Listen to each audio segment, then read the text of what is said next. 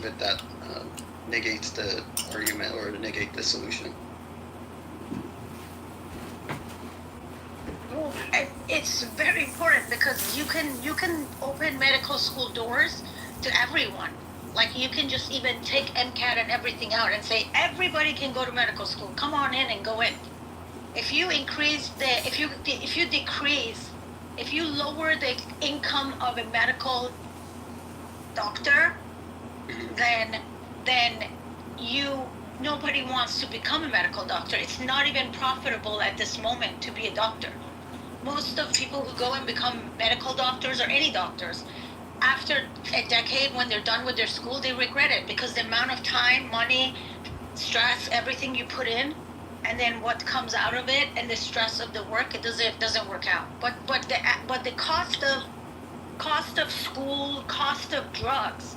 The cost of drugs is one of the main reasons why healthcare is so expensive. The cost of like equipments, like do you know how expensive it is to put an MRI machine or like an X-ray machine in your like practice? Like it's a complicated thing.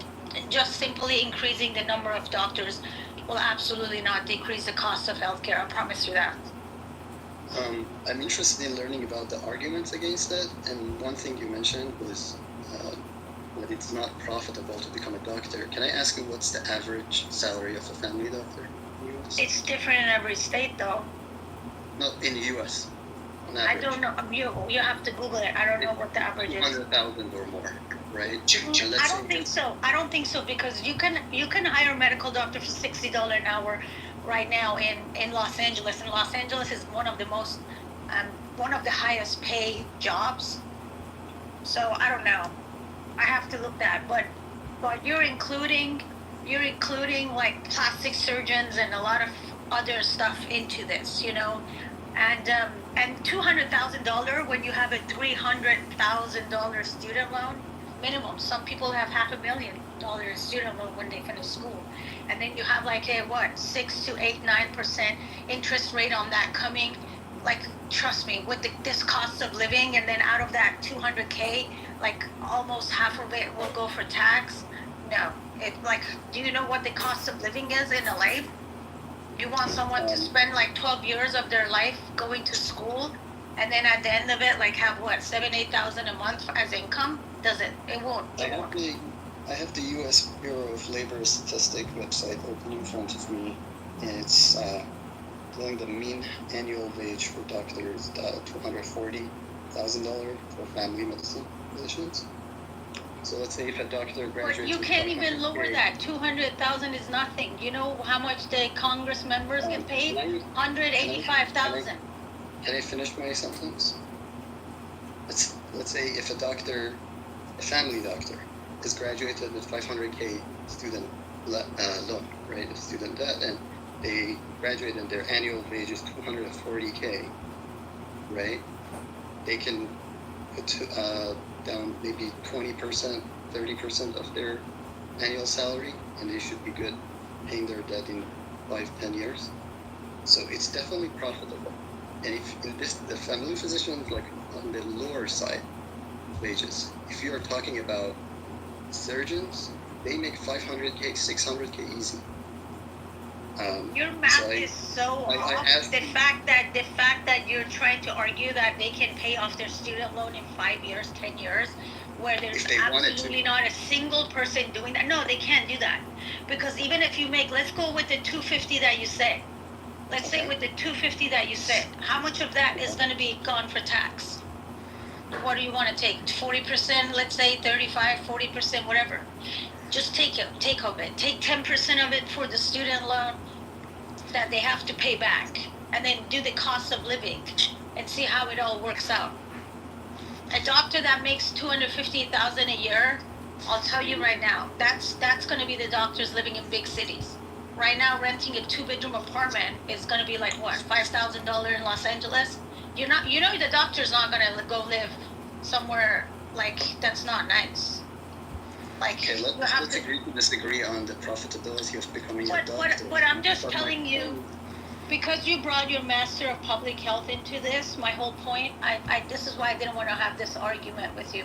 My point was that nowhere in Master of Public Health degree or the education, they teach you that increasing the number of doctors will decrease the cost of healthcare because it has nothing to do with Absolutely, that. they don't teach you. I totally agree with you. Exactly, that they don't and teach that you. because that's not even correct. I'm thinking from the first principles here.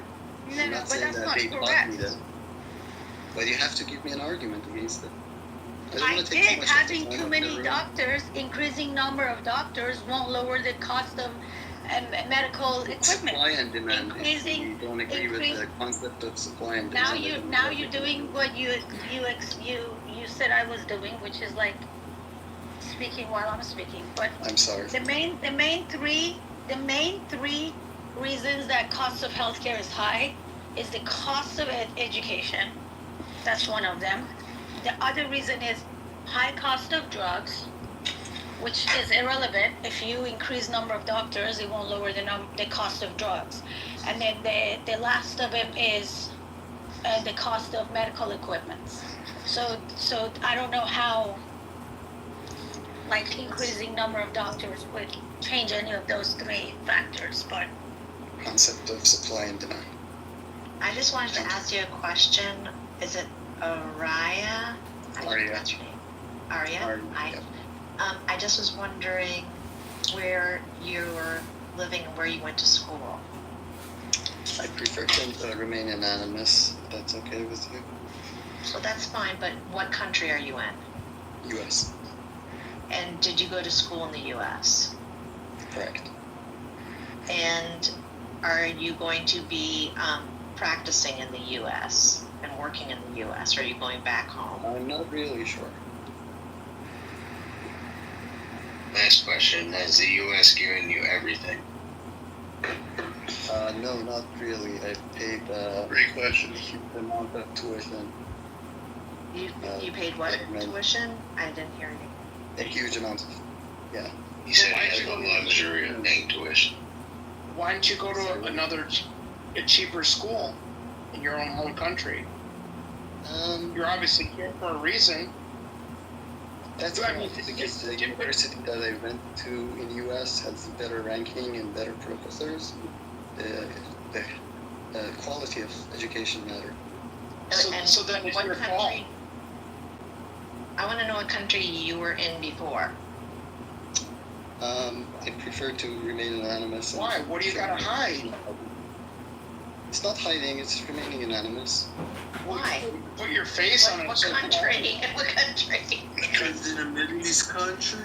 Yeah. Is it a Middle East country? Is it Haiti? Is it Iraq? What? he sounds like he's Iranian. Oh, here we go. How does that matter? Is Which Start is weird speaking Farsi. because believe it or not, Iran has very good public health Yeah. programs. Very good public health It programs. only matters because you're not telling us.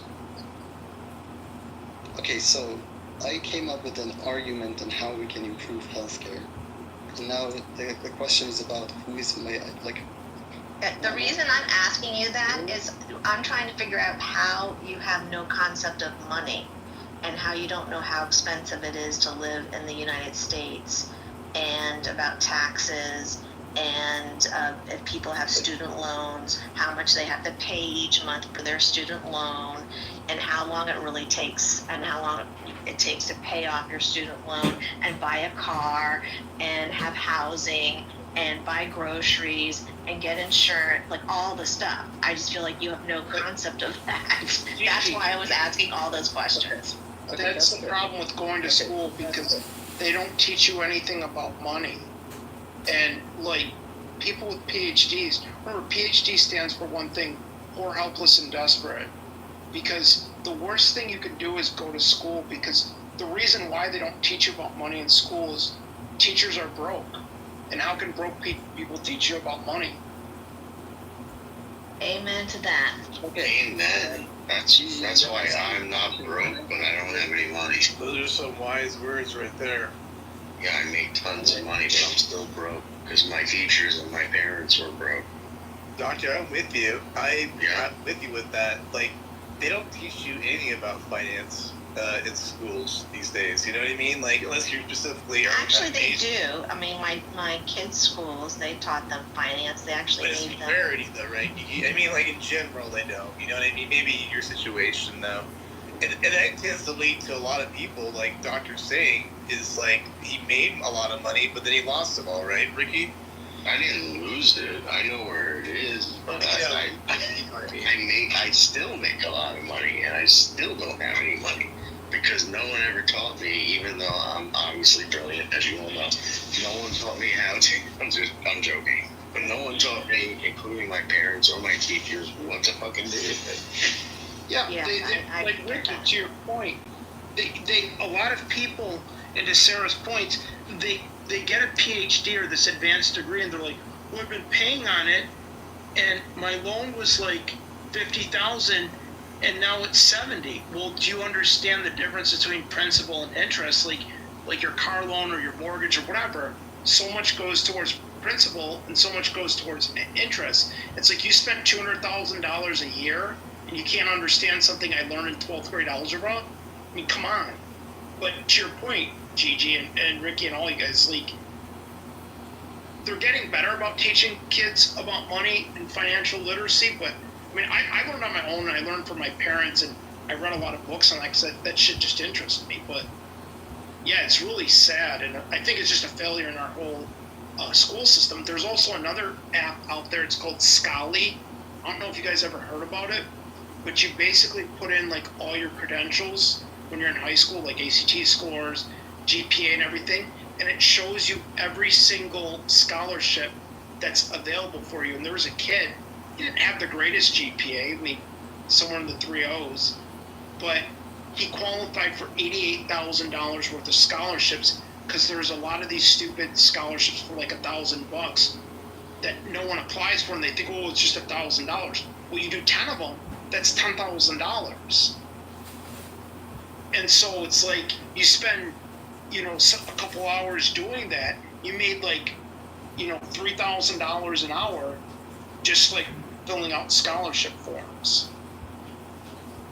But again, they don't teach you that in class in school because they want to have you learn gender pronouns, and a male can go into a female's bathroom and you can identify as anything you want.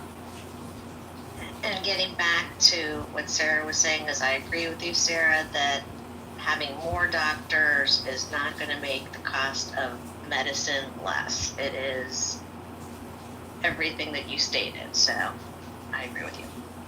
100% right. And by the way, the reason why this country's in such bad shape, the country owes a lot of money, but like we were talking, individuals don't know, kids don't know. They don't know. Kids shouldn't have credit cards. I mean, who the hell is paying 25%, 30%? People making no money. It's all bullshit. Kids paying minimum monthly payments are paying off nothing, let alone big loans for colleges. Yeah, People have no concept of money. Jules, like the thing is that they just openly, like, let's say an 18-year-old kid wants to start a landscaping business, and he's got some customers, he needs to buy some equipment, right? And he goes to the bank for $10,000, $20,000 to buy some lawn equipment. The bank denies him, even though like he has a record book of consistent customers and whatnot. But if that kid goes to the bank and says, I want a student loan to get a degree in East Asian Studies for $20,000 with no intention of finishing, they go and they give them that. No questions asked. So that's why, like, some of these younger kids, I'm reading stories, they're taking out student loans to buy equipment for, like, their businesses.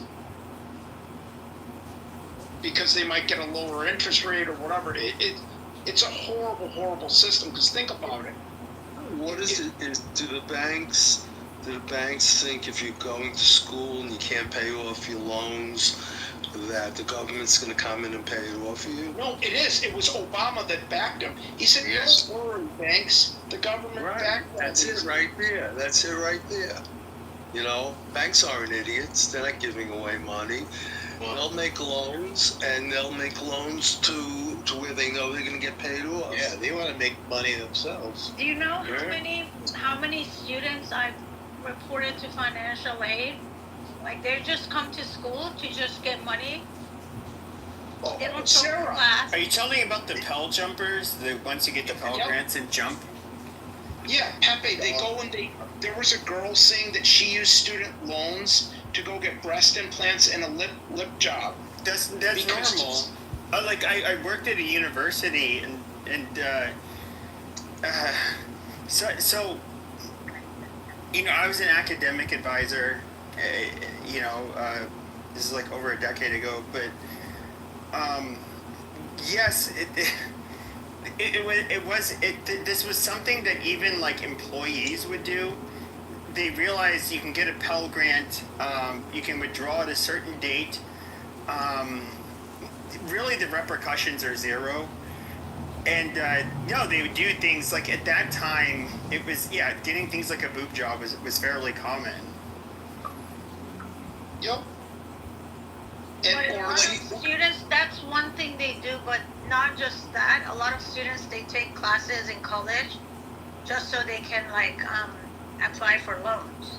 This is not the grants, this is the loans. You know, it's the same thing as those people who open credit cards and they don't care, they don't pay them. So they just get loans and they can keep doing it. In states like California, it's like really, really annoying because they don't monitor them. They don't care. In states like California, Well, how do they get around it though? Because the student loans are federal. So like, I know you had like Navient and Sally Mae, if I recall correctly. I think it's Navient all right now. So they like literally have a stranglehold on. They know what you've taken out and haven't paid, and so. No, but if you're in school, there are no loans due.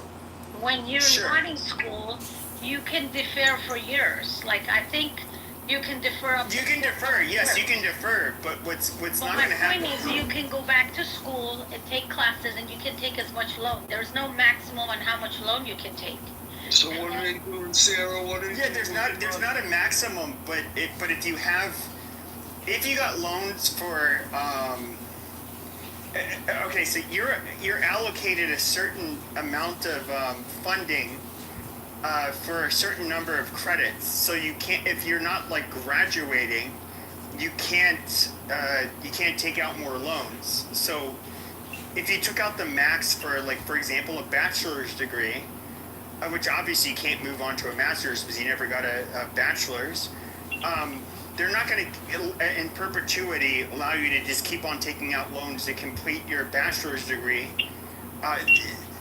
If you haven't, there's a maximum you can take out. There is no maximum. For a bachelor, for a degree, there absolutely is. You can go to community college. Listen, you can go to community college. This is not even university. You don't even studying for degrees. And you can take classes for 7 years, 10 years. I've seen it up to 7, 10 years I've seen. It doesn't mean you can't do it for longer. I just don't know anyone who's done it for longer. I know people who've been to community college for 7 years. They can take classes. Let me finish. They take classes, and then I think it's 2 semesters in a row that you cannot go below 12 units or fail them. And then if you don't fail them for 2 semesters, then you can actually do it again for the 3rd semester. So like they go take classes. They just take different classes. They take art, they take history, they take English, they take whatever classes they want.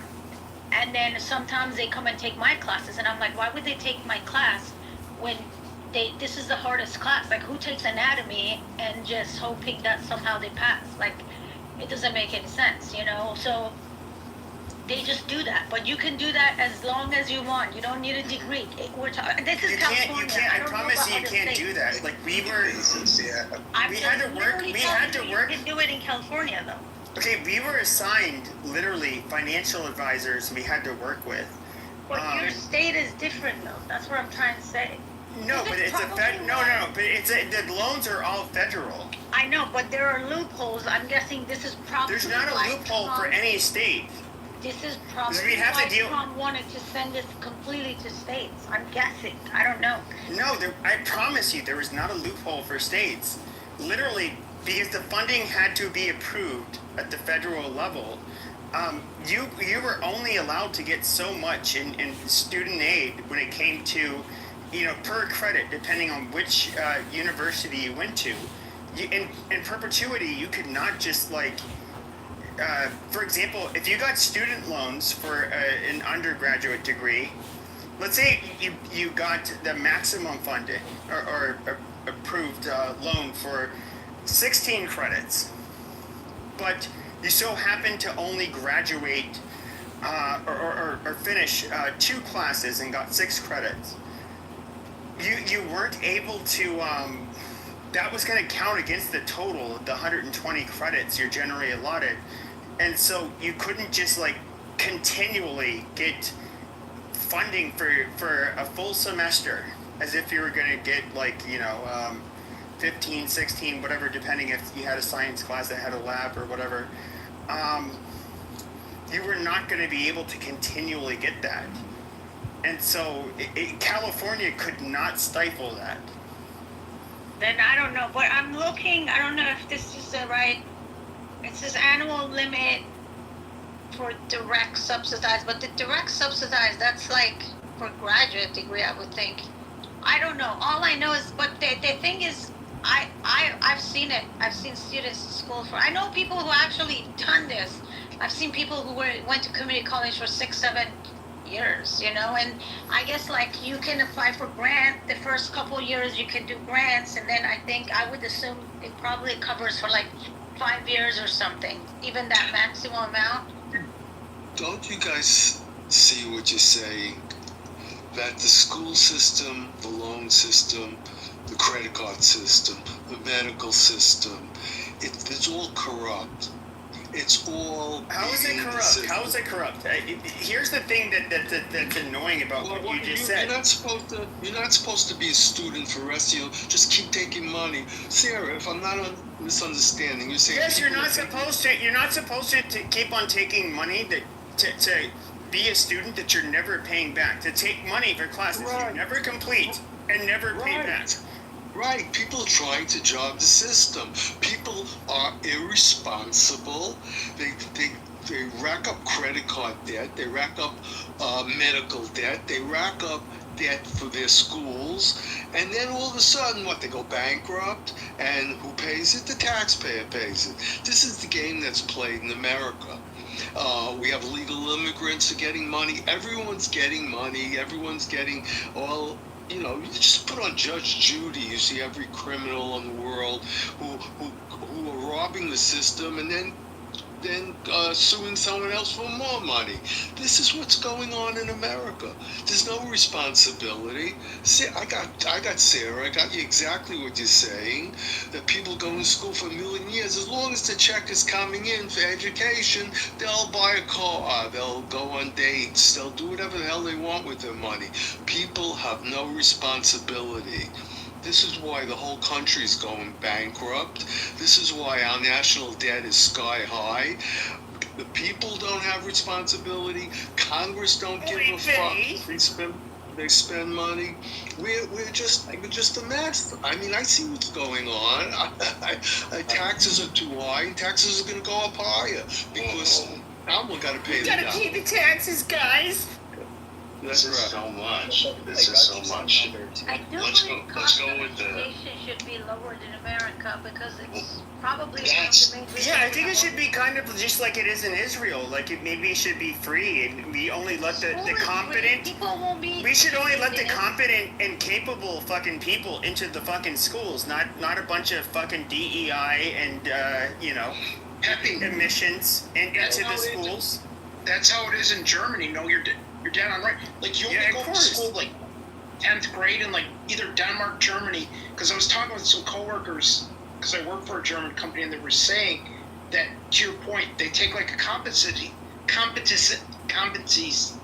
I can't say it. Competency exam. Yeah. And they see in middle school. yeah, you're not capable to be like college material. You go become a plumber or go into the trades, so you still have a chance, right? So instead of going to But whatever that sounds like a grade school- eugenics program. It's like the Nazis. You can't do that. You guys are hovering over the target, but you're not hitting the target yet. So I will help you. The reason that school is so fucking expensive is because of all the last 10 minutes of description from all of you people that work in the universities and in the college system. The reason why it costs 80 grand to complete a semester is because the colleges know that the loan is guaranteed by the U.S. government, so it's going to get paid. So they raise it. No, you're 100%. You're 100% correct, and That's what I said. the biggest That's what I scam. said. That has been the biggest No, that's- scam. Is that colleges know that they can they're basically going to raise their tuition to the point where people can max out on their student loan that will federally be allowed and they can be funded for.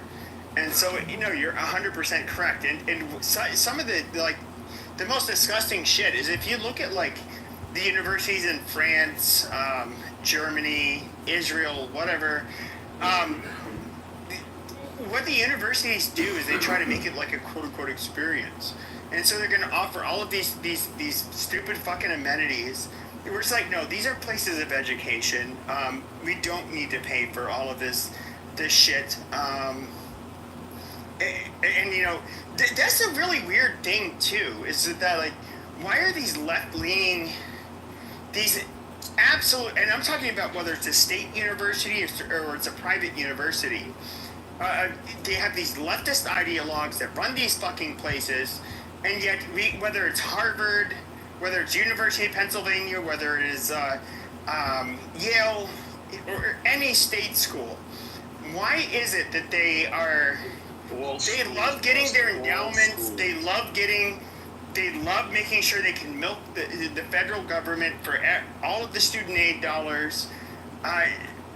These people are fucking parasitic people. I mean, these are the most exploitative capitalists that you've ever fucking encountered, and then yet I see them kind of cheerleading on the side. How oh yeah, we're fuck the USA, we're pro whatever the fuck it is, fuck the Jews, fuck white people, fuck everybody, Because Pepe, because they're elitists, Pepe. They think that their shit doesn't stink, if you ever heard that expression. These Ivy League schools should be taxed on their endowments that they have. They get away tax-free. Why? Because their teachers, their professors get $300,000 a year to teach an hour a week. It's all bullshit. You're right. You're 100% right. It's all the liberal bullshit, and the liberals are the ones who complain about rich people. When they're the rich people, and Bernie Sanders owns 3 houses, and there's 2 people in his family. Give me a fucking break. I think we should abolish private property, just like socialists like himself say, and No, that's not the answer. No, but he's a so-called socialist, so I think maybe the people should have an uprising, and they should resist the tyranny and the parasitic capitalist, and then just take over his properties. I mean, maybe I'm just going by, but if I'm a socialist, I think I want what Bernie wants. Bernie Sanders. Yeah, Bernie Sanders. Bernie Sanders. He wants. We should quote unquote. It's not my quote, but socialists like to say kill the rich. And here's this piece of shit, a rich, very comfortable motherfucker that pushes his socialist agenda, and he makes me sick. He absolutely sick. The fact that he would go to the Soviet Union and he would say I like the Soviet Union, despite how they were treating people. They persecuted every religious minority. If you had a Bible or you were a Jew, they don't fucking care. You got in trouble, and couldn't you know, I don't know. Would any of you like to live in the Soviet Union? I don't know. Maybe you guys don't think it's tyranny because, you know, you guys are brainwashed, but... No, my relatives fled the Soviet Union, and thank God, you know? You're 100% right. Let the socialists live in a socialist country. How's that? Surprised they're not What is deporting the- them. Go ahead, C. Go ahead. I'm just surprised that they're not deporting people to Soviet Union at this point. You never, who knows? Maybe that's part of. That might happen, C. Well, the Never Soviet mind. Union... Well, that's because the doesn't Soviet Union exist. doesn't It's Russia. exist. That's why.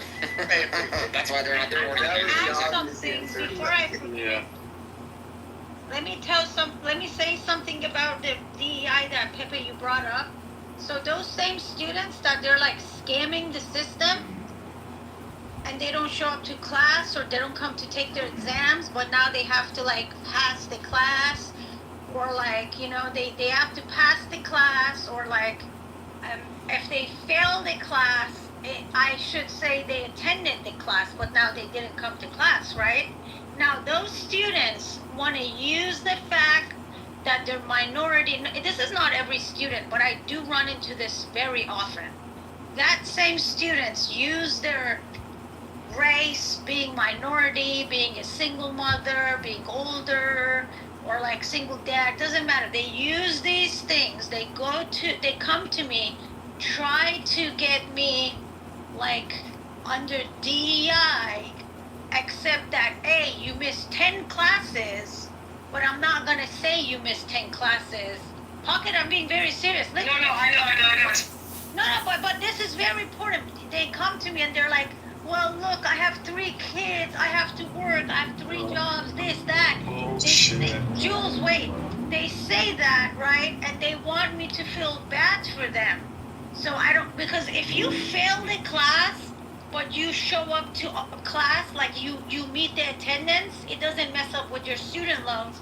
But if I say the student didn't meet the class hours, it will mess up with their student loan. So then I tell them, no, sorry, you should have thought about that, you know, from the I beginning. think that here's what's missing with liberals is you had like Ruth Bader Ginsburg, who's like obviously a fucking liberal, and you know she had children. She was obviously like a very smart yet shrewd woman, and you know it's like she was able to accomplish this, and like. And it's just like, okay, here's your liberal hero that all of you women like to talk about. Look what she was able to do. Look what she was able to do as a mother, as somebody who still went to law school, through the judiciary. She moved herself up. She became a Supreme Court justice. I don't know. I just, it's like the amount of bitching I hear from the left. It's an asinine, and like we can't. Like, none of us want to lower standards. At the end of the day, I understand some of us will have our ethnic or racial grievances and we think there's some kind of social justice, but if we are to be an automobile accident, for example, we would want competent police officers, competent firefighters, paramedics, show up, go to an ER full of competent people. We just want shit to work. And the fact that, like, this is the kind of rot we've had in America, is just like identity politics has ended up completely basically making it so that we cannot make sure that things run functionally. Yeah, it's making it more dysfunctional. Like, you're totally spot on, Pepe. It's ridiculous. This whole, like, woke stuff is it's counterintuitive to what I think America's about, in my opinion. Now it is. Never was like that. Sarah, they want to game the system, Sarah, and they want you But you, Pepe, didn't let me finish. It doesn't end there. I say no, then they go to the chair. Then I Right, have to deal right. with the chair. Then they go to the dean. That's then I have to right. deal with the dean. And then I'm like, is this even a real shit that we're like dealing That's with? right. They're like, well, we have to integrate like DEI, like maybe. I'm like, do you understand that these students had no intention of getting help? Do you understand the student never came to me and Exactly. asked for help throughout the whole semester? Now That's why the universities need to be cleansed of these leftist ideologues. Like if nobody nobody would accept like far right ideologues like these dirty fucking Jews in the media, yada yada. You know, we just need to get rid of them. Whatever. Like everybody would. They would think that's wrong, but when you're actually seeing like this weird form of like Nazism where it is directed the other way. It's just like globalize the Intifada. What does that mean? Also, like, oh, these white colonial, whatever fucking kill them everywhere. It's like that's fine. They're just like the white people. Just like and just like how they like just a few years ago during the height of the BLM bullshit. It's like, oh, you're a stolen land, built on stolen people, burn this shit to the ground, you know, fuck America. And it's just like, you know, yeah, fuck Israel, they're a colonial state, fuck them. The Jews can eat a fucking dick because they're all white colonizers, even though, like, most of Israel's not, like, white. You know, why not do it? I mean, it's just like the same goddamn rhetoric I have to hear from the far left, where they attack people based on their identity, like literally in a very similar way that the fascists did. I wouldn't say fascist, but Hitler in particular. Well, but somehow we're supposed to think it's reasonable. You're talking anti-Semitism on one side, but you're really talking about, you know, who's the president that brought all this shit to the United States? Barack Obama. He brought this here. He said he's going to change our society, and he did it. He did it because people were scared to say anything because you called a racist if you criticize him. But he brought all this shit to the United States. He lowered the standards. He brought the DEI to America. He brought less competency. He pointed fingers at everything being called racism when it wasn't. He's the one who did it. And then the woke just got their foot in the door, and you see what's happening now. It's exactly what Sarah says. Sarah has to be out on a limb. She's confronted with lying or making her life miserable if she doesn't lie. That's not America. Oh, Jules, I quit. I retired. I'm planning on not going back to teaching anymore. I actually retired after this semester from teaching because it's not fun anymore. I make more money, running my practice. I just wanted, Jules, this was my way. I went into teaching because I'm really good at it. But I just continued teaching because this was my way of giving back to the community. And that's why most schools I taught, they were in minority. Jules, I taught mostly in minority neighborhoods, schools that nobody wanted to teach. Yeah. And then it just became a pain in the ass. And I'm like, I feel miserable. I hate this. I'm not doing this. Like, I'm not gonna like lower the standards, but then they complain, and then the chair has to like talk to me. Hey, is there anything we can do for the students? I'm like, no. Like, I'm not lowering the standards because you know what happens if they don't learn and pass? Someone's gonna die down the road. My students are all either pre-med, pre-nursing. Like, I'm not gonna be responsible for all these deaths that's going to come out of you guys trying to force me into this DEI, meaning just pass students because they don't have time to study. It's not going to happen. We're not doing that, no. I applaud you, but I feel sorry for you because you have to give up something you loved, and it's hard to do that. But you have to. I understand. Well, I didn't have to, Jules, like, I'm so good at it, like, no matter how much of this I had to deal with, they never really pressured me, and they always offered me a job, like, I've never had any school that just not offer me a job, because I do part-time, but at different schools. So I never had anyone not wanting me back, but it's just this conflict. And then this level of entitlement of the new generation, it's just a combination. And then all these lefties, like, I've had my car window broken twice, and one time because I was wearing this fuck Islam shirt. I was protesting when students were like, reading Quran in campuses, so I did wear that shirt. And everybody's like, well, maybe you shouldn't wear that shirt. I'm like, no, I'm wearing this shirt. Like, if it's freedom of speech, I have it too. You know, like, I didn't leave that shithole country, Sharia law, to come here, you know, and hear like fucking Quran outside my classroom. I'm not playing this bullshit, you know. But I've had students like break my windows, like car windows, you know, So, like.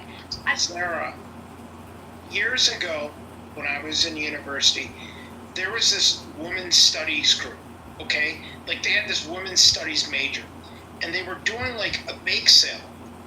Every man had to pay $1 and a woman paid 67 cents because they said for every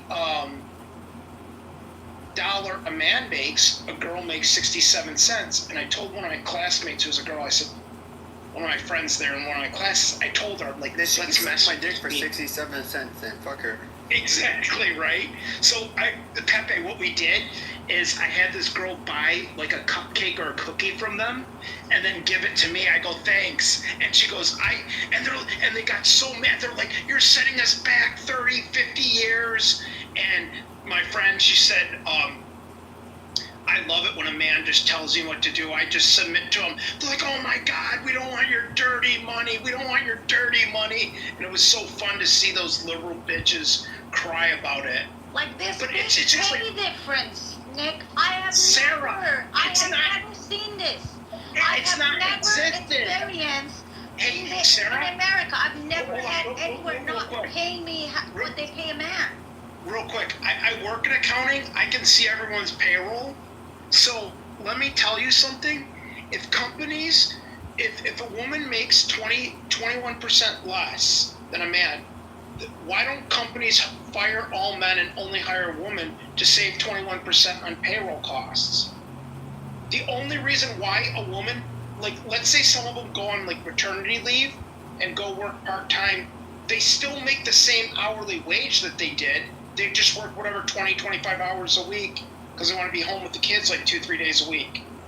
Their pay doesn't get cut. No, I know that. I'm agreeing with you. I'm saying this doesn't exist. Look, I had an Iranian female professor. This is in one of the schools in Orange County. We both were teaching the same subject in the same school, right? And she stopped working there. And then I saw her at another school, and I'm like, oh yeah, I haven't seen you in a while. Now, she was a very, very terrible professor. So we have to go to each other's classrooms, you know, for, what's it called, like, for evaluation. Like, I go to others, like, randomly they tell us to go see it. We always pass each other, you know, everybody passes each other, but she's a horrible professor, right? And then I saw her, and she's like, oh no, that school is racist. You know, they're racist because I'm Muslim and I'm Iranian and I'm woman. That's why they don't give me classes. Like, she truly believed it. She truly believed systemic racism, and this is an Iranian woman. She truly believed systemic racism was preventing her from, you know, getting a job there, where she was just not good at it, you know? Like, we're both from the same country. We both have the same religion. I'm a pain in the ass. It's very hard working with me, you know? Like, that same chair that offered me a class and didn't offer you a class, probably I have annoyed that person way more than, you know, you. It's not you because you're a woman, nor it's because you're a minority, nor it's because you're Muslim. Like, no. But I don't know. It's just a mess. Well, I would say this. What's really interesting is, like, wokeism died, like, really, I'm going to say that the catalyst for it was when they were like anti-Israel and basically being pro-Hamas and, you know, causing a lot of trouble like these third worlders like to do. Now, what I don't understand for the life of me is that Jewish Americans who wrote this dragon, you guys were sitting there and saying like, fuck, smash white supremacy, smash the white hierarchy, fuck America, fuck all these, you know, you're just doing your gay liberal bullshit, and then it's just like, oh, you're riding that dragon now, like these little demons turned on you. they're like, fuck you guys are colonizers, you know, doing whatever in their little faggy voices they like to do. And then all of a sudden it's just like, oh my God, it's you know, anti-Semitism, it's so bad. Like, what did you, like, I'm just gonna be frank here, like, I don't have a problem with Jews, but the reality is, just like the white Christians I don't like very much, that are liberal, I don't like you guys very much either. For the same reason I don't like white Christians. You guys are a bunch of faggots. And you know, I have to listen to your preachy virtue signaling bullshit. And now all of a sudden, oh, these evil minorities, oh my God, what are they doing to us? Well, what do you think was going to happen? But then it's like at the same time, like you guys, like the Jewish community wants to cancel culture, but they're like, oh my God, but he's an anti-Semite, we need to, you know, he wore a Palestine, you know, pin on his jacket, we can't do that. Well, I mean, really? You're like literally still keeping up the cancel culture bullshit. Like, just stop being a bunch of pussies and faggots. Like, I know this sounds very crude, and almost like a non-serious answer, but I mean, these people exist. There are people that exist that want to see the West, white people, Jews, they don't care about any of us. Amazing.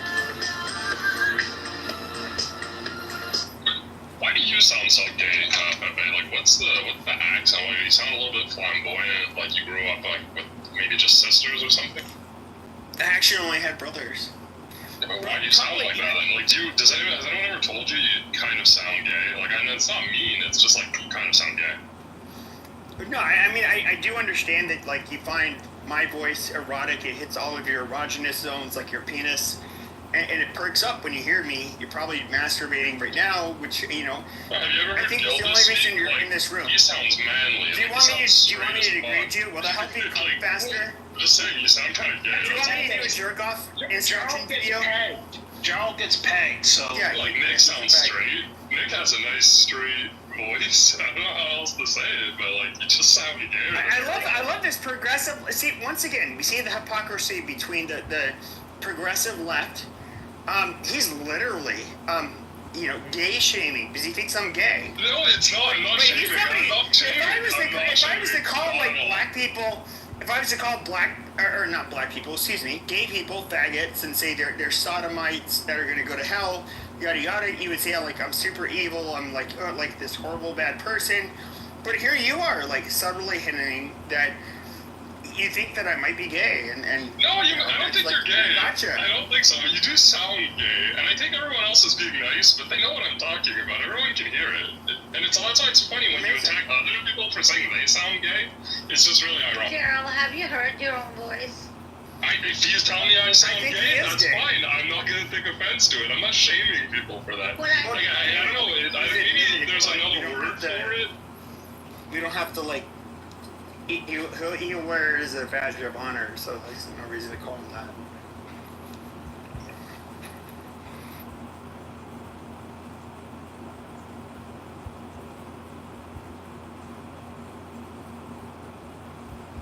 But we were talking about, like, you know, hey, you know what? Like, here's the weird thing about Jews. Why were you guys so comfortable with these anti-Western protests for so long, these anti-white protests for so long, these anti, you know, colonization, anti, like, all kinds of things, and did they think you Jews are just, you know, white, by the way? Yeah, even though like a little over half of Israel is like not European, like even at all, you guys are white, horrible devils. They turn the tables on you guys. You rid that dragon, just much like the Jews that live in the kibbutzes. They were like, oh yes, I love the Palestinians. Oh yes, I read the Torah. I love them so much. And then Actually, they probably don't read the Torah, but they were the first people that these Hamas people slaughtered.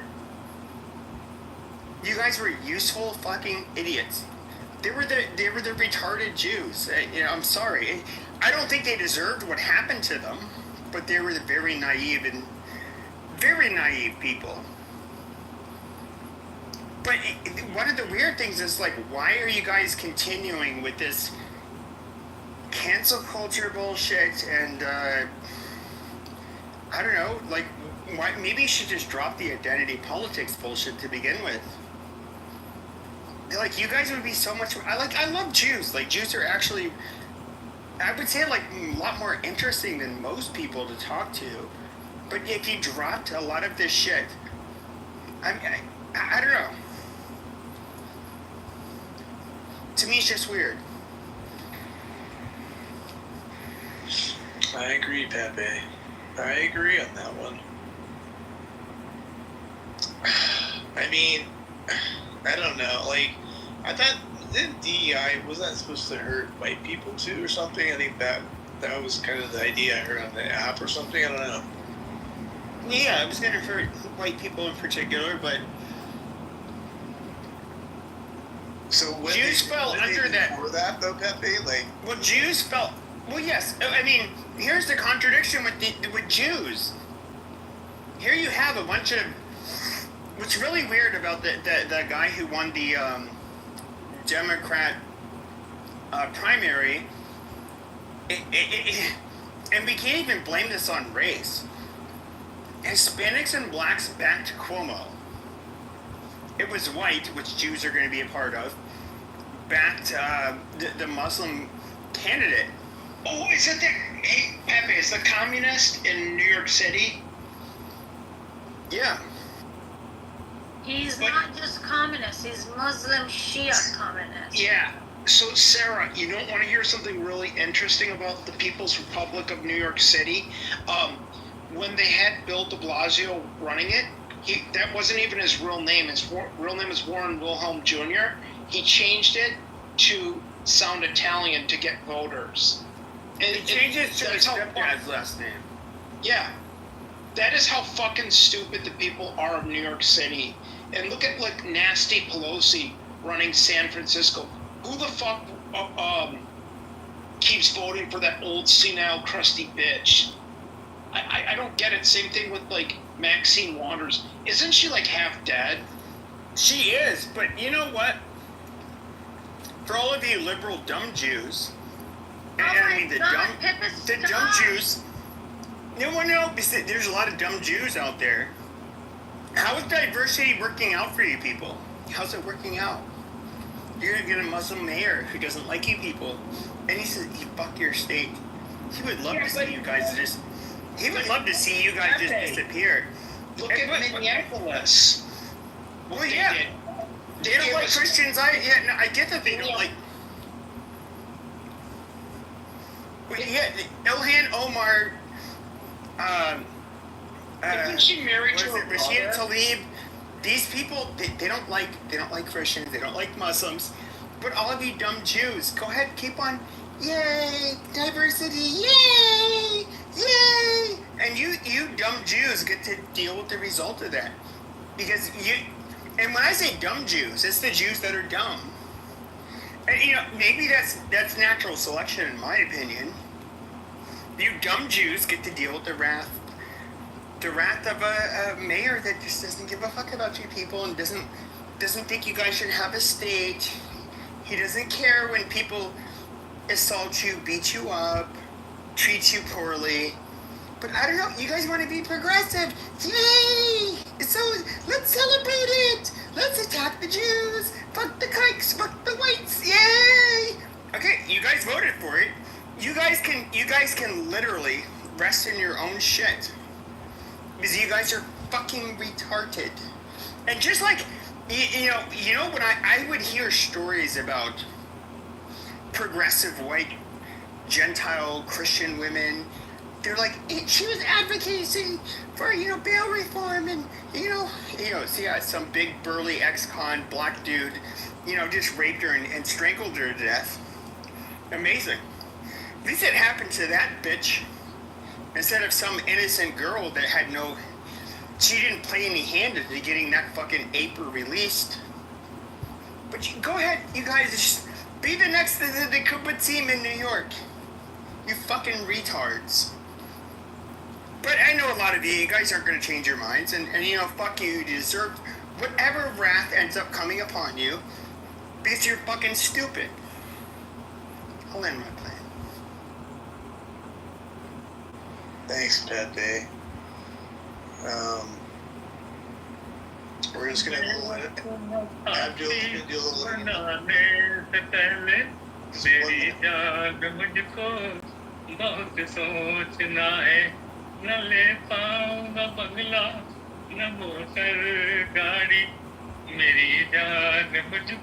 Okay, he's a troll. You just kick him. I kicked him all the time. I've kicked him a bunch of times. I could give him.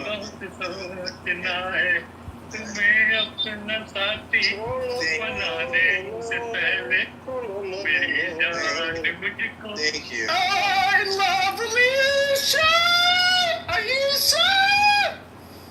I can hit the high notes. Yo, you can't tell me he's not gay, guys. I mean, it's alright that he doesn't sound gay, or if he's just gay, he doesn't know it. Let's be honest. Gerald, but you're a self-admitted faggot sodomite. Dude, you just broke out in 2 musicals back to back. Don't give me this. Oh, I can sing. I'm sorry. I have a high-pitched voice, so I can sing the high notes.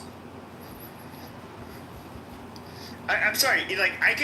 I could do this with an erection to your mom, but you couldn't do it to my mom because you would find her unattractive because you're gay. You would only get a boner looking at my dad. My dad is not a sodomite, and you'd be very disappointed. It's not my fucking problem. Everyone just I'm not trying to insult you. Everyone just insults everyone. It's just amazing. I don't think you should take it personally. It's just what he sounds like to me. But I think other people agree, and people are just being mad.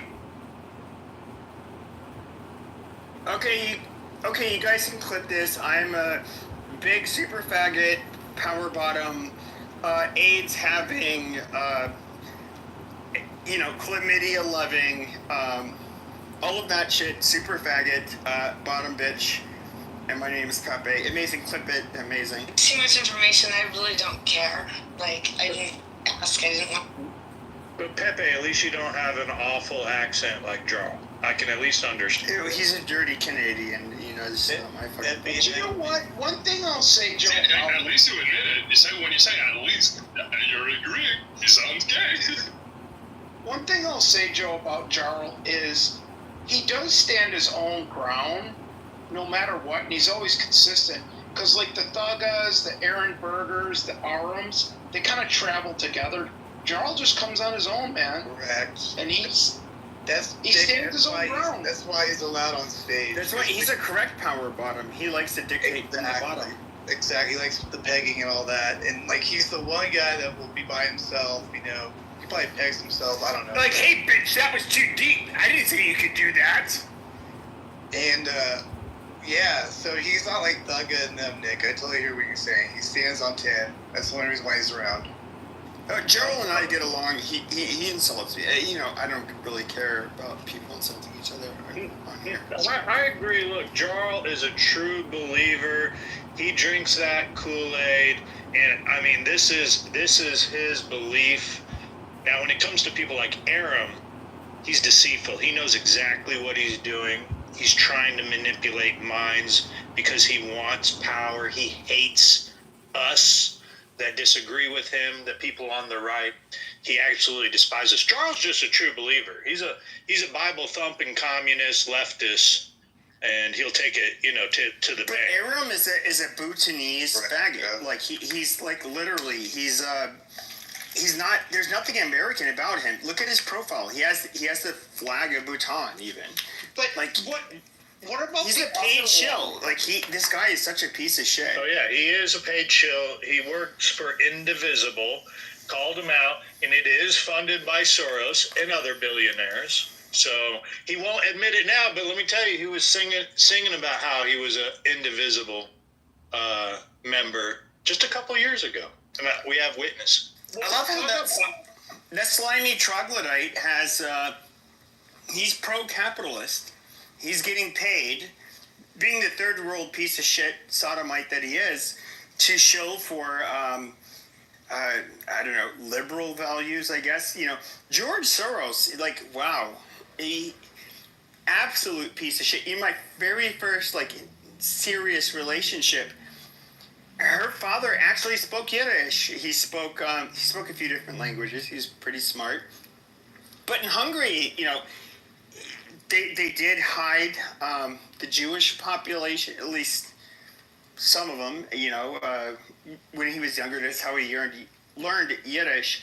But when he came here, he was a freedom fighter. Basically, he ended up assassinating somebody from the Soviet Union. Yada, yada, yada. You know, I look at that guy as kind of like a patriot, and I don't know, I see this third world piece of shit like Aram. This guy fucking sucks. Like, what value does he add? He'll push back and insult people, but he doesn't offer better alternatives. I mean, there are liberals that Goats again, he's actually somebody I like talking to. He's actually an intelligent liberal, but You're he's giving one him of the too few. much credit, Pepe. He is. No, I give credit he's where got a credit is due.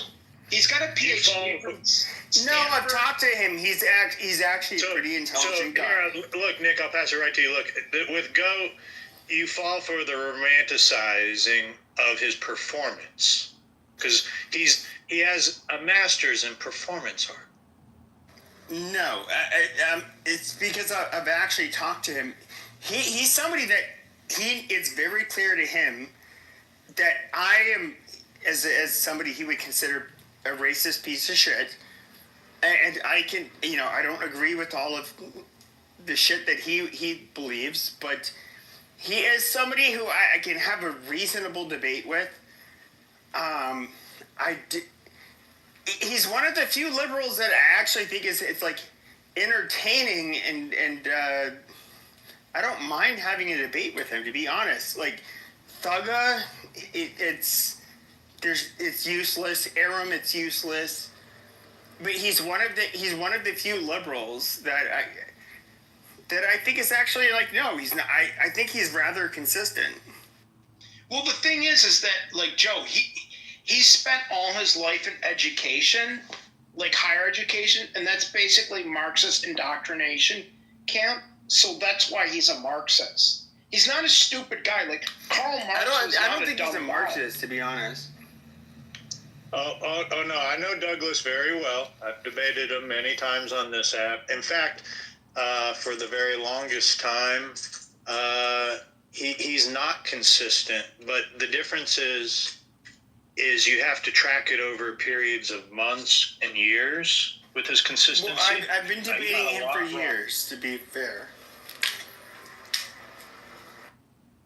Just ask Douglas what he believes if doctors and nurses should have been fired during COVID, because he was all for that until after it was not publicly supported. Then he's like, oh, no, I never supported that. And Douglas does that quite often. He does a lot of shifting. Isaiah's the same way, Joe.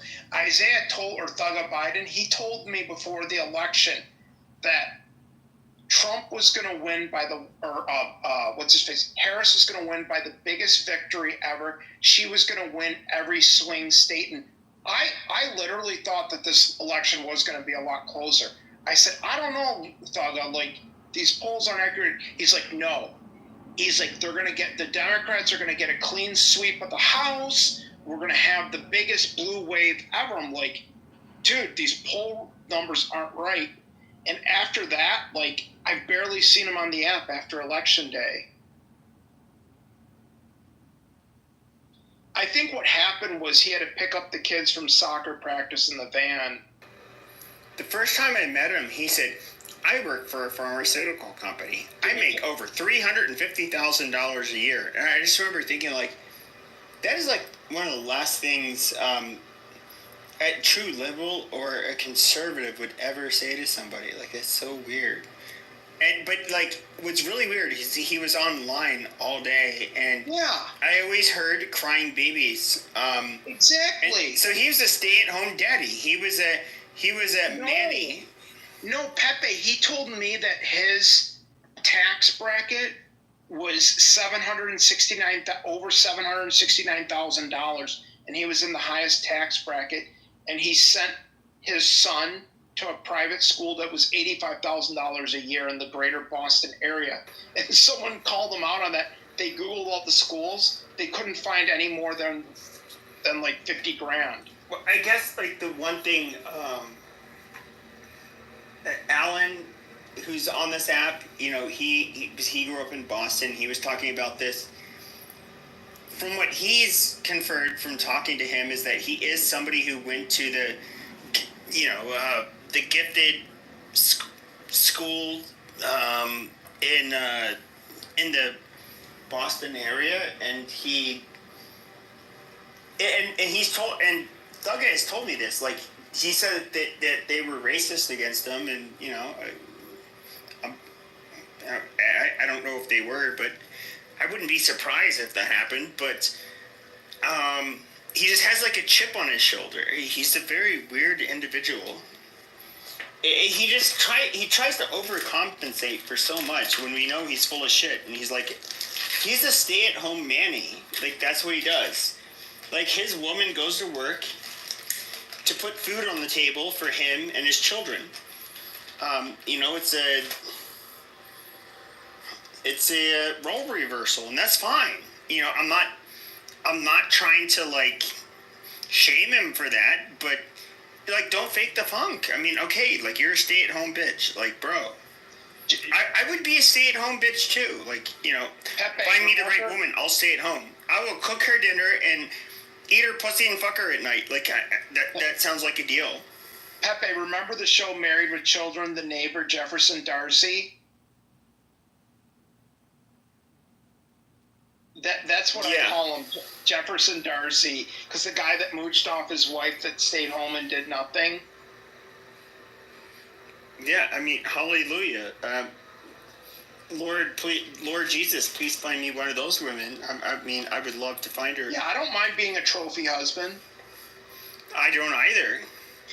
It's like, what do you do for a living? It's like, I cook, clean, and eat my wife's pussy and fuck her. That's what I do. Amazing. Joe, who do you find on this app that's a reasonable liberal?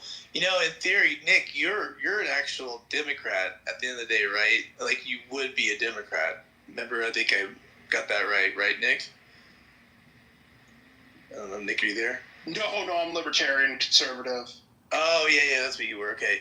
So, I don't know. I'm just trying to figure out, like, who was like actual reasonable leftist on this app. I don't know. I'm drawing some blanks right now. Remember the guy, Evan, the younger kid? So he was actually reasonable because he was more center to the left, is what he said. So you could somewhat reason with him. Yeah, I think I know who you're talking about. It's like Evan M. or something like that. Yeah, something like that. Yeah. I mean, I'm a third positionist who doesn't call myself, like, conservative. I'm somebody who's, but you guys, like obviously consider me right wing. I mean, So before we go to the topic of Pepe. Oh, sorry, Jim. Yeah, before we go to the topic, Pepe, these leftists all have one thing in common. They're unprincipled people. They don't argue from positions of what they believe. I mean, at least Pepe argues from positions that he believes. Now, granted, you might not agree with Pepe's positions, but he's willing to argue them. The leftists that we have named in this room, besides Jarl, I believe Jarl is a principled leftist. I believe he drinks this shit. He smells it. He loves it. But the other leftists, they despise us. They hate us. They will say anything and want to lie to the audience. to turn the audience against us. That's their agenda. That's their goal. They're not principled people. That's just what it comes down to. They just want to beat the other side. And Mao Zedong would have, like, with the Great Wall of China, would have found a way to line all of them up and, you know, stop that problem. You know, I'm not advocating for violence, folks. I'm just saying.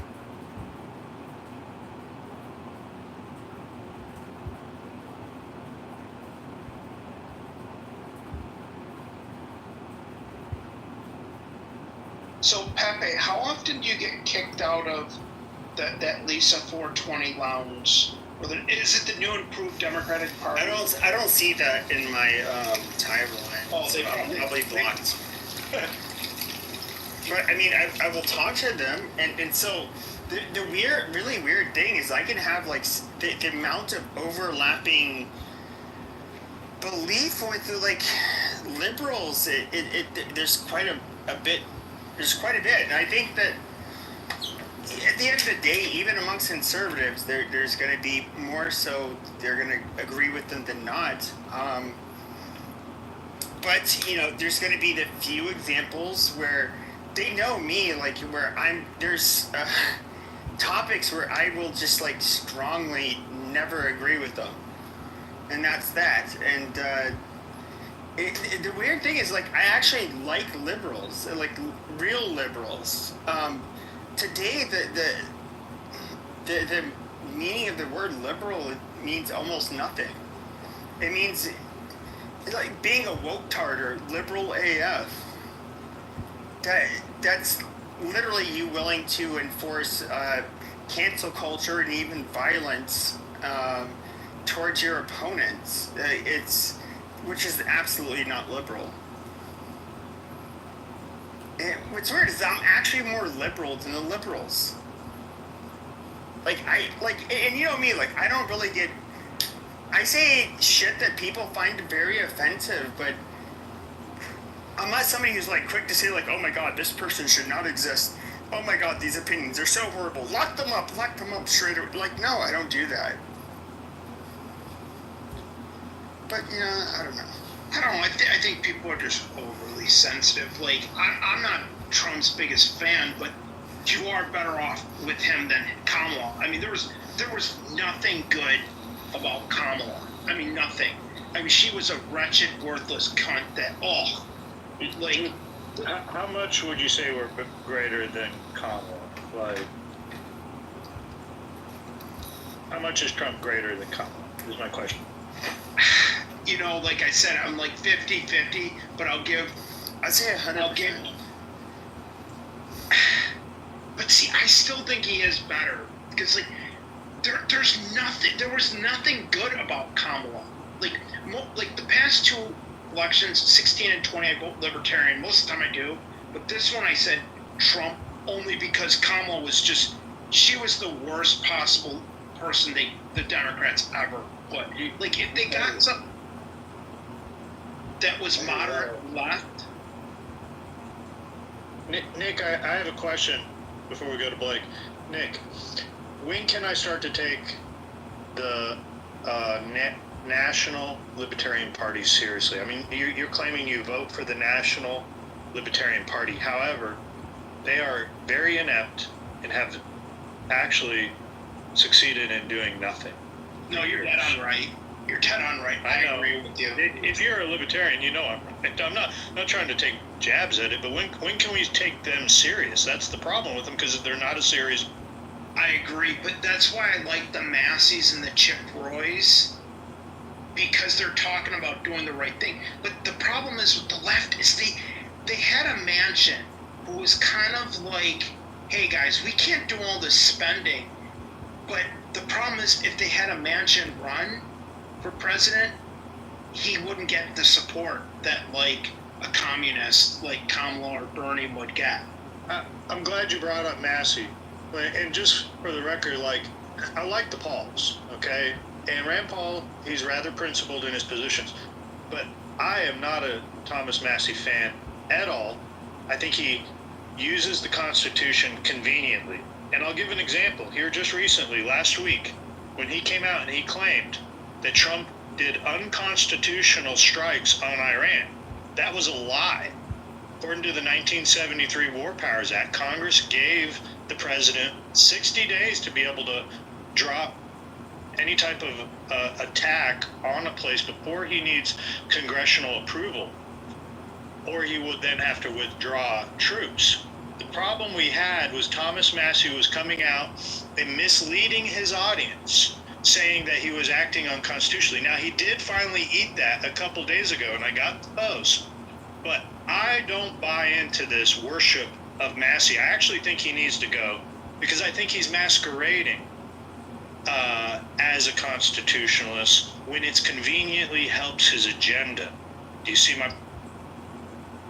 No, I get it. Like I said, he's not perfect, but I don't know. There's some of the things he said where I'm like, okay. But see, I also like Justin Amash too. But Amash... Didn't he want to impeach Trump?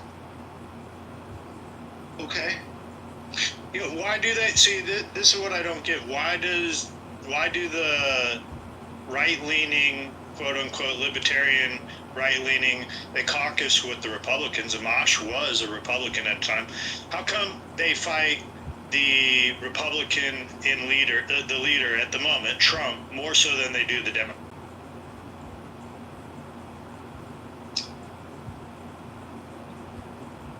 I think that they go more on their principle, and they just say, like, look, we got to do what's right. Because, again, Massey's talked about, like, years ago when I would listen to Ron Paul and read all his books, I started following him in 2008, and he's just always been consistent. The Pauls have. And look, I seeded that. The Pauls have. I've been a supporter of the Pauls for years. I do think Rand is at least a little more understanding. Yeah, he's kind of a wannabe, scaled down. He's willing to compromise. He's willing to compromise. He's already come out and said if he's the deciding vote for the big beautiful bill in the Senate, that he will vote for it. You've heard that, right? Yeah. Oh yeah. So he understands American politics takes compromise. The Justin Amashes and the Thomas Masseys, I really feel like it's a performance to them. Like, I think, you know, they claim it's on principle, and maybe sometimes it is. However, I truly believe that Thomas Massie is not as principled as, say, the Pauls are.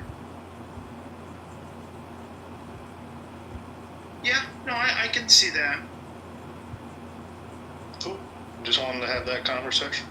No, I just like I say, I kind of wonder, because the problem is, and we've had this conversation in this room, and Pep even brought it up, is the difference between the right, like, and the left is, you even got people like Judge Napolitano, who's a libertarian, that was saying on his show, like, he's not a Trump fan or a Harris fan, but he was just saying there is nothing good about Harris. And he was saying too, like, yeah, there's a lot of stuff I don't agree with Trump on, but there's some stuff that he is right on. He might not go about it right, but so, like, even people on the libertarian side, whatever, more right-leaning, whatever, are still against Harris. And it goes to show you, like, they have gone so far left and indoctrinated our kids, throw rainbow flags everywhere, and they really shove their shit down our faces. Like that whole shit with Budweiser. What happens? The right just doesn't, buy it. What happens when the left doesn't get their way, or Elon Musk comes out? They burn down Teslas. Like, even people like Lou Rockwell that are very far left or very far right at the Mises Institute wrote a book, The Case Against the Left, and said that the left is the most dangerous threat to this country. Yeah, the Mises have come out and taken that position. It's crazy too, because they criticize Republicans a lot, but they destroyed, like, the left even more. Like, the left has nobody decent. Like, I will say, Bernie Sanders is a nut job. He is a fucking commie. But one thing I will somewhat say to him, he's been somewhat consistent, a little more consistent than the other ones, but he is a hypocrite. Good caveat. Total hypocrite. Yep. He sold out twice. Yeah, and then what does he have, like, what is he driving, like $100,000 Audi? And he's like saying about the poor and middle class. Why doesn't he help the poor and middle class and start Bernie Sanders Cafe and pay everyone $30 an hour and give them healthcare, insurance, all that good stuff? And that's the whole thing with the left on this app. Like, it's good. I'm not against people having a good wage, benefits, all that stuff, but it's not that easy. And what's stopping them from doing this business? Did you see Bernie Sanders on Rogan last week? Yes. Rogan called him right out. To your point, you're dead on right. Is look at these interviews. Do you follow Valuetainment Patrick Bet-David? Yeah, I know who. Okay. Who is. He interviewed Trump. He offered the same interview to Kamala Harris. Same thing with Dave Ramsey. Same thing with Joe Rogan. They said, and Joe Rogan's more of a libertarian, so he's not really either side.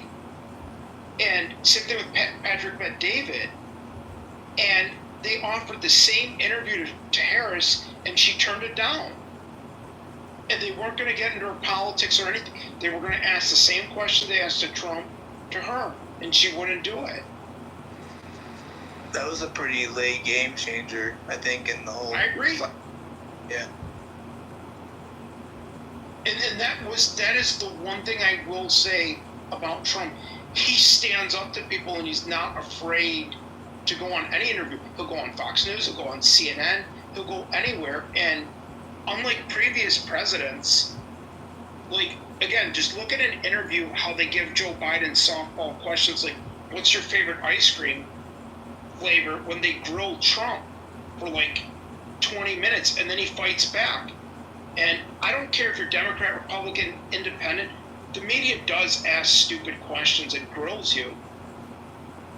You have the right to fight back. But Trump was the only one that did. What would you think about Trump speaking at the Libertarian National Committee? I think that was just to show face, you know. Never been done before, though. No, but you're right. He'll show up. He'll do an interview anywhere. He showed up to North and South Korea. Yeah, he's the greatest president of our entire lifetime. We should be grateful for this man, regardless of what ideological differences you may share with, or have against him. You're watching a legendary American right now going through a turbulent historical moment. And this is nothing was ever good during all the historical moments in the past, like the Civil War, World War II, moments like this that are historic that people talk about. They were shitty times, and that's kind of what it feels like over these last 5 years. And we're just, with the leadership that we have today to navigate us through this, God really did choose the leader we needed that could handle it at the time, rather than the perfect person. He got the perfect person. All right, Truth, get to it. Truth, try to come up with some good argument. Don't bring up, like, some pageant that he was at or something. Like, I can help you out if you want some arguments against stuff. Go for it. So hold on, because it's not something silly. We were talking about the nature of his character. He quite literally on the Howard Stern show. Keep in mind, the opener to the dialogue tree was Howard calling him a degenerate pervert. What? He goes, "Yours doesn't matter right now." Why? That's my whole point. Why does it matter? Because it does not matter. I can tell you why. Hold on, I can tell you why. Because I was in chat having commentary with other chatters, and someone said something to the effect of MLK Jr. was a pedophile, and I was like, okay, this is fucking audacious. You're gonna attack MLK Jr. as a pedophile while caping for Donald Trump, unironically. A dude flying Epstein's plane, who's got pictures buddying around with him and a bunch of young girls around him on his lap, who said he'd fuck his daughter and bragged about going behind stage at a beauty pageant for teenage girls. Bro, the delusion factor is through the roof. So you think all his degeneracy and all the stuff that he's did, whatever that was, 20 years ago, 30 years ago, is all of a sudden like making him make really bad decisions and just completely destroying what he's doing right now. To be honest, look, there's so many other arguments you can come up with, Truth. It's just childish. I'm just sorry, it just is. I actually look. That's not childish because, like I said, that was in context to a chat conversation. If you want to have a conversation on his geopolitics or his policy or his galvanizing of the Republican base, we can talk about that. I think it's going to have crazy backlash. I think you're going to get crushed in the midterms. I think he's destroyed the right's reputation. But you know what I'm saying? We'll see. Maybe I'll be wrong and I'll eat humble pie. I don't see that coming though. It'll be about time that you eat humble pie. You just got fucking shellacked by this crazy felon. After 8 years, you got fucking ripped apart, destroyed. I mean, I'm used to white people fucking shit up. Viking, right? You know? That's the nature of the game, right? But that's not what happened. It's not white people. It's you and your ideas were completely shitted on by the entire country. Black men voted for Donald Trump by double-digit margins of what they did 4 years before, Truth. I know, but black men brought us over the edge. We couldn't have won the election without black men, 18 to 55. I don't give a fuck. They literally saved this country while you sat there and ate retarded arguments to fucking destroy their lives and their common sense. No, I don't think black men saved this country, Truth. Okay, I'm not even mad at you for thinking that, but I don't think you heard what I said. It's the truth. No, I heard, for sure. But when you said, you're a guy, like people keep putting black people in this Democratic camp. Unless you're like an extreme left-wing liberal and black, you're not default a leftist extremist because you're black and you vote Democrat. Most black people are like pretty socially conservative. So I hate when I get stereotyped by people who How many Republicans have you voted into office, Truth? No, Republicans are anti-black. I don't have a choice. So Truth, let me ask you this question.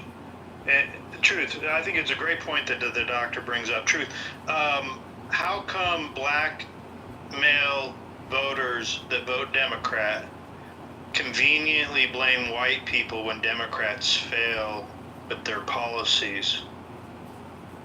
Like, don't you think it's like this cheap way of being able to not blame the Democrat Party for all their we hate the Democrats. Most black people hate the Democrats. The dude in my picture, I love his quote. He called them the fox. I'm not talking about the ones not voting. I'm talking about the ones that vote. Yeah, I'm saying the ones that vote Democrat, and we still hate them. I've literally been black my whole life. I don't know a single nigga caping for the Democrats. Yeah, but then why don't they blame them, though, for their... Hold on. No, why do they... Let me ask you, then why do they conveniently... If you hate the Democrats, why do you conveniently blame white people when it's failed Democrat policies is the question? Well, so that's a misread of our interpretation. Most black people I know are for Medicare for all. Not going to get that from a right ticket, am I? Most black people I know are for minimum wage increase. Not going to get that from the right ticket, am I? So when you talk about failings, most those ideas failed, though. So why don't you blame Democrats? They've never been implemented, so it's not that. Yeah, of course, because of failures of the Democrat Party. See, maybe you're missing the connection here. When the Democrats sell you these ideas and fail to deliver on them, then number one is to go and blame white people or blame, white Republicans. That's not even. How many black people do you know? And you keep voting for them. Oh, bro, I live in the deep You just described stupidity. You just described stupidity, Truth. Not anything to do with anybody but yourself. Black people as a monolith, like. It's this weird habit white people have. It's not a monolith. Half of your people saved us, and half of you are retarded still. It's not a monolith. That's not what you said, bro. That's not what you said. Truth. Wait a minute. I'm talking about what Joe just said. I'm talking about Truth. Don't you think that if your group is voting basically 90% one party, then you have to take some accountability for those bad decisions? I mean, we don't really. The only thing black people disagree with the Democrats on the most is like the trans, this and that stuff. We're for not socialism, but social policy, social safety net, community works, that kind of stuff. Like it's not that deep, bro. Why don't you blame them when they fail to implement it then? Well, the truth is they haven't failed to implement it. They're turncoats. They're fucking sellouts. They're lying to their constituents, much like the Republicans were. I don't know where all of a sudden. I'm sorry, was George Bush a Democrat? Get the fuck off our dick. This is what I mean. Hold on, you guys are the fucking cult, bro. Republicans for the last 15. Hold on, Truth. Republicans for the last 15. John McCain was a fucking Democrat. Like shut yeah, up. well, John McCain led us to. Stop. He was an idiot, not a Democrat. Can I talk, Truth? So here you go. Truth's losing the debate. So he's going to talk over me now. Because it's disingenuous. So no, it's not at all. Truth, sit down and listen for a moment. Look, John McCain led us to the Tea Party. Tea Party led us to MAGA and Trump's movement. No, Ron Paul. No, that was Ron and Rand. I'm not giving McCain credit. It was not. It was definitely the Tea Party. Was not Ron Paul. Ron Paul definitely had an influence against, ideas to abolish the Fed and audit the Fed. However, those things have never come to fruition. What did come to fruition, though, was the ideas of going, preventing illegal immigration in the building of the wall and stuff like that. Those are ideas that prior to even Trump talking about it, Adios Amigos was a book written by... what's that lady's name? 2 years before Trump even announced for his run. So at the moment, the Tea Party Republicans, they were going against what the Republican establishment wanted, which was the Republican establishment was all in favor of illegal immigration. Okay, so this is a big key part to know that the populist base of the Republican Party that Trump tapped into, and the number one issue was the illegal immigration and the southern border being wide open. The establishment Republicans, they were trying their best to go forward with it. If you remember the Gang of Eight, Yeah, I know about that then. So that was a huge backlash from the populist side of the Republican Party. Now, my question is, why don't we ever see that from the Democrat Party? Why don't we ever see this huge backlash when Democrats fail to implement ideas that you say you support and other black voters support? Then why don't you hold the Democrats accountable for the failure of doing that? Because the Republican voters have done that. I don't even have that same read on history. So one, it's like Biden was about to pass comprehensive border reform. All the Republicans were game on it. They already said and had their with the talking points. Trump came out with the fucking talking points. Do you hear this? I'm gonna add to what Joe just said. Literally true. Hold on. That's okay. Go ahead. Because now you're caping for the Democrats. Hold on, Truth. Just to point out, you're caping for the Democrats right now. Cool, that's literally what you said black men don't do, but here you're doing it. No, okay, that's not caping for the Democrats. It's disagreeing with the point you made. So if that's not true, just go ahead and tell me what you didn't like about that border bill and what Trump changed and how I can see it right now. No, I'm not going to say that. Exactly. No, you can't do that. No, because I have more important things to talk about. Okay, good. So, okay, the Republican Party, Truth, the people, the votership of the Republican Party buck broke those piece of shit Republicans who literally allowed illegal immigration to come through, who facilitated it, and who financially benefited from it. We fucked them in their ass and kicked them out of office and hired a crazy person to run the country because they fucked up so bad. When are you guys going to do that to the Democrats? That's not even. When are you guys? That is 100% true. That's the entire hold on. The entire Republican Party has fucking changed. They literally are walking behind Trump with their tail between their legs because he came in and he told them the only reason he was even hired by the American people or by the Republicans is because they sucked for 30 years. They caused 90% of the problems in the United States for middle class and poor people because they were looking to help big business by offshoring the jobs along with the Democrats. They did that to destroy this country. We went ahead and fucking fired them. You went ahead and fought and cried to keep a president with dementia in office. Okay, that's what your people did, except half of you, which saved the fucking country by siding with us. They saved the country by siding with us. When I say your people, I mean Democrats. I know. Black men. Yeah, I know what you mean. Black men saved the country and aligned with us, even though white people hate them and all the things that everybody says. Oh my they God. came along with us. They came along with us, and they saved the country because it was the right thing to do. Okay. When is the Democrat voters going to go ahead and teach their party a lesson? That's my question. Well, then please answer it. When are you going to teach your party a lesson? Go ahead. Stop. So you have to understand. Let me just back up real fast because I feel like. Please answer the question. You can say whatever you want, but please answer.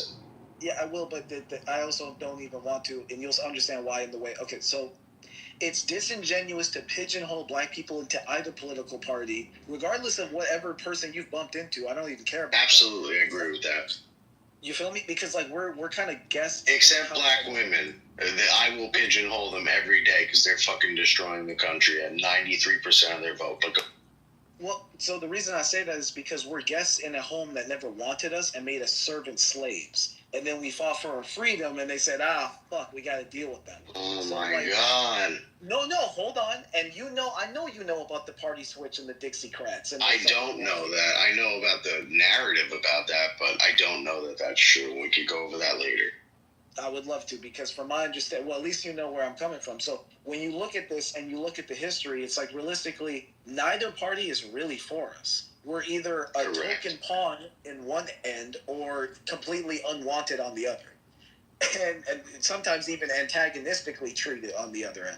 So realistically, most black people are apathetic to politics, and the ones that aren't, they're kind of middle-aged and they vote left because that just seems like the practical thing. And to their credit, no, bro, I'm sorry. You literally have Trump coming for affirmative action. You have Trump talking about renaming military bases Confederate names. It's just already uncomfortable, and who knows where it goes from here. On top of the fact that we are, by and large, for Medicare for all single parent. We're for more funding for schools and not making it by zip code so that there's not like ghetto schools and rich schools. And there's all kinds of issues that Republicans don't side with us on. So realistically, even if we agree on the social policy stuff, the fiscal stuff, the funny part is most black people actually hate deficit spending. Who's deficit spending like crazy right now? So that's what I'm saying. Like, it's not all the way genuine when you guys worship him just because he's kicking out the brown folk. What? Like, it's actually creepy. Nobody's worshiping him for that. What are you talking about? Why do you have to distill it? Hold on. Why do you have to distill it down to idiocy? Why can't you just understand it comes off as worship what I said, and why can't? Say one thing. But why can't? What I would like you to do is do what you said you were going to do, which is when are you going to take your party and create a movement and force your party to do what you want, like we did? That's what I want to know. When are you going to do that? You want black people to take over the fucking Democratic Party? Yes. Look, the second we can. Yes. I heard you guys are in power. You know, you got it all. You're in power. You're going to stick together and all that shit. When are you going to do that? Bruce, why wouldn't you want to take over that power? Trust me, we want to. I'm talking about. Yeah, because that will give you power, right? Power equals power. You know, we are 13%, my brother, and that's all of us. That's the kids and the old folks. So I don't know. We're not. Yeah, but you guys are the top of the food chain. You win the Impression Olympics. God forbid, get all the tranny blacks together, and you can really do damage. I'm serious. Just stop letting the internet be real. Like, I'm not letting the internet. You're not listening to what reality. Reality is power. Truth. Reality is power. Bro, do you see what we did? If you go outside and talk to most black folk, they are not trying to play the Impression Olympics. They're working the job like everybody else. I agree. Fellas. It's these online. Look, I can't speak for the online lips, but I'm just saying, in real life. Sorry, Adrian. Go ahead. He's really quiet. Adrian, I'm a little fired. Yeah, Ricky, I haven't heard you this fired up in a long time. Ricky, Adrian, you wanted to speak? You're a little low, okay? Yeah. Just wanted to say, you said something about Donald Trump taking away affirmative action. Really? Well, if you look further into the stats of affirmative action, you'll see that it benefited white women more than anything. Just That's a DEI. fact. That's a fact. Right. So why is that black people's concern that affirmative action for white women is being taken away? Well, I mean, you could tweak it instead of getting rid of it. He didn't get rid of it because he was tired of white women getting handouts. Wait, He got rid of it because, as he put it, we're tired of DEI. The DEI. Yeah. I know. Okay, that's what it's also, about. hold on. Look into the stats of DEI. You'll see that black people benefited from DEI by 4%. I know. Why is black people concerned about that? Well, roughly speaking, isn't that logical? Hold on, let's just do the quick math, right? Black people represent disproportionately the majority of impoverished people, which is not going to make them applicable to DEI because DEI is typically for some kind of executive or at least mid-tier position. You're not DEIing into a fucking janitor position. So that comes out. Hold on. So we're building. Hold on. We're making it make sense. Hold on, just real fast. We're making it make sense. Black people are disproportionately poor, meaning that they're not even eligible for most of the DEI positions. Then on top of it, they're a small minority of the country. Then on top of it, that minority, you actually have to shrink it down to the applicable age range, which would be like what, 30 to 50. So now we're looking at how many 30 to 50-year-old black people are in the country. Yeah, that's probably 4%, bro. Yeah, hold on. That sounds about right. I'm sorry. Do you think there's more black people than white women? Are you nuts? See, this is logic, though. Who said that? Who said that? No, I'm saying, do you see how that makes perfect sense? That number literally makes sense.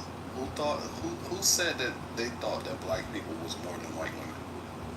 Who said that? Literally, nobody in the Look, my bad. I didn't mean to get overly rhetorical. I'm not trying to straw man you. I was just saying that's got to be the only logical conclusion. No, you keep compounding points on top of points and stuff, and you won't let a person get a single word in. All right? My bad. This is crazy, man. Black people aren't bending themselves out of shape about DEI because DEI didn't benefit black people any goddamn way. Not for real. Like, let's just be fucking honest about this shit. And this was something that the Democrats wanted to whip black people up into a frenzy over an issue that was not even a black issue. They're also the people that try to whip up black people over the black jobs narrative. Right? The black jobs narrative. Man, come on, man. We understand that the Democrat Party likes to use black people as puppets and pawns in their political game. When we know damn sure for a fact that they don't give two shits about black people. That's a fact. And I don't understand why black people go so fucking hard for the Democrat Party. Look, that is true. Black men did save this country, right? The Democrats had a heads up months before the election. Matter of fact, about a year and a half before the election, they had a heads up from their own DNC. The DNC issued an internal memorandum telling the Biden administration, hey, if you don't do something about the black male vote being hemorrhaged, you are going to lose this fucking election. If you get below this certain percentage point of black male voters leaving, you are going to lose. They didn't want to pay attention. They ignored it. They thought that they had black people in the bag. Most importantly, black men, because they figured, hey, black men are going to vote in line with the black woman. They took that shit for granted. That did not end up being the case, right? This is how you know that they saw the writing on the wall. Kamala Harris, when she was asked about what is she going to do for black men, because they kept catering to every demographic in America. Identity politics, right? Except the black man. This is how Stacey Abrams lost her race. Remember when she said, hey, she went on TV and said, hey, if I lose, it is because black men didn't come out and vote for me. Well, Stacey Abrams, you had no policies that resonated with black men, and that the same goes for the Democrat Party. You have no policies that resonate with black men, which is why Kamala Harris had to go on a mad scramble in the waning weeks of the election and come up with this bullshit ass policy plan for black men. It was 6 talking points. And you know what one of those goddamn talking points on there was? One of those. What was it, King? Black Tell us. It was motherfucking recreational weed. This is how much they fucking thought about black men. They thought that, hey, providing recreational weed to black men was going to be enough to get them over the line. I almost voted for her because of that. Oh, thank you, Dr. Adams. That shit was a goddamn slap in the face and a farce. The same as get your booties to the poll. Remember that whole campaign? Right? They used strippers to try to urge black men to come out and vote. Strippers in Atlanta. Oh my God. This is yeah. We're trying to teach you something, Truth. Black men. And this is why black Dr. men I already know the Democrats ain't shit. This is not I didn't say that. I said we're trying to teach you something, and I'm not trying to be a dick about it. I'm trying to teach you that this is not going to work next time. And so I'm happy about that. We're gonna sweep. So let me not say we, because I genuinely think you guys are over expecting the turnout for you guys. There's a lot of demoralized MAGA. They're embarrassed. It's not a good look. There's a lot of pissed off blue that feel stupid. Independents regret it. It's gonna be. We're gonna take the House of Senate. You're not. No, you're not. Party. Hold on, wait. Not right now. More importantly, is with who? They're not. Exactly. That's the point that I was going to get to. Because the Democrat Party is in utter chaos and in shambles right now. I'm sorry, but I'm not trying to lionize Donald Trump right now, but I will give credit where credit is due. He completely destroyed the Democrat Party single-handedly, right? After this fucking election. And this is how you know the Democrat Party is destroyed. Did you even watch the DNC when they was trying to pick a new chair, right, of the DNC? Did you even watch that shit? No, I missed it. That shit was a fucking embarrassment, right? You know the Democrat Party is in shambles when they picked David Hogg as co-chair. David fucking Hogg from the Parkland shooting. These motherfuckers are in shambles. They are leaderless. They have no policies. They have no stance. The only thing that they can do right now is just say Orange Man bad. And we understand that that is not going to be enough because it has lost in every fucking election. Any Democrat that came out with Orange Man bad as a campaign message has lost their goddamn races. Every single one of them. That is not going to be enough to win the fucking midterms. The Democrat Party is fucked up. And what they need to do is abandon all of these radical left policies that fucked them up and made them so disconnected from the public. It's a shame. They're going to need to they're going to need to cut ties with all of that shit. But they're not. There is an element of that. There's an element of that. I am worried about that, especially. Truth, real quick. Adrian brought up a great point. I want to reframe it as a question to you. The Democrat Party ran against Trump in 2015 for the 2016 election. They ran against Trump again in 2020. They ran against Trump in 2024. Okay, so this would going into our fourth cycle now between midterms and then the presidential election. Do you think after this many years and this many times, what Adrian has brought up here is running against Donald Trump with the same rhetoric we've heard, because nothing has changed since we've come out of the he lost a second time. The recent election. Let me just finish my question. Do you think that rhetoric will work this go around, Truth? Yes. Because that's what Adrian. That's a great question. I couldn't say it work, and I won't say it won't work. I'll agree that the rhetoric they use, because you're right, they definitely, anyone who ran on a lack of a platform, and instead of having their own platform, their platform was simply to say, I'm against, whoever, whether it's Trump or even Bush. Anytime you make your platform just anti the other guy, it's not enough to motivate your own base, and it's not really going to work against the other base because they're going to vote for their guy. So who are you talking to? It doesn't really work. It's kind of redundant when you think about it, because people who are you're really only trying to convince the independents in the swing states anyway. That's the only person you're really talking to. And Democrats never market themselves correctly. Hillary Clinton famously skipped various states. It was fucking crazy. So if they do shit like that again, they'll get cooked. I don't think that's going to happen. I really don't think that's. They are going to get cooked. They are doing that. Ricky, Against hold on, against who? Here is something that they are not talking about, that a lot of people aren't talking about. The Democrats are going to get cooked. Why? It is because they are out here actively shopping for consultant agencies spending boatloads of money on consultant agencies on how to talk to American men, right? They don't know how to talk to American men at all. This goes to show you how disconnected they are from the populace, right? Tim Walz actually came out here and said, they picked me because I can code talk to white guys. No, the fuck you can't, motherfucker. Right? And I'm a black guy, and I can tell you that you can't code talk to white guys. Well, no white guys resonating with any message that you had going on, Tim Walz. And how I know this? Because at the DNC, the third night of the DNC, CNN actually had commentary, and they brought up Tim Walz and dug him off.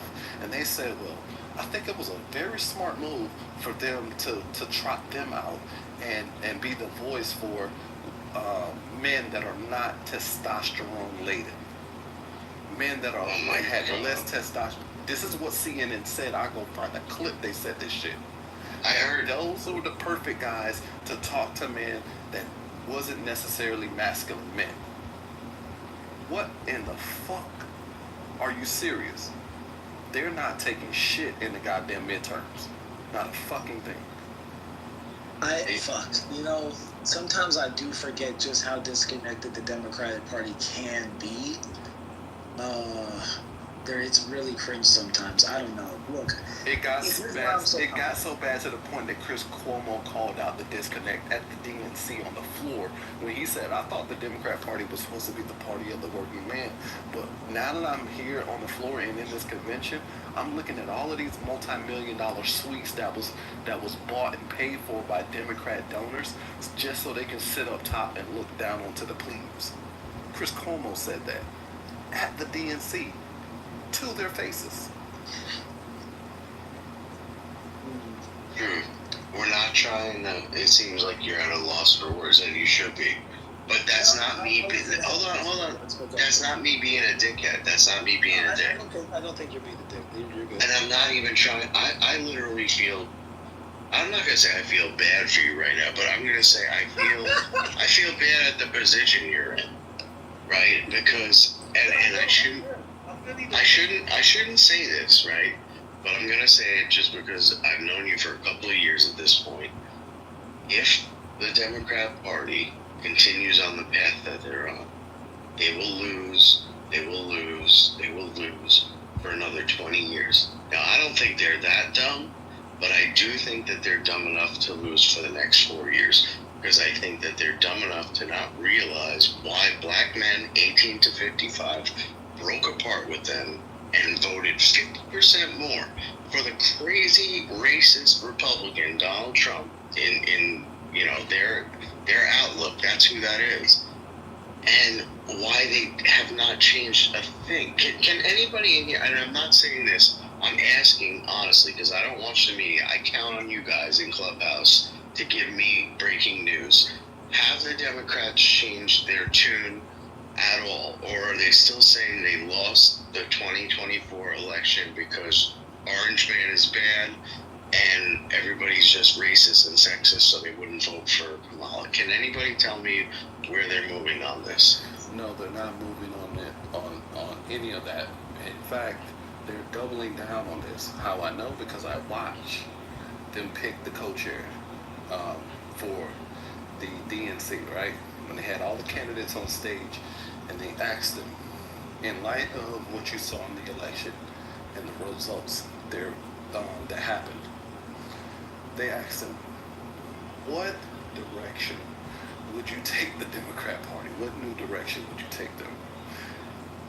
Nobody had any clear message. No clear message. What did that guy say? Double down. The guy who won, what did he say? Sorry, Truth. I heard this, but I forget. They asked one of the ladies on stage, you know what the fuck she did? She started singing. Because she didn't have an answer. Adrian. Which direction they were going to take the Democrat Party. Adrian, and listen to this, Truth.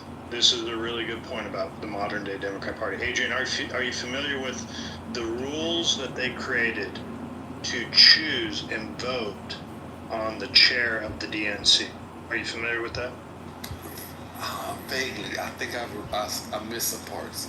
So they wanted to make sure that they had an equal number of votes between men, women, and third gender. Yep. You sure were. Yep. What is non-binary? I'm not really. Yeah, I think that's it. So truth. Yep. Yeah. So truth. Where the Democrat Party is right now is they're implementing these concepts that they advance inside the upper echelons of the party itself, and it's not really benefiting of choosing who the best person for the job, or the best person to be able to lead the Democrat Party into the next cycle. So, you come in here and you listen to us complain about the Democrats and advocate for Trump and some of the ideas and stuff like that. Literally, you could go back to Democrat voters and use our same talking points and tell them what's wrong with the Democrat Party. And you could hold the Democrat Party itself accountable for true change and better change for our country. Because I want to see the country in a better direction. And a better Democrat Party, a stronger Democrat Party, would be better for our country as a whole.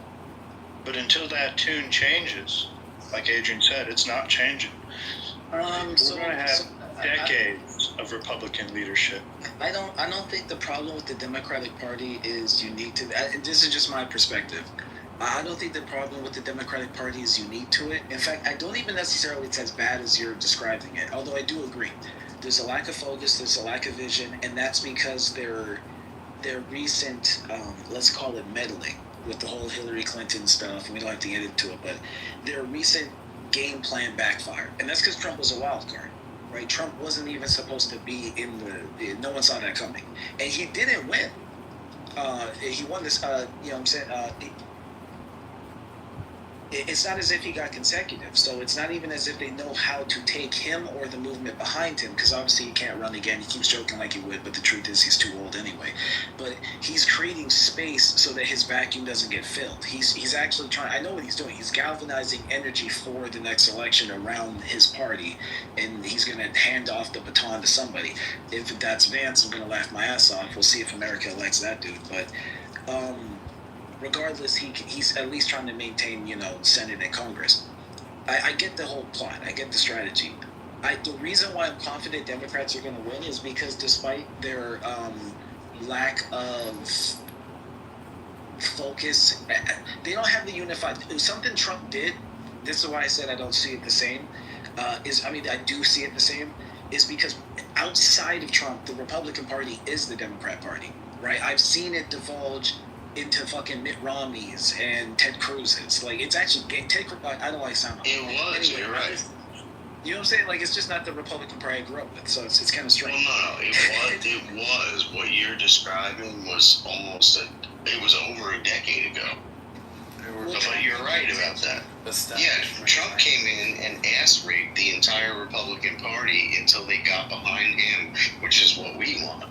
So, yes. But that's not the case today in 2025. The Republican Party is in lockstep. What happens when he leaves? That's what my mind's at. I'm like, we get another one.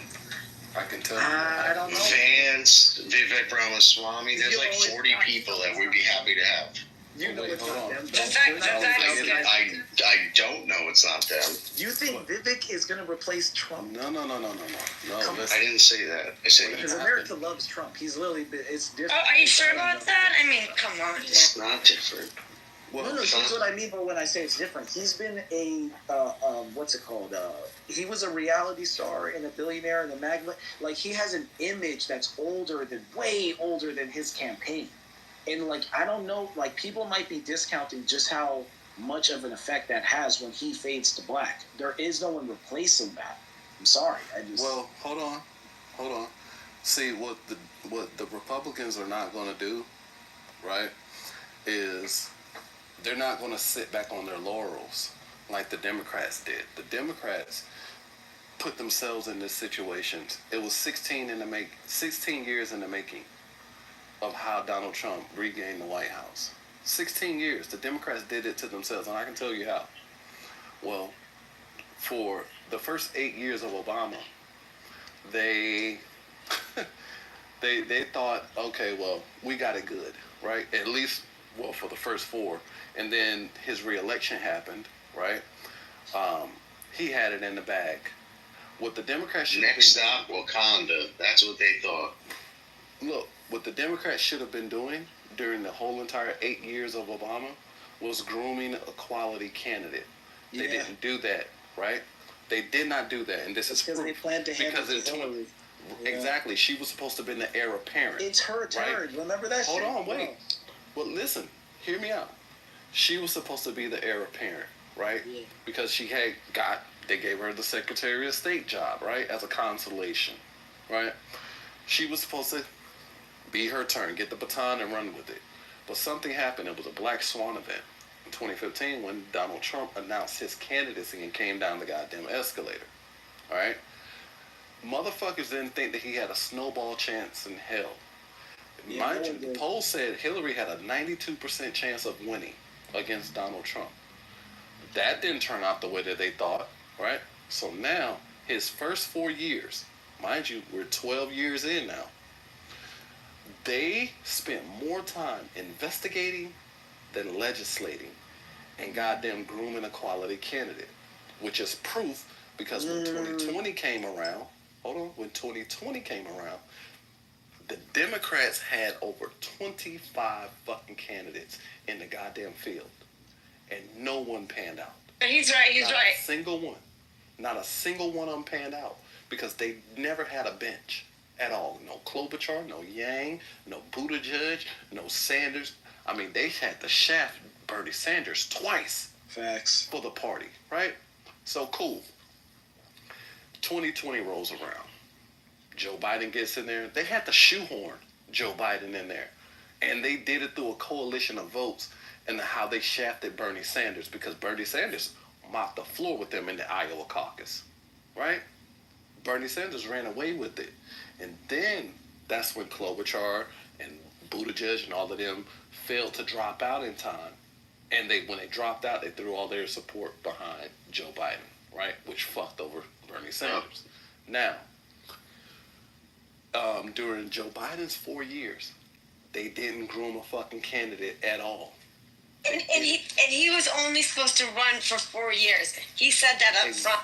Exactly. Yeah, he said that because Joe Biden, if that you look at pissed Joe me Biden's off. campaign, Joe Biden's campaign, he never had any record to run on. He only ran on Obama's record, right? So people figured, we get Joe Biden in there, we're going to get another Obama. All right. Little do they know they were correct, but not in the fashion that they thought they were going to get it. So now, in July, at the fateful day of the goddamn Democrats, at the fucking debate, when Joe Biden did an epic meltdown in front of the universe, they had to do a mass scramble because she wasn't ever supposed to get the fucking position, but they had to do something. This is why they didn't have an open primary, right? An open convention. Yeah, to pick a new candidate. Got 1% of the vote. It is because they played the identity politics card, right? Look, at the debate when he melted down, MSNBC was talking to one of their candidates, and she said, I spoke to a lot of Democrat lawmakers, some top Democrat lawmakers, and looking at Joe Biden's performance, they're considering having an open convention, but they couldn't do it. If you look at the short list of people of the Democrat Party who could get some votes, it was Whitmer, Newsom, Josh Shapiro. But they couldn't go with any of those white candidates because they could not leapfrog a black woman. And that was going to fuck them up because she was going to play the DEI card. I promise you she would. So they had to go with her. They had to go with her. Right. They had to go with her. This is where all that billions of dollars came from. No, they did it because she had the most names. I think it was Biden. Hold on. It was VP, bro. It's literally just that simple. Well, now, I'd like to hear this. We can agree. Hold on, I got a question. I just want to say this real fast because he said, okay. I'm not going to. I got a question for you. Replying to everything he said, but just goes to it fast. We can agree. She got selected for that reason. He literally said it himself. That being said, once she was already VP, I mean, to be fair, you do kind of where they fucked up is they should have let her primary, put their backing behind her. They were probably scared because the truth is, like I said, last time they did that, she got 1% of the vote. She wasn't going to be selected, so. I don't think she was exactly thrilled to be cornered. Hold on, see. I gotta ask this question. Okay, so now I agree 100% with you, Truth. And Adrian led with a great point there. I want to do some soul searching here. Do you believe, knowing what we know now with identity politics within the upper echelon of the Democrat Party, do you believe, as long as they continue pushing, equal gender stuff and the DEI concepts, because they're doing it in their party, will the Democrats select their best candidate based on merit or based on identity? And if it is identity that comes to the top, will that be the best candidate? I don't think it's going to be DEI, and I don't think it's going to be merit. I think it's going to be the best person that's going to actually bring new economics to the. We'll go to you, C. Right. We're asking the delusional black man respectfully, C. So just hold on a second. Truth, I know this is a hard one because you just admitted it. So now, do you think if they continue down this path, they're going to select the best candidate come 2028? I think realistically, they're just going to select another corporate Democrat stooge. If they do select someone semi-radical, it'll just be another moderate that's only radical based off like corporate standards. Will it be the best candidate though? I mean, you can get a 2-for-1. Like Obama was a deadly weapon, and he just happened to be the perfect optics. So I don't think I don't think that pigeonholes them into. So like even the narrative behind DEI ironically dovetails that response, because the narrative is kind of backwards. It's this idea that underqualified people are being selected. No, the idea is overqualified and underselected because of race. Like that's the idea. Likewise, I disagree with you on that. Well, that's fine, but it's statistically proven by various, like, dozens and dozens of demonstrable academic paperwork has shown this. And by the way, it's common sense if you know how nepotism works. It doesn't have to be malicious. It's just common sense.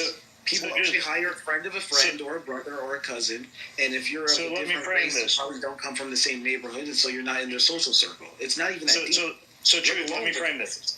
So I get your point. Let me frame this with you, just so we're clear here.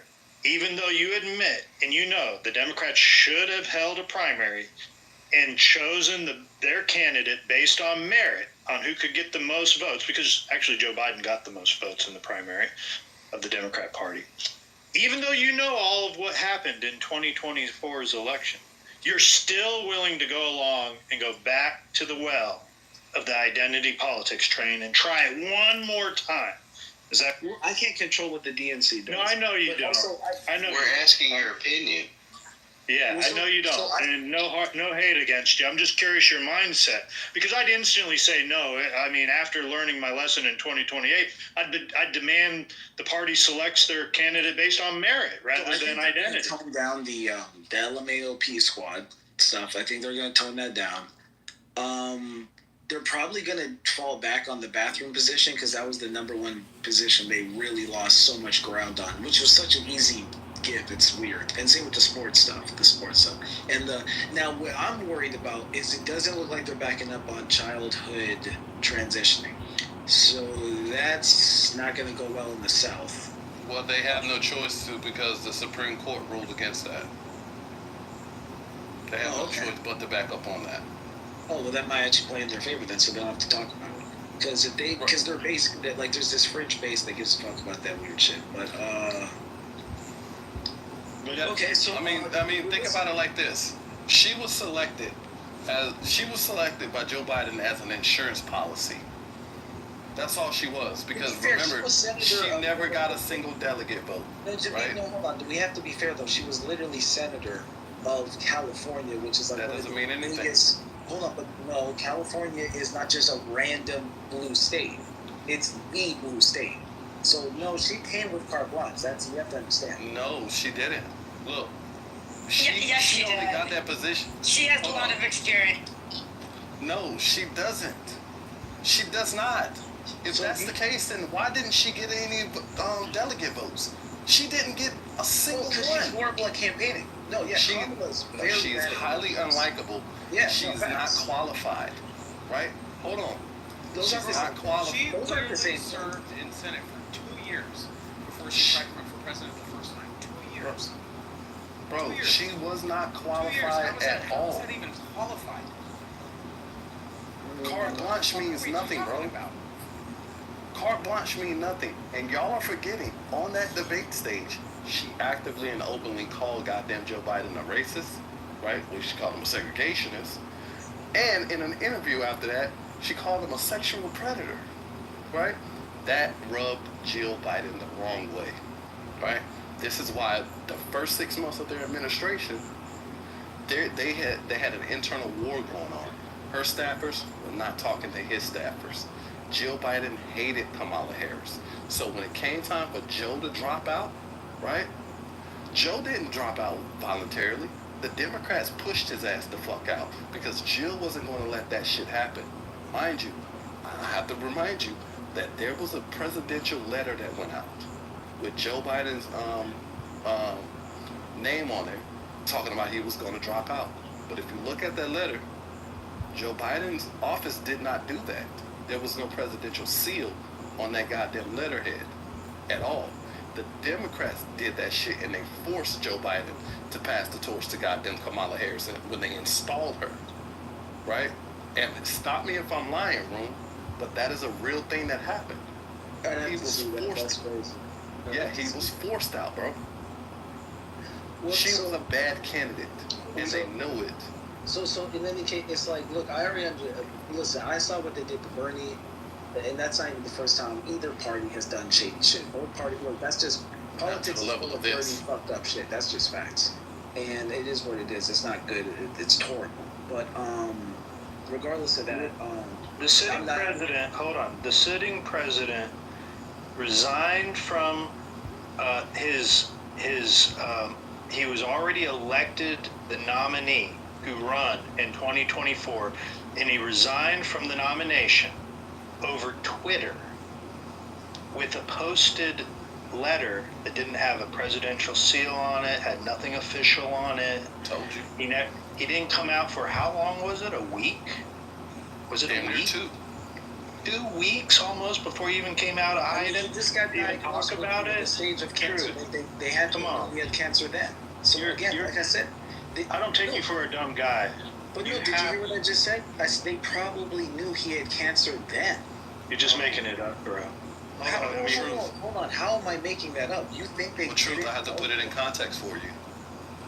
They knew way before that incident happened that he had. Yeah, that's my point. Matter of fact, that's my point. I'm saying all of this is theater. All of this is theater. They knew they weren't going to be able to run him. The whole game is theater. Hold on. Now, they probably thought they were going to. We're talking about theater. Hold on, stop. No, real shit. Just hear me out. Hold on. I just listened for it. I think what they probably thought they were going to be able to do was actually get him into office and then kind of shuffle him out. He didn't even make it there. And again, this does not shock me because this is how politics is played. I've seen the Republicans do just the shady shit, and I'm not trying to play tit for tat. No, you haven't. Yes, I have never seen the Republicans do that. Never. Yeah, not that specifically. Name one. No, name not one. that specifically. Of that level. I've seen them do so much shady shit in my lifetime. It's crazy. We're talking about but this just name one. shit. Truth. Name one that's even close. Not that exact thing. No, not that exact thing. Name one that's close. Close. To me, all the shit that fuck, I just blanked on his name. Hold on. Oh, how did I blank on this guy? Mitch McConnell. All the shit that Mitch McConnell was doing under Obama, in my opinion, was like insane. I can't remember Like it all. name one event. Just name one by Mitch McConnell. Oh God, fuck. I might agree with you. Hold on. I will give you I will help you out here. I will give you an alley, right? Remember when Mitch McConnell froze at the podium? Remember that? Oh yeah. That was last year. Right. Remember when he froze? Republicans had a chance to get the fuck up out of here, but they didn't, right? Joe Biden did his bit. Matter of fact, Dianne Feinstein, right? Nobody even knew where the fuck she was at for a long time, right? Fetterman, this motherfucker had a brain stroke, and they still put his ass in the goddamn seat. Did they not? They did. Did they not? Gavin Newsom. Yeah. Gavin Newsom got tucked away during his tenure as, San Francisco mayor due to an alcohol issue. Yeah, exactly. Right? So the Democrats have known to be put in corporeal forms in goddamn seats when they know they shouldn't have to do so, right? When they know they shouldn't do this shit. In fact, I mean, what they about knew the about. mayor of Hold on. D.C.? Wasn't he a Democrat? Hey, Adams. Nah, man, you guys can't Adams. talk Wasn't he a Hold on, Democrat? Adams. No, electoral correct me if scandal. I'm wrong. I don't want to. It gets better. Adams, it gets better. The Atlantic put out Tiffany a fucking Hayter. article. Hold on. The Atlantic put out an article that said, all we need is your corporeal form. This was in 2020. Right? They knew about his fucking cancer diagnosis back then. They knew about it. They only needed his body. And they were going to do the rest, which we know and has been confirmed that they have been doing auto pen shit. His autonomy. Exactly. This is another great point by Adrian. Let me frame it in a question. Truth.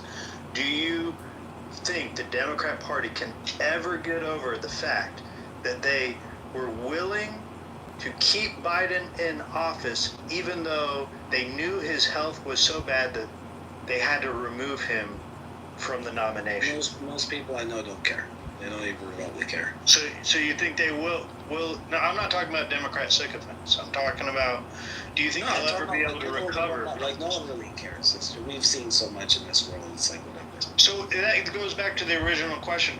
Why don't you ever hold the Democrats accountable, and you and the people that don't care? Why don't you ever hold them accountable for all these issues that we've listed out? Not choosing their nominee by merit, Definitely hold Democrats accountable. I think that's part of why we lose. Name one instance. Bro, like so many people did protest votes and like were hashtagging not with her and not my nominee and what they call her Hitler? They were calling her Hitler. That's bullshit. They were calling her a genocider. No, bro, you don't understand how fucking. No, it isn't changing things. So what would you call it? Like 30 people saying, "Hey, not my president." No, let's say it's 10,000 people. What is the effect of the change? Because we went in and changed the entire Republican Party over 8 years. What have you guys done? Here, I can literally, y'all know Go, right? Y'all know Go. Yeah, but before we go, hold on. Before we go to Go, let me point out, and then we'll go right to him. Look, Truth, you already said it. You earlier, and I appreciate you being genuine in this conversation and candid with us. You said earlier, the Democrats will probably just pick another corporate Democrat. You see, you're where you're at in the political system right now is you're already beat down so much that you don't feel like you have a voice or you don't feel like you have enough influence or power. Let me tell you what, the Democrat voters do have power, and you could select someone other than a corporate Democrat if y'all banded together today and started moving towards that. On principle. It's odd that we're trying to help the other party out, right, Joe? It is odd. It's funny you say that. No, it's funny you say that because we are doing that as like on a grassroots level locally. That's what a lot of the conversation is. Well, okay, maybe you can tell us. Because what we're seeing is the No Kings protest. So here again, more rhetoric. We're not going to have, more orange man bad. Trump's the next coming of Hitler. That's what we're seeing on the television and coming through our airwaves. So when do we get to see what the grassroots Democrats are actually talking about and how they're going to hold their party? Hold on. The No Kings protests were in response to a contention that, to be fair, is amongst like political nerds, genuinely a good discussion and like in the real world, something that's going to lead to violent protests, which is the what is it called? The Security Clause versus the 10th Amendment, right? No, the 6th clause of the Articles of Confederation, where it's like, on one end, the states have rights where they don't have to obey. They don't have to obey the Fed and do whatever the Fed says. That being said, they're also not allowed to get in the way of the Fed, and so it's like this weird space where it's like, how much authority do they have over for example, the National Guard or how much jurisdiction do they have, or how much can they force participation, if any at all. It's like that wasn't what the No Kings was. It was because the state vote. Hold on, hear me out. It was because the people literally elected people that create sanctuary cities. It's like no one forced sanctuary cities on these people. So hold on. So when the executive comes in, you have to understand, if you're someone who champions states' rights, this should be a no-brainer. When the people themselves elect people who create sanctuary cities, they have told you how they feel. And so when the Fed comes in and says, we don't give a fuck how you feel, even in your own state, fuck your state's rights, we're taking them out. Yeah, that's going to result in, by the way, America's largest protest in history. It was mostly about ISIS actions and going into blue states and fucking raiding people's houses. No, it wasn't. No, and it was also about the executive oversight. No, it was because of the results of the election, right? He won the Senate, right? What else? Oh, no, he called himself a king on Truth Social. At the same time, he was deporting people by super masks. I'm telling you what it was about. Okay, cool. If you stop dudes in the protest and say, why are you protesting? Why are you protesting? Right. He'd say, leave people alone. ISIS fucked up. Right. Like, he's not, whatever you're about to say, that's not what the dude protesting was thinking. Hold on. I gotta say this for a second, though. He only called himself the king to troll the Democrats because the Democrats are the ones that gave him that title, right? They're the ones that said because of how he won the election, he swept the popular vote, the electoral college. I mean, he's in control of the judicial, the Supreme Court. He got the White House, all of that shit. And they said officially, like, he's moving like he's a king, right? No one can tell him what to do. He is the supreme leader of the goddamn country, and he's moving like a goddamn king. No, that's not what happened. Stop. Yes, it is. Maxine Waters. Bullshit. Maxine Waters came out and said that shit, right? And it caught fire, and people mobilized. They mass mobilized. If you looked at the numbers of the No Kings across the country, I have only one question. How come motherfuckers didn't get mobilized like that on election night? Hey, help me out. Help me out. I want to add one thing. Let me ask.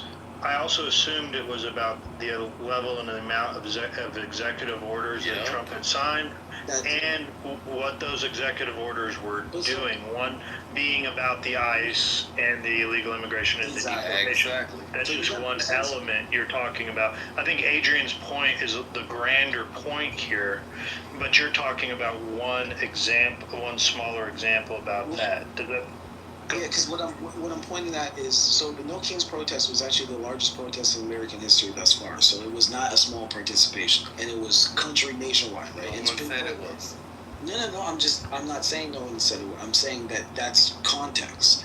So when we conceptualize, okay, the average person at this protest doesn't even know what Joe just said.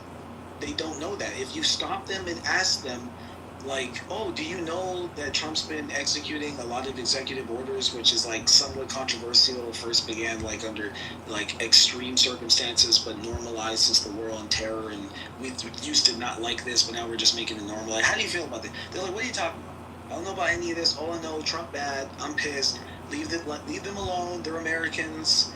You know, he's racist. Like, I'm telling you, it's not that deep than that. I'm fucking telling you. And it's important to understand that they're operating off optics. And that's what I was going to ask you, how much liberal media do you consume? Because if you're consuming liberal media, they're calling him a Nazi, they're calling him a fascist, they're saying that he's taking over states against their will, they're fear-mongering like crazy. The very talking points that lost him the election. I mean, it is what it is. This is the media. And so they're just telling people, like, in a very female. I even had to calm my family down because, like, everyone's like, oh no, he's gonna. Oh, do we have to move? Oh, yeah. I was like, relax. But you have to understand, like, this is what most people are thinking. And so then, the other thing is the intelligent people don't go to violent protests. Like, I'm not saying none of them do, but dude, the fucking minority, and they're already a minority. So there's no sophisticated people at these protests. That's always the thing. And that's what's so annoying is because then people will use that to try to scapegoat the whole fucking group. And it's like, really? But do you know why they was having the violent protests? Do you know why they were having the violent protests? It is because, look, the average motherfucker, the average age of the violent protesters out there was what, 22, 23, 24, right? Guess what? They wanted their Ferguson moment. Go back to 2014. Those 22, 23, 24-year-olds, how old were they in 2014? So I looked at they were about 12 years old. They were 13 years old. The median age of the No Kings protest was 36, based off, where are they getting the source from? Wait, how many? I looked up average age No King protest. It says median age of participants was 36. But I'm curious where they even get that from. Exactly. How would they know that? Yeah, we can't even independently verify the amount of people that showed up at the No Kings protest. I know it's claimed to be the largest single-day protest in America. When you have 2,100 locations, I'm sure you're going to be able to bring it out. Mostly consisted of college students and shit. Yeah, that makes sense. No, but I could see older people going. Nah, I could honestly. It probably was up and around 30. Yeah, it was boomers that was going out every weekend to Tesla dealerships, standing up in the rain with a damn sign said, "I hate Elon," right? Those the boomers, right? Yeah. But we know that those young people that went out there outnumbered the fucking boomers. So guess what? When you have a demographic of young people like that for the last 10, 12 years, 10, 11 years, they've been seeing protest after protest after protest. It was the Ferguson shit. It was Baltimore. It was George Floyd. All of that shit. A lot of them were too young to go out there in the fucking streets themselves without their parents. And so they wanted their moment. They wanted their time in the sun. They wanted their moment to shine on social media, to boost their profiles, all of that shit. It was the algorithmic psychosis that I call it, that they grew up on the internet. No, and they saw yes, it is. No. Yes, I don't think you guys understand how Democrats view. No, he's 100% correct. No, sir. Hold on, real fast. Trump is running on removing Social Security, Medicaid, Medicare. He's talking about we gotta get rid of these programs. Most of these people have grandparents living off their Social That's not what he's saying. That's not what I'm that's saying, what I'm saying. That's what Trump was saying he wanted to do. Okay, and that's can you hear his point of view first? I literally heard what he said. No, you didn't, because a lot of those young people had their worldviews pushed to them through the internet by the algorithm on the fucking internet. So whatever they see on the internet, day in and day out, right? They think that's how the world operates. So when they get fed narratives that, oh, he is arresting American citizens and deporting them, that's bullshit. They didn't go out there fully informed. And Adrian, you're underselling it. You're underselling it, Adrian, because it's drastically. It's not just. It's not like this is some niche shit on the internet that gets pushed to people through internet algorithms. This is CNN and Everybody, MSNBC, everybody. Legacy media. I mean, it was all of social media. It was everything that anyone in that capacity or even. Yeah. And then they brought Elon Musk was literally, bro. Okay, so you have to understand. Just look at the optics, because that's why I was like, "What media sources are you watching?" You don't have to agree with it, but just understand, like, this is the optics, right? So the narrative is. Yeah, but hold on, Trump. Elon Musk Truth. You're switching. You're switching back. It's relevant. Truth. Holy shit. Let me just say something real quick. You're switching back and forth between two opposing assertions. When you clarify and say this is the narrative that the media and the Democratic Party, etc., put forth, and that's what their supporters believe, then we have agreement. When you say this is what Trump said he was going to do, that's where we disagree. Well, we can debate that at the end, but I just want to. But you've been on both sides of the issue. That's what I'm saying. Exactly. It's important that you address it simultaneously. Otherwise, you're going to miss it. Then it takes too long to get through it. First, we just get the thing out. We get it, buddy. You're the only one that's not. Either like you said, second.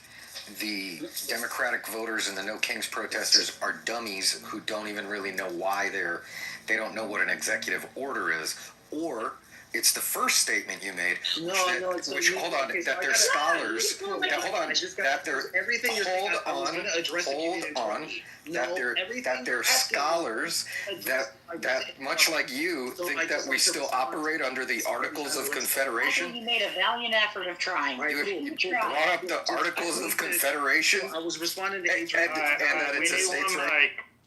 And so Mike on Mike, and then we'll go back to Truth. Mike, go ahead and finish your point. Mike on Mike. Hold on. One mic on Mike, then we'll go to Truth. Go. Thank you. So, yeah, the first thing you said is that the No Kings protesters aren't very smart or savvy to politics. They wouldn't know what an executive order was. You're repeating yourself. Yeah, because you keep interrupting me. No, you actually interrupted me, and I don't know why you let you know. Look, just even if he's repeating, let him finish his thoughts. Nah, I'm not gonna lie, I'm losing patience. I'm actually just pissed off. Like, I was speaking, he interrupted me. I'm losing a lot, baby. Mike, It's not whack. I listened to for 5 minutes to Adrian, and now I'm listening to you. It's actually fucking irritating. Adrian tried to explain it to you. You never hardly This let him is not speak. between you. Mike tried to explain it to you. Hardly Please let him be quiet. speak. This has nothing to Anybody do gonna with be you. able to tell you shit? Please be quiet. This has nothing to do with you. Anyway, Adrian was speaking to me. I want to reply to him. Now Mike wants to interrupt my reply, and I got to listen to Mike? Wouldn't you be pissed? Bro, I'm not, and I don't have patience for that. Well, the room is here for people other than you and Adrian. No, I'm listen. If you have such a crush on Adrian, I don't want to remember. You can ping him into a private. No, hold on. I'm so free. I'm so comfortable passing the mic, but I don't want to. I don't think you are comfortable passing the mic. You're throwing a little hissy fit I that someone else is trying. To me, it sounds like a I don't want to remember my reply to brain. Hold on. I don't want to remember my reply to Adrian and reply to you. Okay, True, check it out, man. This is what we're gonna do. We're gonna let you go, okay? And we're gonna let you just get it out, okay? And, make it 45 seconds, concise, and then we're gonna pass the mic around. Nah, see, 45 seconds is crazy because Adrian. Come on, it's either 45 or nothing. Come on, dude. No, it's fine. But Adrian spoke for 8 minutes, so y'all got it. Okay, all right, whatever. He's gone. He was gonna leave anyway, so. Why can't I make the ding sound of a bell, Matt? Why did they take that away from me? I need to make that ding sound. They still don't get it, though. I mean, that was a great, example of where we're at right now. That they're so confident. They're like, "Oh, we're going to take the midterms. We're going to win back the White House." It's like, man, y'all. Sarah got to make the ding sound. I want to make the ding sound. Kitty, you do it with your mic open. Okay, but I thought I did. Okay, thanks. Sorry, Joe. Go ahead. It really does. It really does show. No, it does show exactly what we were talking about. I mean, we started up the question exactly. We got the question out there, and we ended up back at the same place, basically proving his own problem that he was saying that this is not happening. You know what I mean, with their party. Yeah, but he's like Adrian was laying these haymaker points, and he would even agree with him, and even get to the point. Then I would reframe it, and I would ask him the question, and he would backpedal on it, in his logic, and say, "Well, maybe we should just go back one more time to the DEI way of selecting our candidate. Maybe it'll work out this next time." They're lost. They're absolute. I thought for sure Mike is going to be the one to get through. He's going to say it in such a very passive aggressive, maybe, I don't know, way where he'll be like, okay, nope. We might have to replace him, and there might have been a rotation here. I think Bully, I think you're going to be the one that's going to replace him, but. Hey, yeah, man. What's going on, buddy? This shit, bro. Yeah, no, nothing, man. So Matt. Yeah, go ahead. You can ask me a question, but I want to ask you one too. Go ahead. Yeah. Shoot. You first. Okay. No, I want to get your opinion of what you think of the. Now I'm blanking on the name of the stupid protest. What was it called again? Okay. Oh, No Kings. I want you to eventually let us know what you think the definition or what was the purpose of that particular protest. I don't know if you want to do that right this second, but you can ask me a question, whatever you want to do. Hold on, please. Loaded question. You think you do something, but. It's funny. What? I think I'm more aligned with Pepe on this one. Or I'm trying to speak your language, right? Or what's that Spanish Mexican dude? No, it's arrangement. You see. She stopped babbling right out the gate. Nick Fuentes? So, what my question is? You still support Trump? Yes. By the way, I'm apolitical. Eddie, hold on. Let me just have this. Can you tell this chick to leave me? I got it. Just relax. Okay, go ahead. I'm always relaxed, Matt. Stop. Well, don't be Stop going performing. after. Don't go after her. There's no point in going after her. I'm not. Am I the one going after her? Yeah, you just said something about her. So you said this chick. I'm the one who said something, or she's ad-libbing as if she's P. Diddy. Carry on. Go ahead. Yeah. So you still support Trump? Yes. So it's no MAGA first, America first. So I'm assuming you're referring to what happened in Iran, right? That's why you're going down this road? No. I don't care about that, bro. I'm trying to look at things from your perspective. Protect the border. Yeah. Kitty. I'm the one going after her, right? Okay, calm down. You wanna say something? Yo, listen, I'm apolitical. I'm not American. I don't live in America. I'm from the outside looking in. I don't care what side of the spectrum is. Y'all all look funny to me, man. It's like schizophrenic behavior, to be honest, or tendencies at best. We look funny to him while he's roasting goat meat over a dung fire and. Yeah, it's very funny to me how people want to use terms like apolitical. I wouldn't call your stance in the meaning that you're trying to deploy as apolitical. What I would actually, excuse me, I grew up plumbing. I think I should have the right to finish. Thank you. Yeah, let him finish. Well, you talking shit. What's my stance? Okay, so again, I don't believe that his sentiments are apolitical. What I do believe is that his sentiments are apolar. Those are two entirely different things. Two entirely different things. You yapping. What's my stance? What's my stance? Well, you might not even know your own. I don't believe his stance is apolitical. Okay, wait. This is what y'all do. Well, I don't think that you know what your stance is from the standpoint. Hold on, Matt. I don't think that you understand what your stance is from the standpoint of American politics because you're not American. But you're not American. You're not American. Has dark psychology. You're not American. There's no dark psychology behind that. It's a matter of a green card or a passport. Neither one of them you have. I gave you the answer, Dr. Adams. You can read it in the chat. What are we doing? Yeah, just a bunch of Alright, arrangement. Hold on, I want to focus in on what his stance is. Okay, hold on, because you just came up as here you go. I'm talking. One genuine question.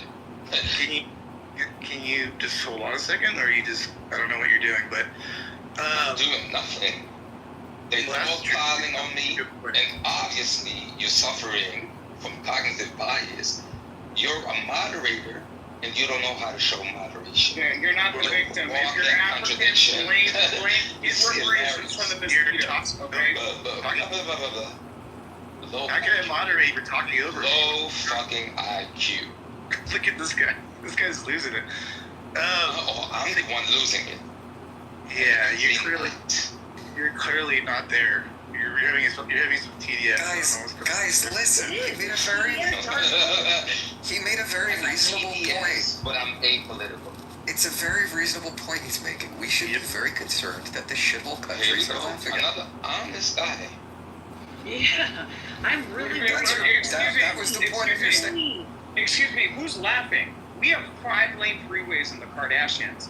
There's 10 homes up my hill for sale for over $100 million. This motherfucker has flies in his mouth. Okay, his mother and his sisters are bare-chested with baskets on top of their head, and they don't have indoor plumbing. Okay, so they can go fuck themselves. Thank you very much. The worst, most ghetto, gold-tooth part of the most ratchet part of America doesn't live in the African shithole that he lives in. But it's like if you're apolitical, you know what? listen, Bully, if you're apolitical, you wouldn't care how Americans feel or don't feel about their president. Just the same way a lot of, we actually care about the politics in our own country, but I don't care what your country's politics is doing. So you can keep saying you don't care, but you clearly do. To be fair, Paul, American politics affects your life a lot more than whatever country you're from, is politics affect? Yeah, because white liberals won't mind their fucking business. That's why I keep saying what I say, Joe. It's not me being racist. It's a matter of, listen, white liberals would stop inserting themselves into their conversations. They would stop coming up into conservative Republican rooms in America. Okay? That has been my whole point from the beginning. We're not really. So as Republican voters, we're not really trying to win over the rest of the world as our friends. You know, that's not. We demand American exceptionalism, and Trump offered us the best path back to American exceptionalism. That's about all you need to know about why we vote for Donald Trump. That hurts the little stock market here and there with a tariff or something like that. If that means we have to hunker down at certain so what? What I'm saying is that the overall good. What is the overall good for all of? Because when others are talking, what's wrong with? No, it's okay, Sarah. It doesn't bother me. What I'm saying is that Bull is going to sit there in this country, and I can sit there and quote Dr. Adams because absolutely that speech was beautiful. Or I could sit there and say, hey, listen, I've got a president who, regardless of anything, he wants to put Americans in America. Y'all still believe y'all got and that pisses a lot of people off. It really pisses. And I'm gonna be honest, anybody that doesn't fall in line with that, it pisses them off. It genuinely pisses them off. Keep telling yourself that. Right. You still believe you got a president in America? You don't get to be as hated as Donald Trump. You see, and that's how we go. Everybody's by being the richest of the rich. Nothing. It's a collective group of people. Bull, are you from Jamaica? Are you from Jamaica, Bull? No, I'm an older dad. Where are you from? I'm an older dad. I don't even know what the hell that is. You don't know? I learned English myself, so my English is all over the place. But it doesn't matter where I'm from. What country are you from, Bull? Hey, Joe, listen. Bull, Joe, what country are you from? Joe. No, just tell us. No. What country are you from? You don't have to say the city, the state, the diameter, the location. You just say what country are you from? Oh my God. Country, and that's pretty freaking. I'm from America. What country are you from? Yeah, I'm tripping, bro. What country are you from? That's pretty weak, man. I mean, Sudan. That's pretty weak, man. Don't be scared. It's just a couple Americans. Don't be scared. Right? Hey, according to you, we've got a weak ass president. Look at it. We've got a weak president. If you can't answer the question, we're going to move on. Yeah, I don't. Exactly. We're going to move on if you can't answer the question. Are you from Jamaica, Bull? I don't have intellectual dishonest conversation with people. You are the only one being intellectually dishonest. You're from Africa. You can't fucking say it. You just interrupted me. African. But I expect as much from a chicken head, though, right? Because that's what you are. You're a fucking wigger. You realize that, right? You sound like a trailer trash white Do you understand what the word wigger means? Do you know what it means? What does it mean? Is he from you're not from one of those? It means a white person that's acting like a black person. No, he's from one of those shivering countries. Isn't it? He's from one of those shivering. You know. No, but I'll stop now. He called me a wigger. Yeah, clearly he's me about where I'm from. It's a shithole, right? I think you're confusing with the wiggers on the stage. I'm sorry, I said it only because he did, Joe. Is that supposed to hurt my feelings? What were the African countries that were shitholes? I'm trying to remember. Yeah, keep looking for ammo. You should have done your research before you came at me, right? Remember, Abby, he's probably confused. What kind of weed and dark psychology is this? The last time I visited Africa, I went to a place that just stopped having slavery. She stopped in, and then Abby came in. So I'm gonna let y'all know. Sarah hasn't unlocked in a hot minute. Y'all sound like treasure trash. I want, on behalf of me being Sarah. Kitty, can you leave a little bit of room for anyone other than you? And Like, that's not even fair. My friend Sarah. Not too much on Kitty, but I did hear Abby's beautiful voice. I love you, Abby. Go ahead, Abby. Go ahead, Abby. Wait, Bully, are you Muslim? Bully. Do you? That's actually Sarah, you dumbass. You don't know how to read. Are you Muslim? You don't know how to read. I just want to know if you're Muslim or not. No, it doesn't matter what you write in your profile. I'm not gonna deflecting because you're a dumb. No, look, only a Muslim man would look on this stage and see there are 3 women. Look, you didn't pick some of the women. You picked every single woman on the stage, and you pretty much called them trash because they're speaking. Okay, which that's like signature move of Muslim men, which women shouldn't talk, and if they do, then they're trash. So, trust me, I know this type of behavior. I just can't tell sounds shithole pretty country standard Islamic to me. Yeah, that's what I'm saying. Like, it's so. This is so Watch typical. this. They're never gonna mute him. So. Wow, man, Sarah was owned on that one. Jeez, this is turning into a And fucking guess what? That petting zoo animal is never gonna feel. That petting zoo animal is never gonna feel as high as the 27th version that y'all. He doesn't know any better. Hey, it's 72, not 27. Oh, that's right. For That's right. dyslexic mode. My name's Sarah. But I think they're goats. I think they get goats. Also, I think they're fucking the chickens. I think they're don't know fucking the how to chickens. stop, Mike, tell them. You don't know how to stop. Yeah, but they're like wild animals. Do you hear these people? They're like a pack of hyenas, bro. They actually think. Speaking of a pack of wild hyenas, I mean, at least that's not a concern of ours, but it sounds like it is of yours. And the last person you probably voted for was Robert Mugabe, bro. So are you asking don't lecture us. Whether I'm concerned or not? That's hilarious. You're trying to tell me. You see, I actually like you a little bit because you try to, save them and get on code.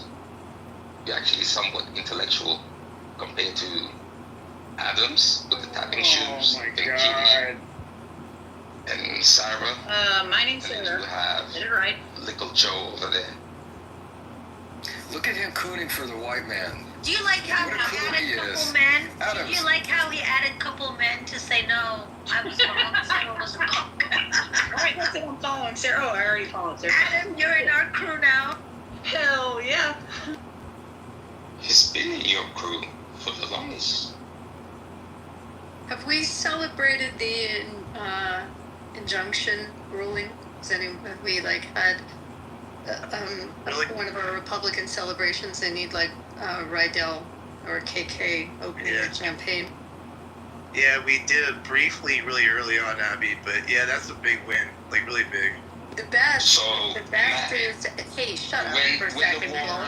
The best is the bench slapping that Comey Barrett gave to Kachangyo, who is absolutely one of the worst jurists ever. Is that what I saw? I saw something about a back and forth between. Man, she took her down. She called her out in the majority ruling. I mean, it was amazing. I mean, she basically said "Hey, idiot, there's a thing called precedent for the last 200 years. You remember what that is? How about citing some law?" And she called her out. It was great. Abby or Matt, if you have a link for that, I would love to. Oh yeah. Well, the thing is, but let me get the link on the actual. It's a paragraph in her opinion that just says you're a fucking moron, basically. It's great. It'll be fine. For the record, Abby is not mad. I've never heard this woman lose her cool since I've been on this app, and I feel like she's just having misinformation fatigue. And slight radical Islamic fatigue, but I won't speak for her. Also, I'm half black and I go by the name of Sarah, just for everyone's clarification. Thanks. Oh, we're gonna attack you. I ain't scared. Yeah, I prefer truth over bully. I've actually I engaged with that guy a couple times already, so that's why he felt comfortable with it coming up here. Ooh, Thug Bully? Yeah, no, not Thug Bully, this bully guy, whatever that came up here. So, We got I'd rather... control on the state. I sensed the transition when Abby brought up content, so I just set him down on in the audience. Yeah, okay. The troll had gone on just long enough to transition out of the last content portion we had against the Democrats. So. I actually thought he was going to put up a good fight. That's my apologies, guys, on that one. I thought he was good. I don't know if you guys were aware, but this has been very nuanced in the Democratic Party, and as far as a lot of Latinos that are now getting reparations and recognition. Did you guys hear that Jeff Bezos married his pet horse today? We have IRGC on the stage too, though. Muhammad is IRGC. Ziarmal is an Indian troll. He's looking for a wife. He wants to come to America or a husband. Doesn't matter. Hey, Sarah, I'm gonna be honest. If not pointing that out, like I'm not hopefully sounding. I don't want to be Islamophobic, but had you not pointed that out, I would have never pegged that guy for that. I would have never assumed that was. I grew up in Islam. Let me ask you guys a question. Sorry, do you guys think that being that Jeff Bezos is a Democrat, do you think that he married an Arabian horse or a Mustang? So, but I wouldn't even have pegged him for being anything more than being misogynist. I got the misogyny. Well, I mean, you're not pegging him. Maybe perhaps his new bride that looks like they were born with a dig. Maybe perhaps they're pegging him. But I just want to point out, the Democrats, they have their richest supporter. Elon did a lot better. But they have the richest supporter that just married their own pet horse. That's correct. Adams, I was literally I was staying at that hotel in Venice. Let's see, I got back to the States 4 days ago, and that hotel, they were gearing up because he took over the whole hotel and brought all his guests there. And it was crazy. And everyone was bitching in Venice. He was taking over everything and everyone had to shut down for him. Yeah, it's Italy. A lot of them are Catholics. They don't support bestiality, and the man literally married a horse. So, it is. I put the quote from Justice Barrett in the chat. You can read it. Yeah, I thought about you after all the reports were coming out all day long in right-wing media that Jackson had issued an activist ruling. I was like, man, Abby was just saying this a few days ago. And I said, you called it. She's horrible. I mean, but she had no law to cite. It was just ridiculous. Yeah, it's really sad. Sometimes when I don't know, man, when she talks, it's almost as though it's for a popularity thing or a you know what I mean? It's for TV, it's for show, it's not even real. Maybe I just have a different perspective of when I hear or see an attorney, even if I don't agree with them, it's not like that, Housewives of Beverly, whatever, When she speaks, it's stupid. She had a ruling in the case where they gave Trump immunity. What was that, how long ago was that ruling that came out? And her dissent, because she always writes the dissents, was the same thing, based on no law, and she was ringing the alarm that if he murders someone, I mean, it was just stupid shit. It was one of the worst dissents. And I mean, she doesn't write well, but she has no legal reasoning. So what's incredible though is that the other justice called her out by name in an opinion. I've never seen that done. Thanks for putting the quote. Doesn't actually surprise me any, but I will say that at one point when she did during that Senate House meeting or whatever. I don't even think. But she said the thing in regards to us having due process. And I thought, and now that I have you here, Abby, I'm going to be honest. For a second there, I was like, wait a minute, don't we all have to? I'm like, we should. And I was like, no, hold up. If they're not a United States citizen, why do they get our constitutional rights? And even if it was written within like there's got to be something that like has been amended since then. And that whole scenario, the whole scene of when the guy just laid it out and he talked about the Alien Act and everything, and I was like, okay, she can't triple down on this, and she did. And at that point I was like, I don't know why unless she's doing it for like a popularity vote. She's not doing it for Americans, that's for sure, you know? No, she's, I mean, in her confirmation hearings, I guess the most famous moment was when they asked her what a woman was. That was pretty classic. Yeah.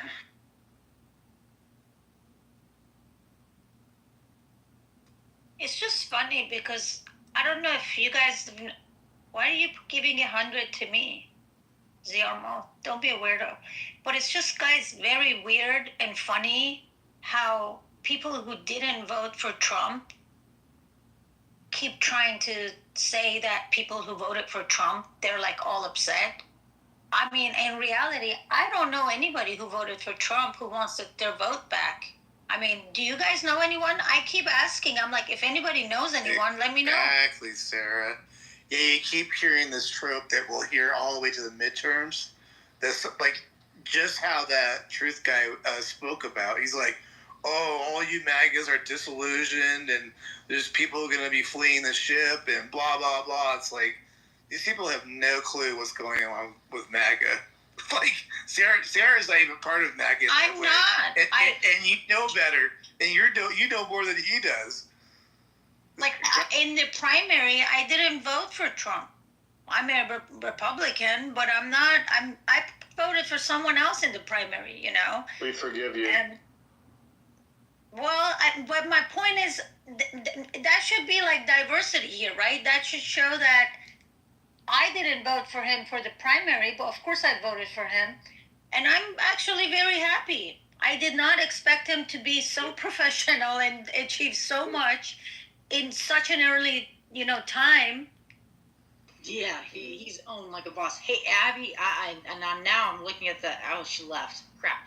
Now I see what she's talking about, Joe. Like, that's Jackson. That's the one that looks like a little angel. Like she could do no wrong. And no, she said that. No, I had no idea. I was thinking it was the other chick. Yes, it was Matt. Who am I thinking of? It was the other. Amy Barrett, is that who you thought it was? God. It's the one that's loud, obnoxious. She's really she hates men. She hates Republicans. Sotomayor, maybe that one. That's what you're thinking of, or something. Black chick, yeah. She's that's Jackson. That's Jackson. That is Jackson. Yeah. Are you talking about Jasmine Crockett? Are you confused? No. Abby got it. Abby knows who I'm talking about. Oh. Yeah. Yeah, I mean, she just gets worse by the day. Yes, that chick. So bad. She's the one who made fun of Governor Abbott in a wheelchair. Yes, that horrendous human being. You're talking about a congresswoman. Yeah. Yes, that's who I thought Abby was referring to, but no, now I know. That Jackson chick was the one with the pedophile stuff, and like she got grilled in the DOJ, and she was just trying to backpedal as to why she said it was okay. That's the Jackson chick, right, Abby? Ketanji Brown Jackson is on the Supreme Court. Jasmine Crockett is a congresswoman from Dallas. Yes, Crockett is she's the one that got into it with Marjorie Taylor Greene in that committee. She called her a butch something about her body, butch body, something or other. She has said a lot. She's like right up there with like AOC in my eyes. Like something that should be just comical. It can't be taken literally. Apparently it is.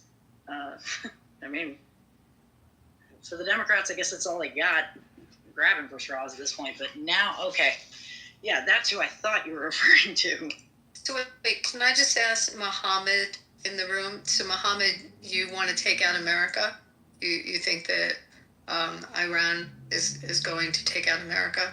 Is what you're saying in the chat? Mohammed, cat got your tongue? He's not speaking now. Muhammad, speak to us. So you know that question you had about due process for non-citizens? Yes. So a dude like Mohammed will have the experience of life in Gitmo. So it's very limited on what due process got Muhammad. Then Cat won't get his tongue. He'll get waterboarded. Hey, Abby, did you hear about alligator Alcatraz yet? Unbelievable. It's gonna I'm crying with joy. I'm crying with joy. We're going to be sending all these anti-Semites and all these people that are just horrible people to Americans to, alligator Alcatraz. It's going to be a beautiful thing. So are they? I didn't hear this part. You gotta. So this is Ron DeSantis. He has created a 5,000 person bed, yeah, on an island with a moat of alligators around it. It's in the Everglades. They got the moat. It's the most beautiful thing, Joe. You gotta look it up. What happened? Ron DeSantis. You guys not hear Yeah, do you know Ron DeSantis, right, Sarah? I voted for him. In the primary, I voted for him, actually. Oh, so they found a spot. They found all the governors and asked them to cooperate with ICE and also find locations where they can take people when they remove them off the streets. So DeSantis, it's the Attorney General in Florida, and I can't think of the name, who it is right now, came up with the idea of an area in the Everglades that's just this desolate area, to build it there, and the only way out you have to go through it's alligators, snakes, forget what other animals anacondas. Yeah, I love him. This, like, he is a real. I want to see him become president one day. I really do. I love this man. So they're building it, but it's like temporary, like kind of. It looks like trailers, sort of. And Matt, I think it's going to be open like in a few weeks. No, it's only like days away. If I really? Saw it. Yeah, they've really made a huge progress on it. I think there's an urgency for it, Abby, if you know what I mean. So.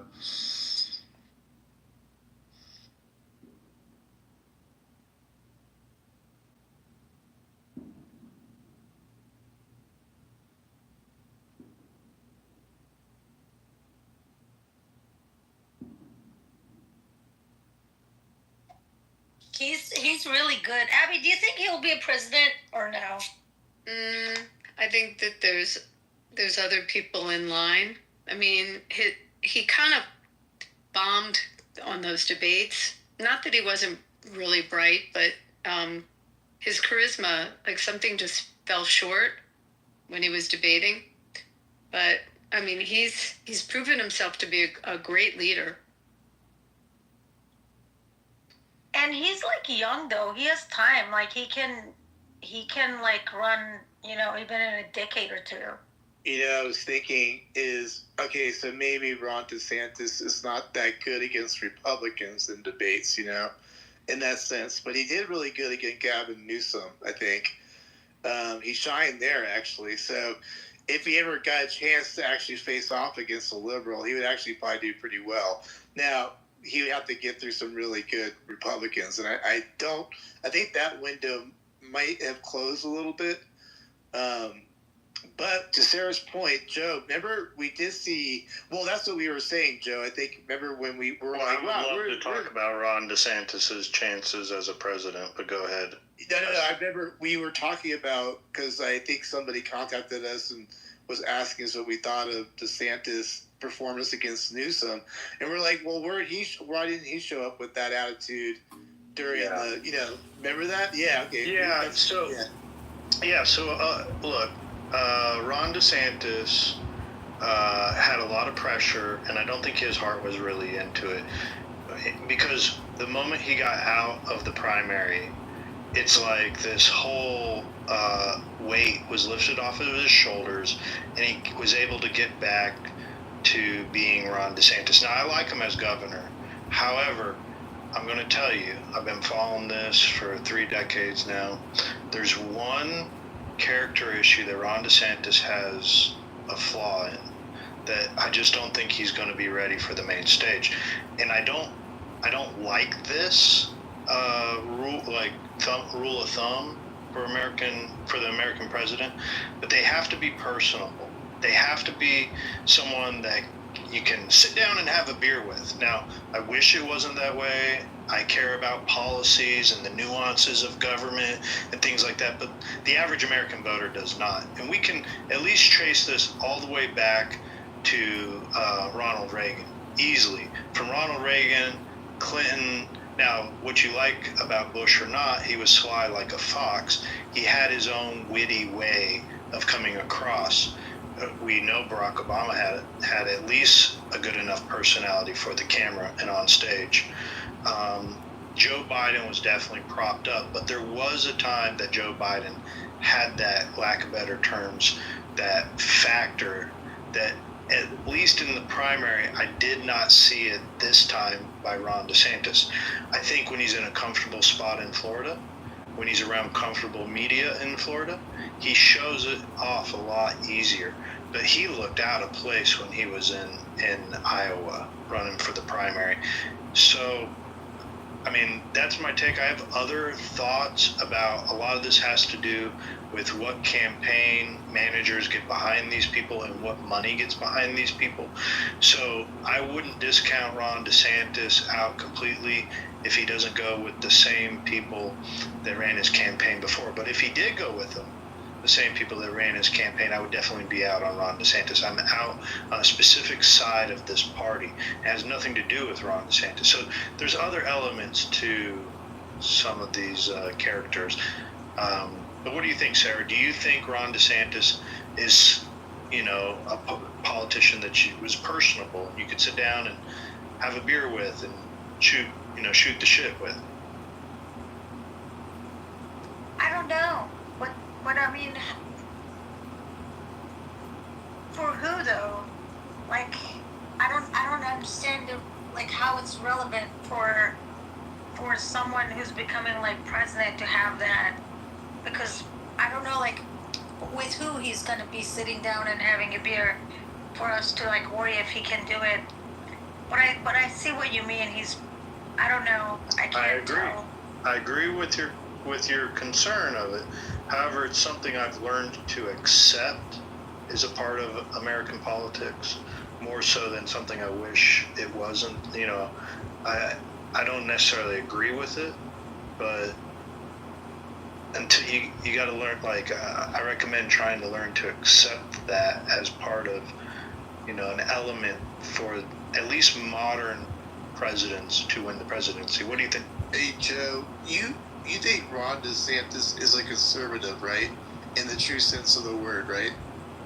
Yeah. Is that our modern? Generally speaking, to a lot of degrees, he would be a conservative. But I think the brand conservative has lost a lot of leverage too. Well, that's what I was trying to ask. That's where I'm going. Is that kind of like he would be our flagship, supposedly right now, for conservatism? Would that be correct, or who else would it be? Kind of, but conservatism has gone through there's different variations of it and different types of branding. I mean, Reaganism, which the Bushes wrapped themselves in, but they never really executed, was definitely the brand of the 1980s and 1990s and 2000s. But a lot of that has kind of lost steam.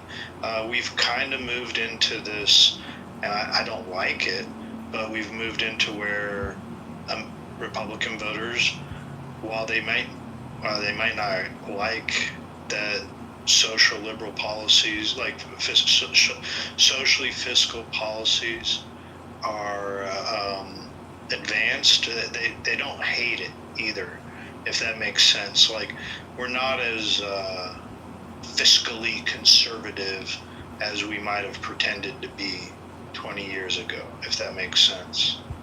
I think some of the voters have caught on to the rhetoric of, conservatism over the last 30 years, that it just doesn't hold as much weight. I think moving forward, I think Trumpism and here's a good example of it. The Heritage Foundation has completely embraced quote unquote Trumpism. And if you haven't seen what the Heritage Foundation has done, I had the Project 2025 and everything that the left cries foul about, they've adapted where the Heritage Foundation is, and the way to advance their ideas over the next 20 years is going based on a lot of Trumpism, if that makes sense. Yeah, I'm following that timeline. I'm only curious because Sarah is a voter that we need to, keep around. They're still out there. They like that DeSantis. They like that particular appeal and brand. So I just try to figure out, maybe we don't have to get those folks, but I do think I think we should be able to bring everybody into the Big Ten. That includes, as much as you might not like it, I'll just take all the rhinos, throw them all in there. Hey, look, just to be clear, I'm a Big Ten advocate. I always have been. I've never been against the Big Ten. See, I thought when we had the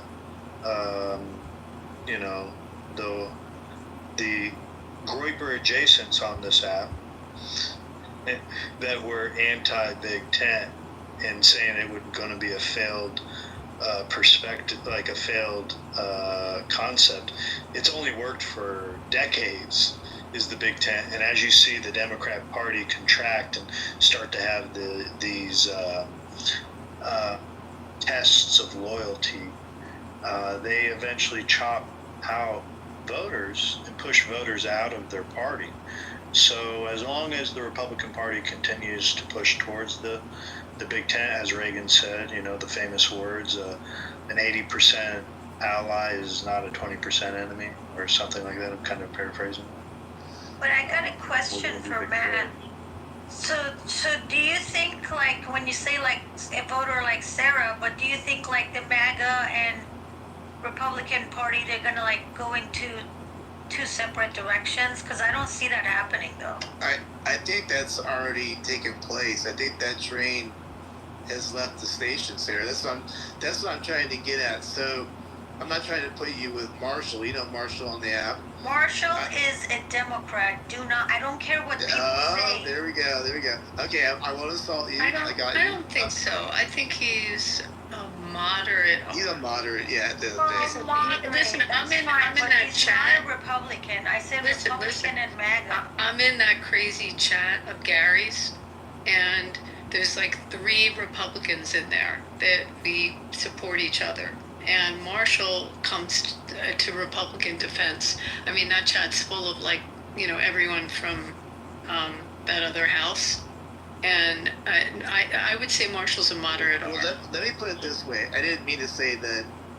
So there's definitely a timeline here. We have the moderates, and to me, and Sarah's going to disagree. I'll just put Marshall there for now. My point was obviously, I do think the train has left, and I think Marshalls of the world, and I don't know, maybe Sarah, you haven't seen it yet, but I do think that there's a fork in the road, and I think there's this thinking either you're going to come on the MAGA train or you're going to be kind of left behind. I don't think that's radical to say. I don't know, Sarah, do you not see that at all, or where are you now? No, because I've never was a moderate. I don't consider myself moderate. I've been registered Republican forever, and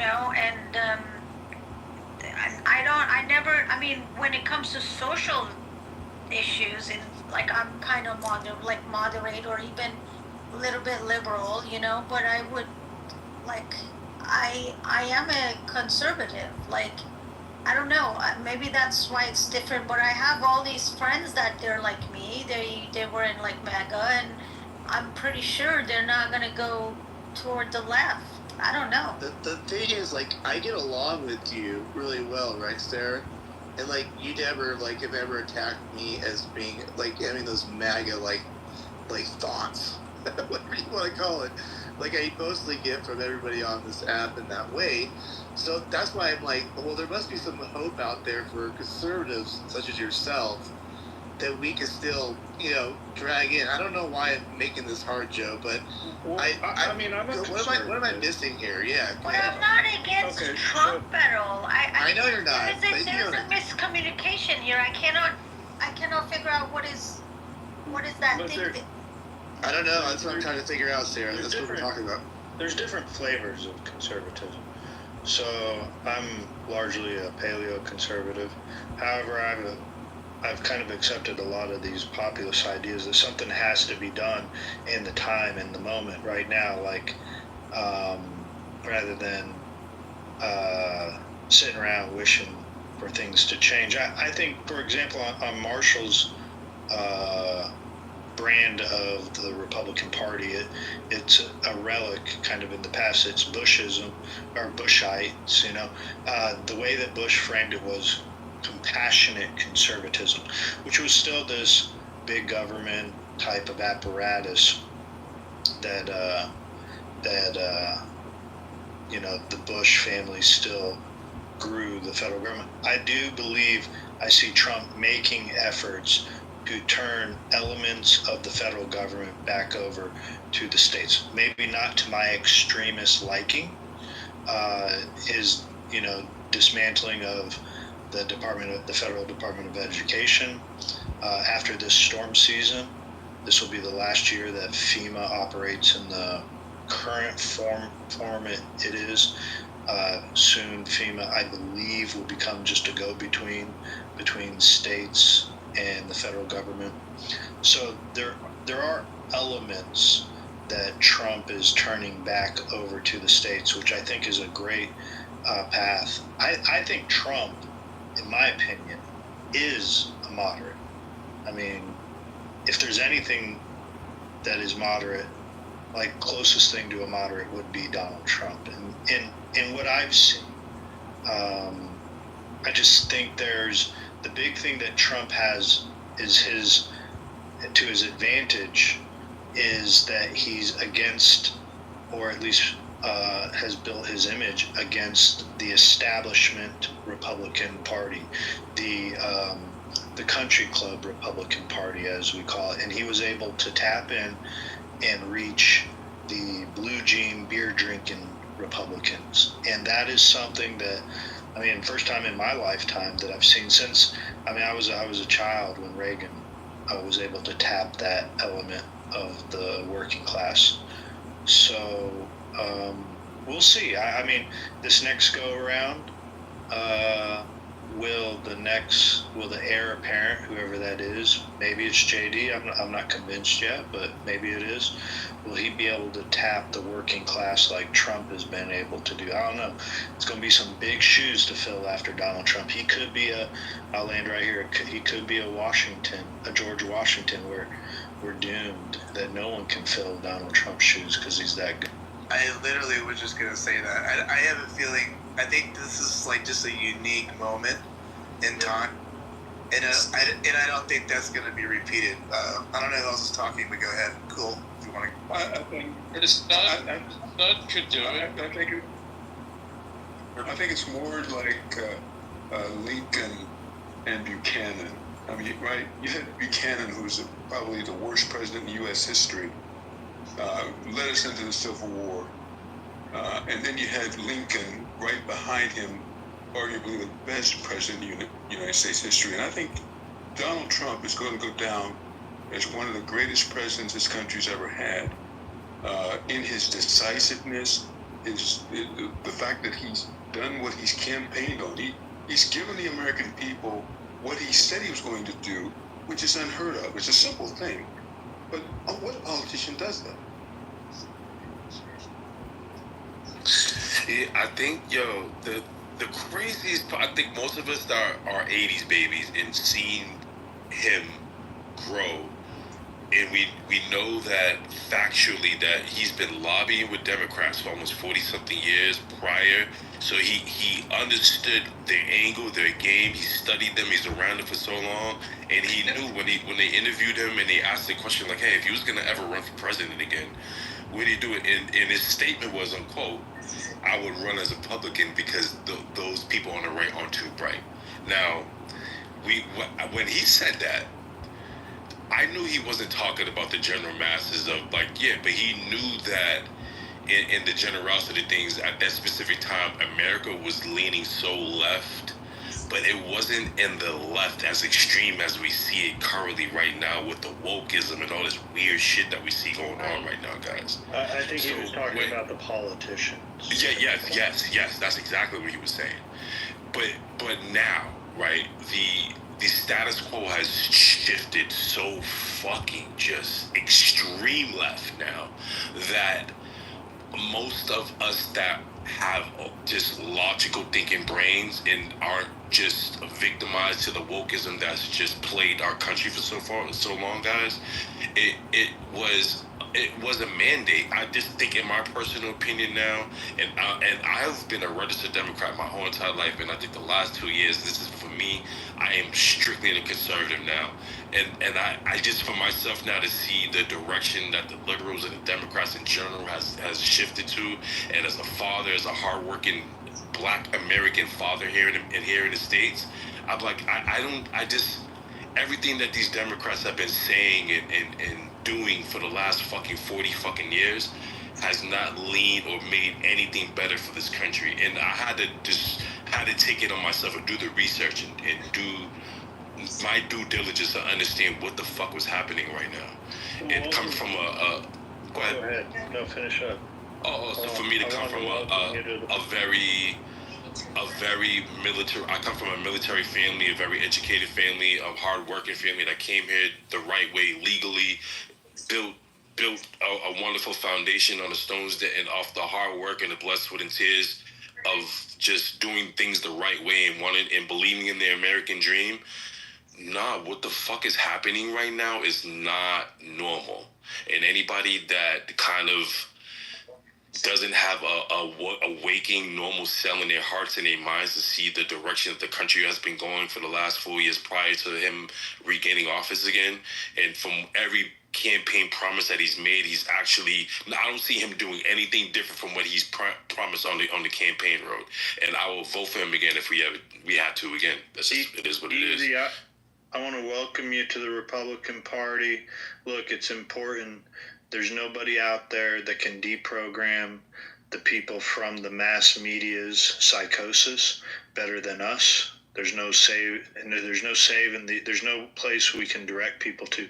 It's up to you now to go out and teach others. We call it red pilling.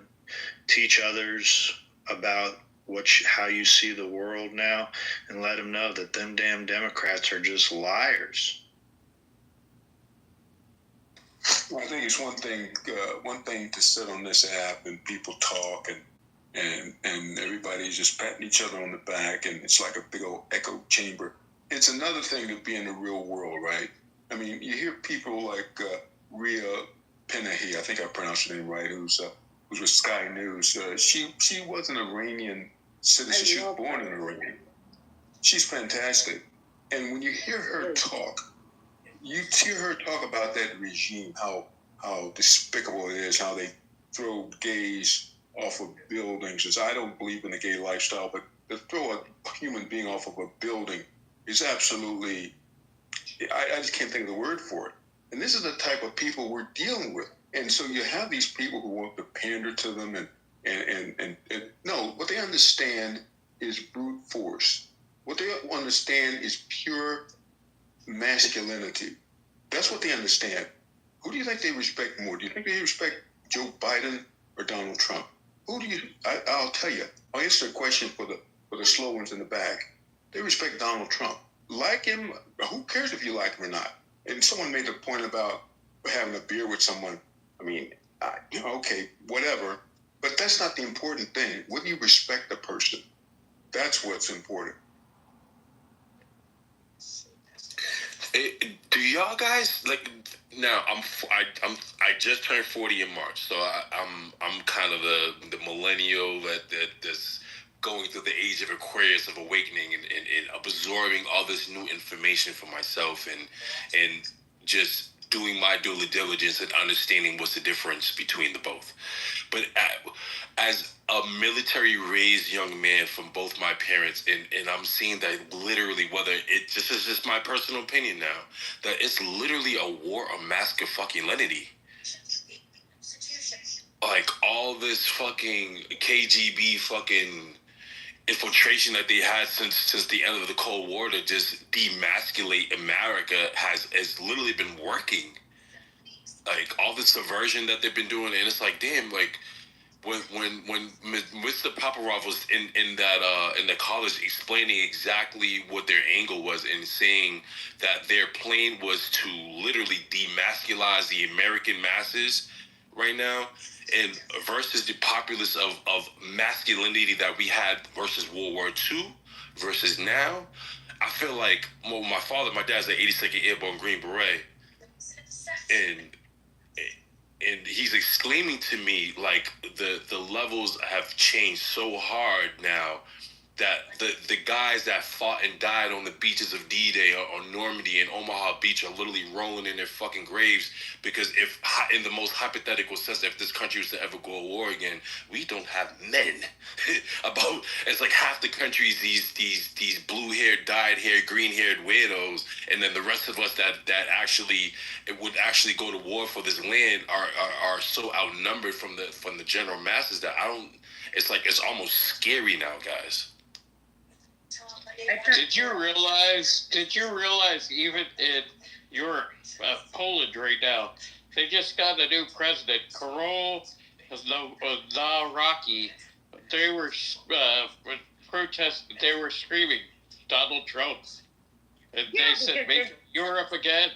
Poland just got that. They're making Europe great again. Yeah, I think it's beautiful, which I'm half Polish, but like it's going to, it'll take a minute. I think like even every other country is like a year or whatever behind, but like now it's catching waves. The woke crap, I think it's a fad. It'll fade out. Even those that are like strongly liberal, very progressive, even those that are like so far against anything that could be considered conservative, I truly think that like they'll fade out. Like I don't think that the woke crap is gonna last. But since I heard Joe talking about Reagan, it's like a minute, and I've only played one other thing from that before, but like you got to hear like Reagan's idealism of where homelessness. And at first I was like, oh, did Reagan say that? But it's something that you guys should. It's just a minute long. Little girl, what she wanted to be. My friend, little girl, what she wanted to be when she grows up. She said she wanted to be the president of the United States. Both of the parents, liberal Democrats, were standing there. So I asked her, if you were president, what would be the first thing you would do? Well, she replied, I'd give food and houses to all the homeless people. Her parents beamed. Wow, what a worthy goal, I told her. But you don't have to wait until you're president to do that. You see, you can come over to my house right now, and you can mow the lawn, pull weeds, and sweep my driveway, and I'll pay you $50. Then, I'll take you over to the grocery store where that homeless guy hangs out, and you can give him the $50 to use toward food and a new house. She thought that over for a few seconds, then she looked me straight in the eye and asked, why doesn't the homeless guy come over and do the work, and you can just pay him the $50? I said, welcome to the Republican Party. Your parents are still... Hey, listen. Yeah, no, that's a classic. You said, my parents are still not speaking to me. I'm sorry. No, that's a classic. Hold on. That's a classic by Reagan. However, people only know that through life experience. When you speak to idealistic people, it's different when they lack life experiences to realize that a merit-based system is the only way we get the best of people in leadership positions in our society, like it or not. But this rolls into my concept, though, about, I know it doesn't sound, and so I think Project brought it up, it sounds irrational to talk about well, the voter really, the main voter just cares about if they can have a beer to sit down and drink with them. I know it sounds irrational. However, because many people that do vote lack life experiences to be able to relate to that story that Reagan just said. So, it's a simple test. I mean, can anyone here think that sitting down and breaking bread with Kamala Harris would be an enjoyable evening, or would it be more enjoyable to sit down and break bread with Trump? I mean, this is the easiest answer there is. Tell. Okay, I'll talk about it. See, so it's a very simple scale, and I was very idealistic when I first started following. I'm 42, but when I first started following politics, I was 14. Monica Lewinsky was how I got into following politics. I was fascinated by that entire drama and all that stuff. Yeah, it was so fascinating. I think we were all fascinated by that. Hold on, let him finish. But when I was younger, I just could not relate. I could not relate to the idea because I was idealistic. I was like, it doesn't matter that much about their personality. No, it matters about policies. It matters about merit-based system and all this stuff. Yes, all those points are very important. Don't get me wrong. Policy, ultimately, to withstand a movement like what Trump has built, had to be built on solid policy. However, Joe, what I mean is, right, everyone feels that they could sit down, and God bless Jimmy Carter. I think he was a great man. But everyone feels that they could sit down with Jimmy Carter and have a beer with him. But he was a dreadful president. That's my point. But compared to Reagan was much more charismatic than Jimmy Carter. But even Reagan had so many missteps, right? Reagan was the one who had that big amnesty program. He said, "This right here, when we do hindsight this." Project. That's hindsight. I think talking about the run up to it. Okay, so what you want to do is you want to point out all of the things that Reagan did, which he did a lot of great things, but you don't want to look at the things that that set this country back. We're talking about electability. Hold on, Project. You came in a conversation that we were having with Sarah about Ron DeSantis's chances as his electability.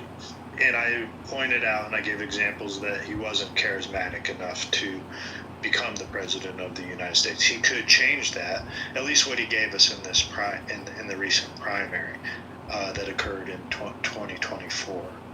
So do you see what I'm saying, Project? So, but that's why I'm not trying to dismiss Reagan's policies and how they affected the country and the failures of them, because I can rattle off about 5 of them for you really fast. But electability is before we know what their policies are about. Is that? Well, I think it's absolutely fair, but I'll also tell you one thing. His stance, the DeSantis stance on this death penalty thing is really getting me interested, because I tell you, we're just coddling people on death row for, I think Florida just executed someone that was on death row for 50 years. 50 years, imagine that.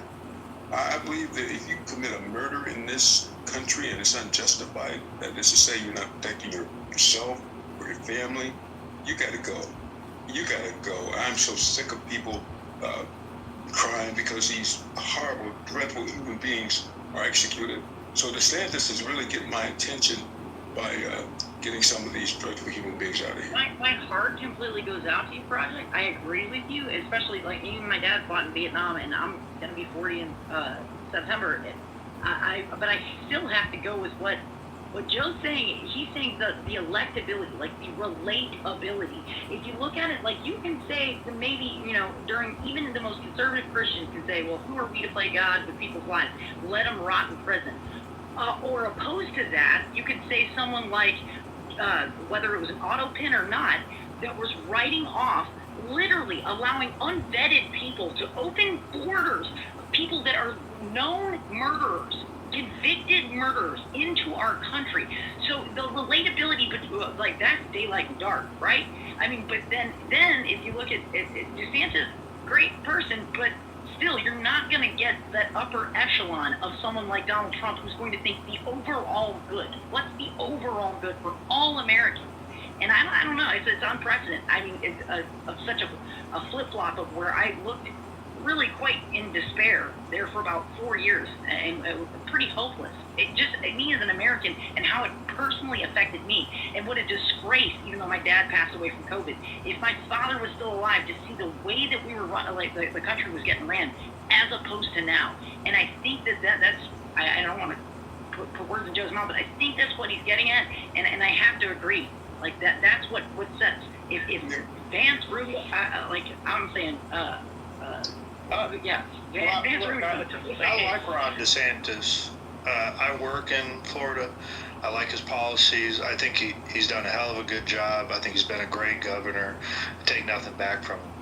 I just think the general election is a different animal, is all it is. And I don't like it, but, you know, it takes people being, I mean, I don't know how, I've been voting Republican since I was 18. I've never been a Democrat, and I've never fallen for it. And largely, a lot about it was when I was young, I asked my dad, how do I know if I'm a Democrat or Republican? And he says, well, look at them both. Look at them both, and the one you don't like, well, that's not who you are. So keep in mind, I started following politics during the Monica Lewinsky scandal and said, well, I don't know if I'm a Republican, but I sure as hell know I'm not a Democrat.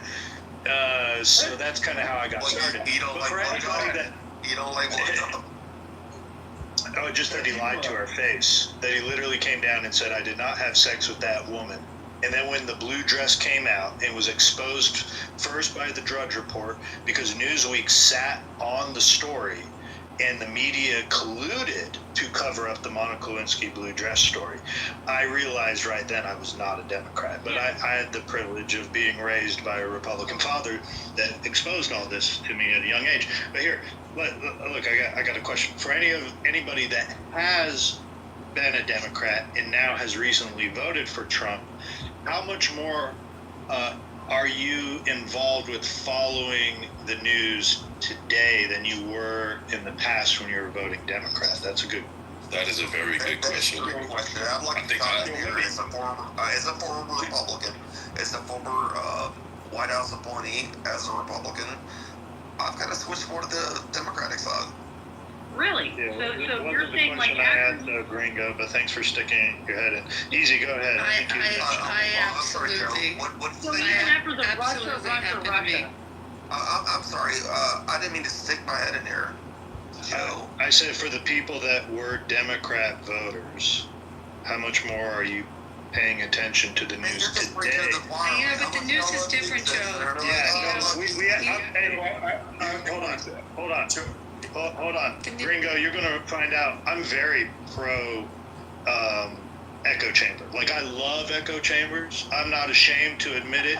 I love having great conversations with like-minded folk. So, easy. I think you wanted to answer the question, and then we'll go to Abby. No, I did. I'm going to be as poignant and summarize this as best as I could. I would say that I've caught both sides telling lies, right? And this is just from my political awareness, and I would say this started with 2002. So this is in the beginning of Bush Jr.'s first term. So that's kind of when I became politically aware. Yep. Yes, way before. So once I realized that both sides lied, and I was like, okay, I'm able to sift through the noise and the echo chamber bullshit and be able to come to my own rational decisions. I realized that I'm speaking as a black man too on top of all that. So let me make that a very known fact that on the left, from us being hereditarily voting Democrat and just being liberals, and I said the same to myself. And like you said, like you know, as me being an informational sponge, I'm asking my dad. He's very, very in the middle. I would say he never leaned left or right. He's always been more of an independent. Whoever was going to make our lifestyle and the way that we live easier, that is the way that my dad kind of voted. But he still didn't lean left, if that makes sense to you. But for my own perception, I've come to the conclusion that once I realized both sides tell lies, that all politicians lie and kiss babies. And once I realized that shit, I didn't really go with the notion of going with the general politician. So when Trump first came along, once I seen Trump coming down that fucking escalator, I knew right then and there that this was going to be something fucking different.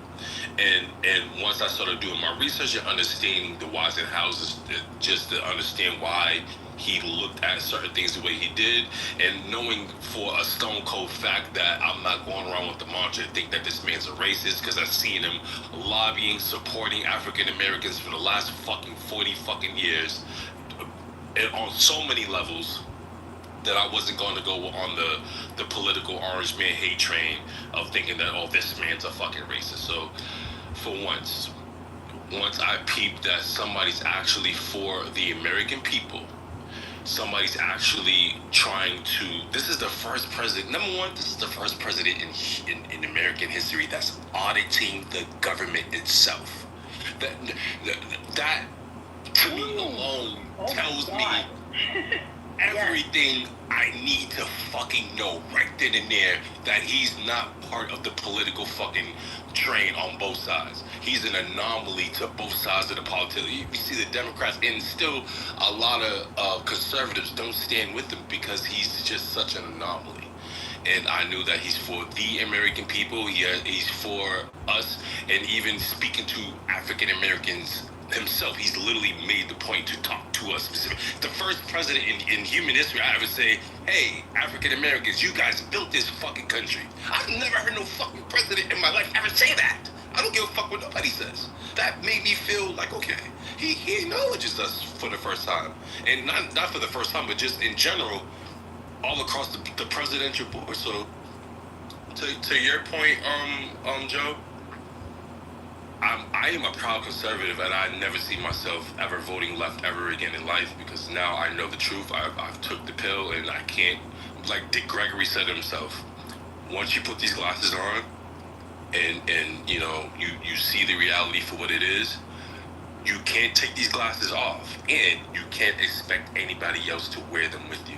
So I do see the world the way I should, you know. So I guess welcome to the conservative party. I have a question for you.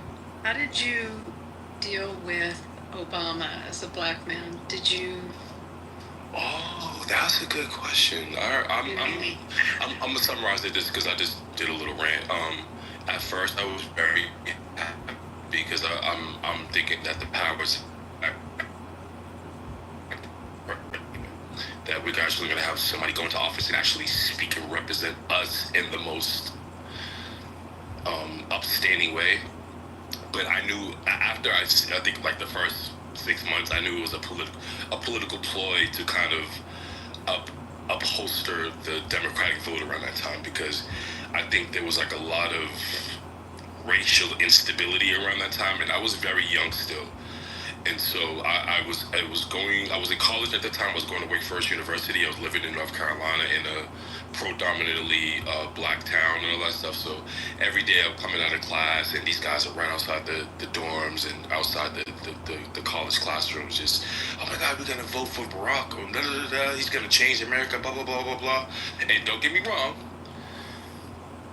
it seems like as soon as he got into office, everything he did say and represented was for gay people, and which I have no problem with. But he didn't do anything for us as a people, and that for me broke my heart, because I didn't see anything other than him passing education notions and being able to get some education and things like that. Like, other than that, he really didn't do anything for us as a people, and I feel like that was a political ploy by the powers that be to kind of like quell the black people and chill us out for a little while.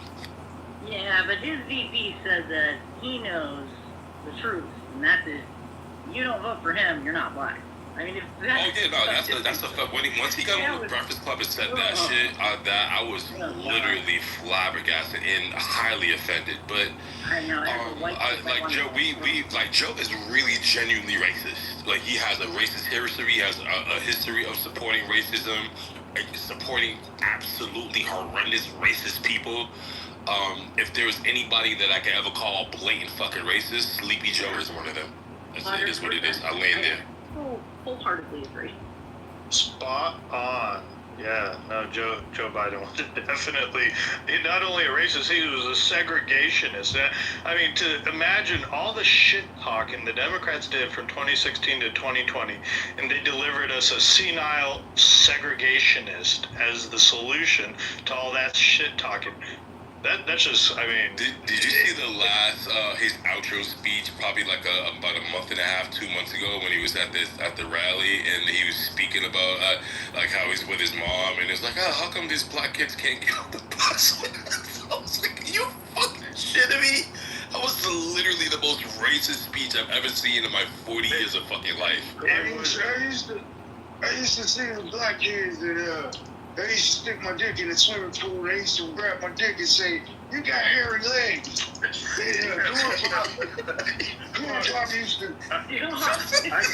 I can't believe his presidency didn't end. I forget what occurred just days later. I think they initiated the impeachment against Trump for the Ukraine phone call. But when he had come out and said, "If you ain't black," how did he say? "If you're not voting for me, you ain't black," or something like that. When he was on the Breakfast Club, oh my gosh, that should have been right there at the end of it. That right then and there should have been the nail in the fucking coffin, and it technically was when you really think about it. That would. No, the real fucking nail in the coffin was when this motherfucker got up during his presidency, like.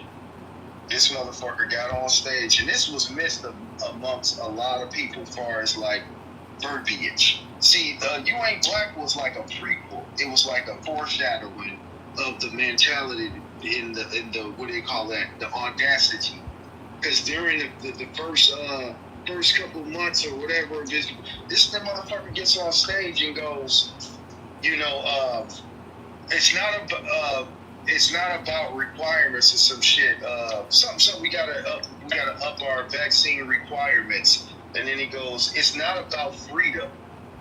Because we had our patience, but our patience is running thin. That's the real one right there. That lets you know that, like, if these people, it pissed me off so motherfucking much that I wrote a fucking song. Put it on YouTube. Okay. Like yeah, fuck Joe Biden. Can I say this real quick, guys? This I gotta play just a little bit. Hold on. It's a new song, Joe. Check it out. We basically have two countries that have been fighting so long and so hard that they don't know what the fuck they're doing. They don't know what the fuck they're doing. They don't know what the fuck they're doing. Okay, sorry, I'm gonna get in trouble by Joe. Love you, Joe. Hey, yo, every time they make a fucking soundbite of him, it's fucking hilarious, bro. Like, it fucking is, and like, I live in libtard Massachusetts. Like, it's literal libtard hell here, and I am like probably out of like literally I make up a 10th percentile of conservatives here in the state. Like, so. It's extremely weird here, and we have the governor, we have the mayor, and we have fucking Pocahontas here just making life fucking hell for us. And we're on like this. We're trying our best to get these no disrespect to the ladies, but we're trying our best to get these weird bitches out of there because they're destroying this fucking state so bad. That Massachusetts has been voted number one on so many wonderful things: education, healthcare, just work. Like I can't really complain too much about my state. I love it here because once the logical thinkers get to voting and making very pivotal changes for our kids' futures, I can't complain about that. But once my state is spending $1.4 billion to house immigrants and ignore U.S. citizens that's been on waiting lists and things like that for housing, and we got a government grant for almost, how much was saying, $2.3 billion for housing veterans and U.S. citizens, and the state has not built not one housing complex with the federal aid that the government has given to the state itself to house said people. That's when I started knowing that some fucking shit is just not right on the political scale with these liberals. And it started scaring the fuck out of me. And not even that, our veterans here, our residential veterans that gave life and limb and given their souls for this country, and all they want to do is have a roof over their fucking heads and being able to find a valid job so they can take care of their responsibilities.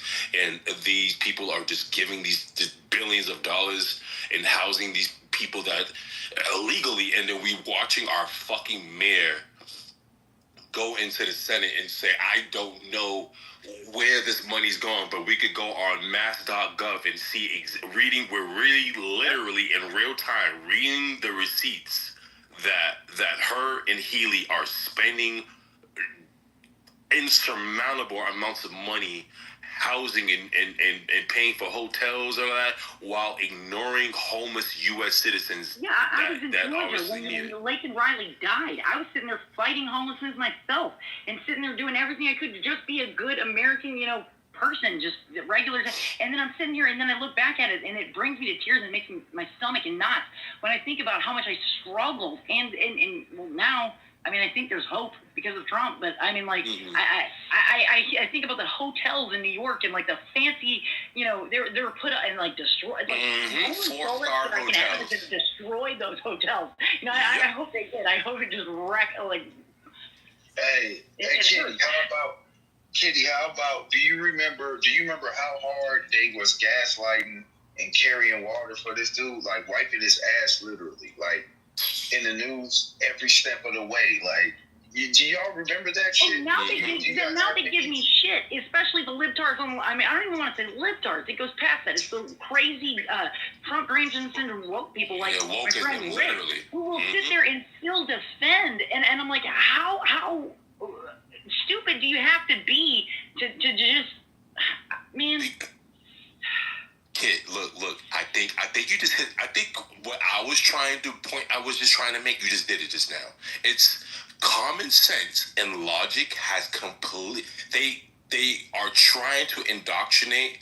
Logic and common sense are not good in general, in the general grand scheme of everything. They're trying to purposely make us fucking dumb, put a blindfold over our eyes, pee on us, and tell us it's wonderful tropical rain. Yeah, but we can go through history and we can say there's definitely Republican presidents. There's certainly times where it was like, hey man, I don't exactly agree with that, right, and I really wish the party wouldn't do that. Or we can look at times like Joe brought up, boldface lied to us and said, I did not have sexual relations with that woman. And it was like, okay, or we could sit there and say, this is beyond a cover-up. This is beyond an or in their own best interest. You know what I mean? It's not just a little, it is just treating every American as though our democracy doesn't matter. It's not just pulling a wool over our face. It's saying you're so stupid as an American voter. I value you as an American so little that I think you're so stupid as to realize what we're doing. I'm glad Doge pointed it out and said, look, here's all these NGOs, here's all these, millions, if not billions of dollars getting put right in the pocket of, you laugh, but you look at it 70% of it never left Washington, never left their own fucking, To prove your point, Kitty, look, they were using the DOE as to wash money right in front of our faces. The DOE wasn't even doing his job. They were literally just shuffling trillions of dollars through the DOE and using the DOE to wash the money of all the insurmountable illegal things that they were doing that we can't even fathom. Yeah, you wonder why our education is shit. You wonder why, our national deficit is where it's at. And it's sit there, and you don't have to ponder. You can see it happening right in front of your face. In real time, and then you hear like if you have a few unfortunate woke super left right, they'll so subscribe like it's a biblical truth to a CNN or one of those major news networks without ever asking them asking the question is this really the gospel truth? Is this right? Or what I'm going through, what I'm seeing when I go to the grocery store, when I see what's happening, 13 dead American Marines. I mean, you sit there and you question things like, I don't know if this would really be what is best as far as us being like the global police when we have all these deaths to fentanyl happening and somebody that died from fentanyl next to you, and it's just like, wait a minute, why are they so prioritized? Why are they caring so little? And now what I hear from them is saying, well, let it go. He had dementia. It was cognitive disabilities. Why won't they just let it go? I'll tell you why you don't just let it go. Because when you let it go and you let an auto pin of a few fucking, I'm sorry, Joe, but people like Nancy Pelosi and whatever goons are allowed to cash checks that they can't, that when you let it go like that, when you don't hold people accountable, then that's when you just don't care. You don't care about your country anymore. You don't care about if we have borders or not. You don't care if we live or die. And you sure as fuck don't care about the men and women that risk life and limb protecting constitutional rights that we hold dear, that what makes our country the greatest country ever. That's what happened. That's why we care. Can I ask this absolutely general question? And the only reason why I'm asking this is because I did my research, and I said, so as I did my research about a couple months ago, I see that most media chains, mostly about 90% of them are all ran by Zionist Jews, right? Now, I specifically don't have a problem with Jews, but I'm starting to see the pattern here. Now, most liberal media news outlets are controlled by Zionist Jews. No, they're not. They're not. I will say that, I'm gonna push back on you on it. I'm gonna push back on it. But go ahead, Abby. So all I'm saying is most liberal. If you do research, you're going to see that mainstream media. If you're triggered because by the word Jew, I apologize. No, yeah, I actually am, but it's obvious. I also know how to respond. It has nothing to do with the Jew. Yeah, it does. It does. No, it does because it does. Oh my God, here we go right now. It does. So all right, so if I this is not an argument. I don't want to go back and forth, but let me land. Then you can do whatever you need to do with it. Thank you. Once we because it's very easily Googleable information. Yeah. What I'm saying in general so let's go not. Through it. If it's easily Googleable, stop for a second. So let's go through it. Just because you are triggered and finish, that's fine, that's grand, that's dandy, but can I finish my point? Thank you. Can I finish my point? It's fine that you are triggered. Why are you acting like this? It's fine that you are triggered, but may I finish my point? Thank you. Izzy, why are you acting like this? How is she? What am I? Like she's talking. Like why can't you mute and let her talk? She's trying to correct misinformation. Right, Derek, so let's let him finish his. Thank you. That's all I'm saying. I can't make a point if I can't finish it. Go ahead, liberal media outlets. Thank you, brother. Most liberal media outlets are owned and controlled by Zionist Jews. It's a stone cold fact. Okay, correct. So you've repeated. Let Abby now respond to that point you just made.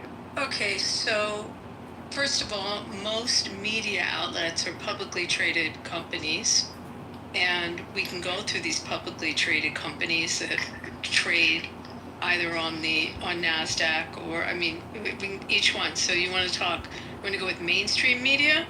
First of all, it's a trope, and what you say is absolutely like probably up there is like one of the number one anti-Semitic tropes that ends up getting people hurt and ends up getting people, you know, it causes horrible issues for people in the United States and around the world when you say things like this. Same thing as banking.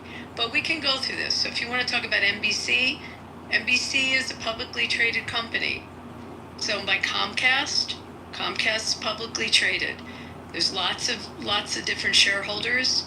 Fox. You know, Fox. No, Fox. Fox is Rupert Murdoch. ABC. They're Australian. They're not Jewish. None of Disney. Was it ABC Disney? Yeah. Was it ABC Disney? Publicly traded company. Which, by the way, the Disney family was actually anti-Semitic. Disney. They were Protestant, so they weren't even Jewish. Right. You know, people try to push this agenda. And Abigail Disney, the daughter, like it's ridiculous. Yeah, I mean, so easy. What I guess I'm trying to say, and I go through this with banking, because like every single major bank in the world, I can go through like, you know, and I have to deal with this. Like the chairman of the board of whether it's Deutsche Bank or it's Chase or Citi.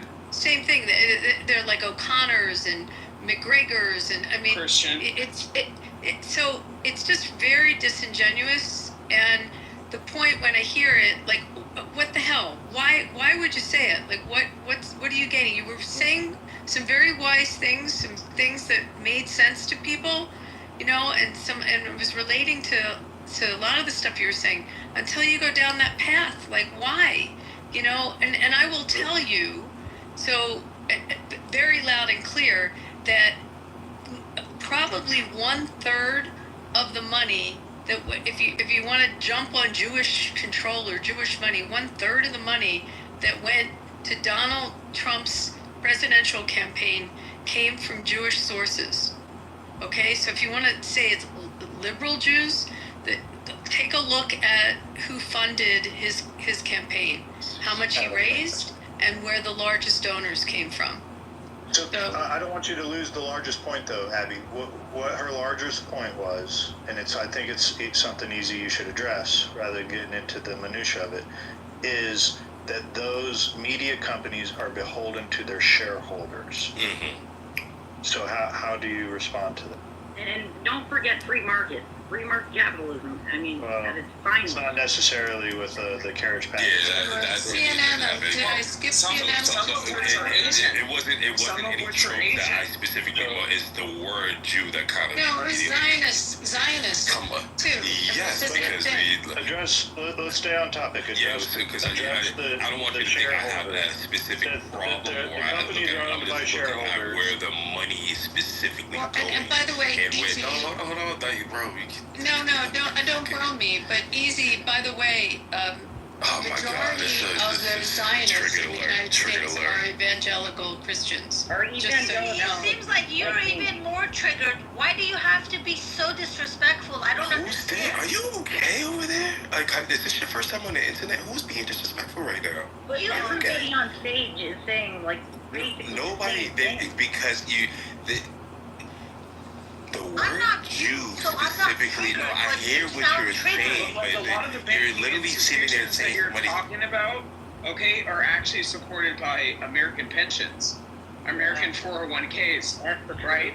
So I mean, let's not sit here and just like let's assign like a race and a demographic to it. I'm not saying that, but it's crazy what you're saying. Finish my point in the first place, where I was cut off. And let me say something, and then you can go to your point, Easy. Yes, if these media companies were all owned and controlled, then why do we have such bad press for the state of Israel in almost every mainstream media outlet except for Fox? Okay? Yeah.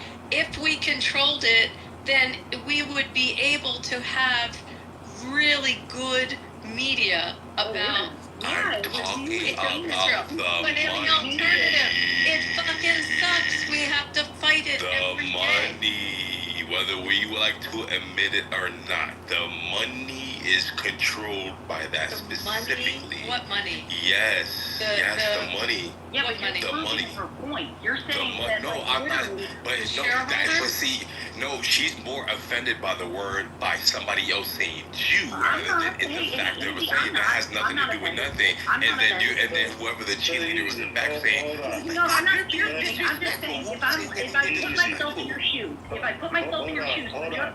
okay. Hold on, let me interject here. Look, Abby's very fair to talk ideas with.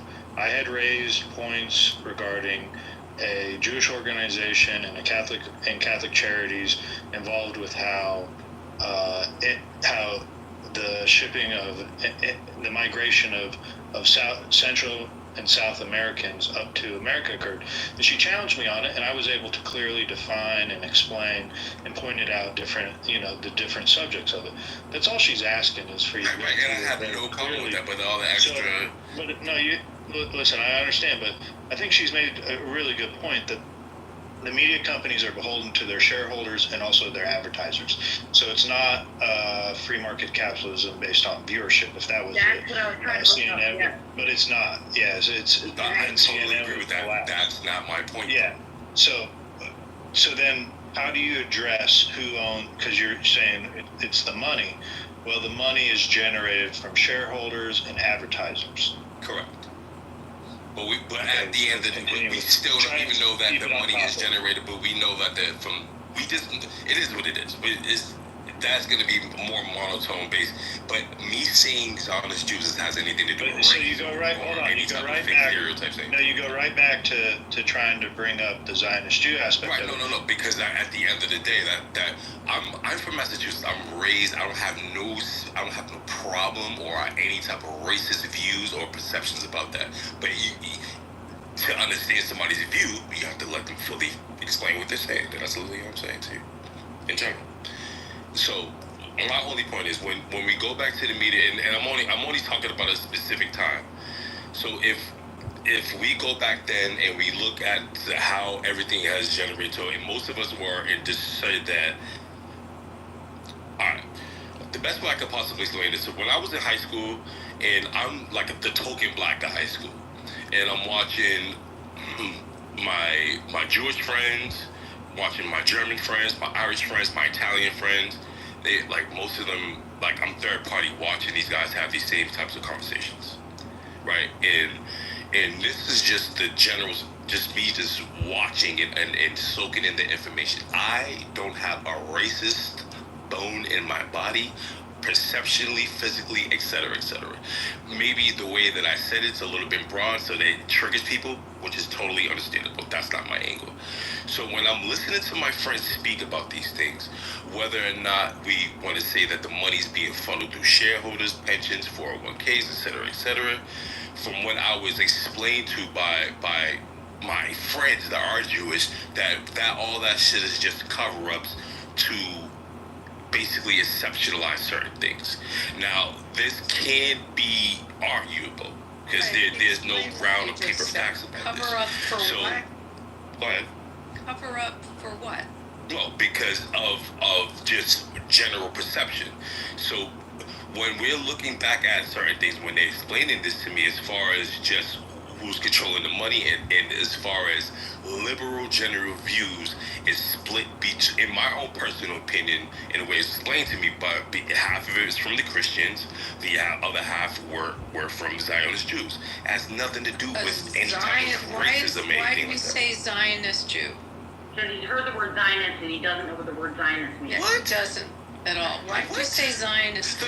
No, because if we could get down to the nitty gritty, why do you say Zionist Jew? No, and I mean this, I really There's mean such this. an irony to it, guys, I really, and you all know like, what no, the irony because is, right? there are, but the original people are from that aren't even fucking white or fucking pale. That's a fact. So it's an incorporated religion that was stolen from people of fucking color. That's a fact. If we want to get down to the fucking nitty gritty. People of color? What? No, yeah, the whole idealism of Jewism in the fucking first place. Is what? Yeah, people of color is conceptualized by people of color. Nobody originally from the fucking Middle East. What do you mean people of color? No, people of color originated the whole entire religion in this whole. What color? Literally. What people color? of color. Brown skinned people, hair of wool. That doesn't fit the description of somebody that's blonde, blue hair.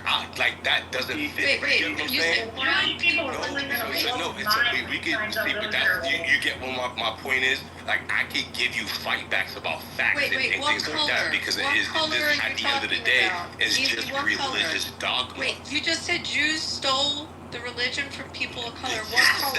Yes, their religion is from people of fucking color. It's what a fact. Color? What Nobody color? from the middle. You don't see blonde hair, blue-eyed motherfuckers come from the Middle East. What the yes, fuck? You do. What are we talking about right you now? absolutely do. What? We just had this conversation last night. No, come. Are you kidding me right now? Are you kidding me right now? All joking aside. Easy, hold on just a second. Ricky.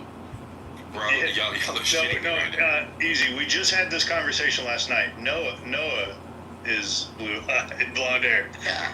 So we talked about this all last night. Bro. How long did we talk about this last night, right? 24,000 times. Wait, people like, and I don't even like to get into this dogmatic conversations because literally, but this is besides the point that I was trying to reach. I'm just talking about money and yeah, that's what I was about to get to. So are you black people? I'm not judging. I'm just asking a real question. Now I am asking a question because I'm not. Obviously, I'm Christian. I'm not Jewish. Okay. So are you or were you raised in a concept that like someone that would be Hebrew but considered like a black Hebrew Israelite? I don't want to put that down because I know like if a white person asks me let's just say this. No, it's important because the reason why I'm asking that. Yes. Yeah? Okay. Okay. There are no white people that come from the Middle East. Period. Excuse me? If you look at the 5,000 years of history, no white people originally come from the Middle East. Hold on. Let me ask this. Hold on, Kitty. Kitty, I'm from Iran. What are Iranians, Izzy? Iran is Persia, right? They're Persians. Okay, and it's been around for 75. Well, it's been around for 7,500 years. What are they? But the last 5,000 years of war, what are Iranians? And interracial mingling has changed certain things. What are Iranians? Where's the word come from? You look at the history, these are not original. I'm gonna blow your mind when I start talking about the Canaanites, the Amorites. Hold on, Kitty. I want to give him a list of countries that are white in Middle East. This dude doesn't even know anything. Wait, where's the word Iran come from? Hey, Sarah, where's the word Iran come from? From Aryan. Right. But what about Turkey? What are Turkish people? Are they brown? Abby, moreover, where does the word Semite come from? Well, what the irony is the original Aryans are Iranians. How long, Joe? We were talking about this last night for like 2 hours. Yeah, we actually had this conversation last night, Easy. And the only reason Iranians, Abby, they have a lot of like, now I don't want to sound racist or anything, but listen, the only reason Iranians, they have a lot of like, darker, genes mixed with them is because the Arabs, the Muslims, they just keep coming to Persia, war, rape, taking slaves, and they go and just play this like, oh, we're these innocent people game. Like anybody who wants to ever like talk about how Arabs fucked white people, they should look into the history of Persia. I'm being very serious because what this guy was saying, guys, is when he said people of color, he's not talking about brown people, because he came out and just said he's BHI. So now you're hearing what as soon as he said Zionist Jew, I knew it was just right there. What is it in your mind when you think about how I feel or look at and let me give you a reality. View like that? Let me give you a reality. Okay? Jews are 0.2% of the world. That's it. And in the United States, 2%. The majority of the Zionists in the United States are evangelical Christians, which are, the movement is over 10 million at least, more than the amount of Jews in the entire United States. We're like and I don't care. I continue to defend my brothers and sisters that are Jewish. I don't care if they said crucify him right now. My whole point is, hey, buddy, listen to it this way. If you're looking at somebody, and I'm not just saying October 7th, like throughout history, if you consider yourself, throw religion completely out of this. Not that I'm Christian, you're BHI, forget that Abby's Jewish, all right? So let's throw religion completely out. If you consider yourself an American, and you're proud that you're an American, and whether or not you want to fixate on certain aspects of where people are more rich or more intelligent, or if it's a Zuckerberg instead of a Berninsky that owns a social media site or a bank. What I'm saying is, if you look at it on face value as an American, what do you protect? You protect hopefully yourself and your family first as an American, and then outside of that, what's next? Your allies, okay? I mean, just look at it in face freaking value. That's our ally. I mean, I know you've been lied to a lot, and I'm sorry that you have been, but just try to remember that. Okay, so with that being said, that would be a reason for me to look at said people as if they're ops or anything like that, which I don't, because the first person to bring me outside of the United States was my Jewish godfather. I don't feel or think that way. I'm talking about the bad guys that control the money and on financial instability that control specific things. That's it. That was the main Who is it? Is it the Rothschilds? Show me on the Jewish doll. No, it's just whether we like to admit it or not. No. Like, we know Admit what? It's a fact. Whether we What's a fact? The CDC, What's a fact? people in the government, when certain things were implementing and shaping money around, they were intermingling with each other, and they found facts about it. It just money. is what So it is. let's talk about It doesn't money. matter. It has nothing to do with religion. No, easy. People Let's in talk about general money. or anything to do with that. I know it's hard. It's No, very it's not hard. triggering for some of you to understand or comprehend, but it has nothing to do with race or any type of dogmatic type of argument that you're trying to make right now. Literally. It has nothing to do with any type of dogmatic argument that you're trying to make right now. Many of us have talked politics for a long time, and the points you're making aren't necessarily new to us or anything like that. So if you'd like to, we've had a good conversation. We can at least pass it around and let people share their opinions on it. It doesn't necessarily mean your view I don't regarding this. I agree with you, brother. Because, I don't like the trend. I'll give you an example. Or say that I have give you any an type example. of racist bone in my body. It doesn't matter, but I'm not. I mean, look, we're not Democrats. I'm not going to say. Because automatically the implication. I'm not going to tell you how many black. Whoa. I'm not going to tell you how many black friends I have to qualify myself as not being racist. And I would even. Wait a minute. That's just not how we talk right here. But know this. Look, the largest Zionists in America are white evangelical Christians, and I live in the Deep South. I'm familiar with this. We, at least we can, let's at least try and make poignant remarks and be careful with our words. May I be a lawyer for a second, guys? So I'm going to go through, because he started with media. So the CEO of Time Warner is John Stanley, not Jewish. The CEO of CBS, George Cheeks, not Jewish. CEO of News Corp is Robert Thompson, not Jewish. CEO of Disney, Bob Chapek, not Jewish. CEO of AT&T, Randall Stevenson, not Jewish. I mean, so that's some of the top media companies. Those are the CEOs. The ownership are publicly traded.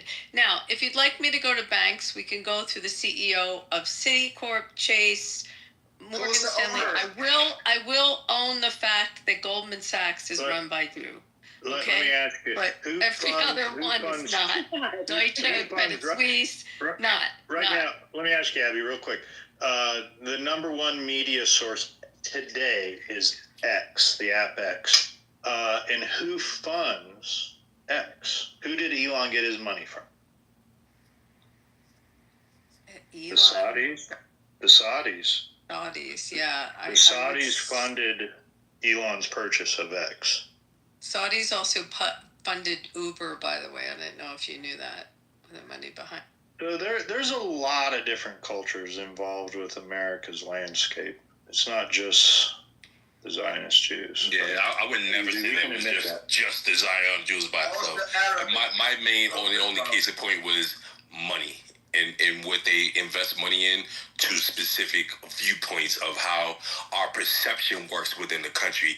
Before I was cut off, that was my only point. It had nothing to do with race, religion, or any dogmatic views. Easy if we controlled the word that was coming at people, if we controlled what information is coming out, then again, I would say, if I was arguing this in a courtroom, my logic would be very clear that we would have a message in the media that would be very pro-Israel, and you wouldn't see all the shit you're seeing coming out of Gaza on all the mainstream media outlets, where it's painting Israel as the quote genocider or the aggressor.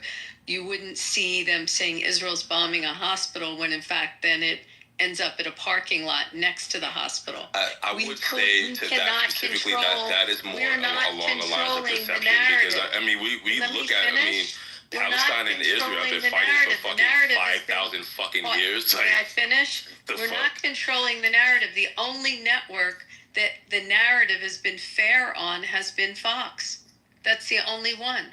And it's owned I'm not an arguing Australian. that, by the way, right? I'm not arguing that. I'm saying when I specifically watch the news, right, I don't see the liberals really victimizing and making Israel look like the villain.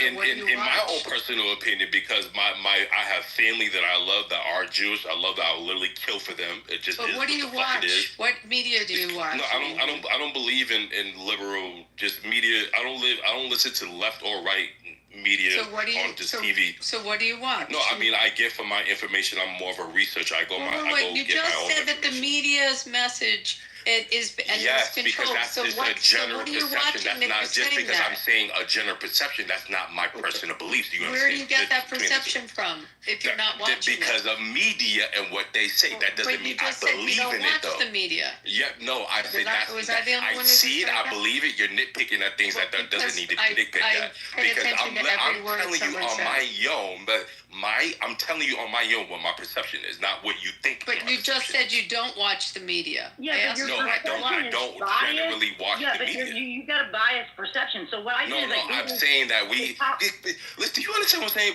I could be at my job at work, sitting on my desk, minding my business. Okay. I'm not necessarily, and the TV's playing it on its own. Do you get what I'm saying? And just because I hear it, listen to what I'm saying. Just because I hear it on the TV and I hear what the message is on the TV, it doesn't mean I perceptually believe in said message. Do you understand what I'm saying to you? Yeah, I get it. That's all I'm saying. Literally, no, that's not my general perception. No, I get it. I try to play devil's advocate. So I looked at the top Jewish, most outperforming people right now. And honestly, now I'm just even, come on, Whitey's, like, smarten up your game. We got to do better. But all right, here we go. Mark Zuckerberg, CEO and founder of Meta. Larry Ellison, that's Oracle. Larry Page, founder of Google. Sergey Brin, co-founder of Google. Yeah, this is probably where he's getting his news from.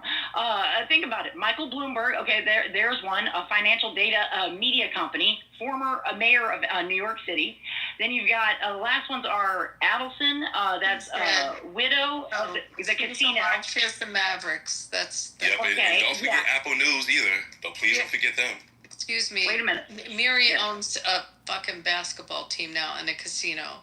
She doesn't own the only media outlet she had was a newspaper in Israel, and I don't think she has it anymore. Exactly. But it had the RJ in Vegas. These are the leaders, dude. Like, I'm listing you up. You can Google this. Like, okay. Then you've got Len Blevnik. That person. Oh, that sounds actually kind of Polish sounding like. But it says investor with interest in aluminum, chemicals, music with Warner Brothers Group, biotech, and media. And then you've got Offer, I'm probably saying it wrong, OFER, involved in shipping, real estate, and other investments. And then the last one being Michael Dell, founder of CEO in Dell Technologies. So regardless of all of those, and this is the top leading all the way up to 2025, is still not proving your point, man. I mean, I would sit there and actually, if this is the case, if by some chance, and I'm reaching here, brother, to say that maybe there's some truthiness, which there's not, behind what you're saying, you're just getting lied to. But let's say there was, I would even then say, wow, man, I live in the greatest country in the entire world. If I want to be the smartest black guy that outruns and performs every white kid and every Jewish kid, I can do that. Why? Because I'm an American. And then do it.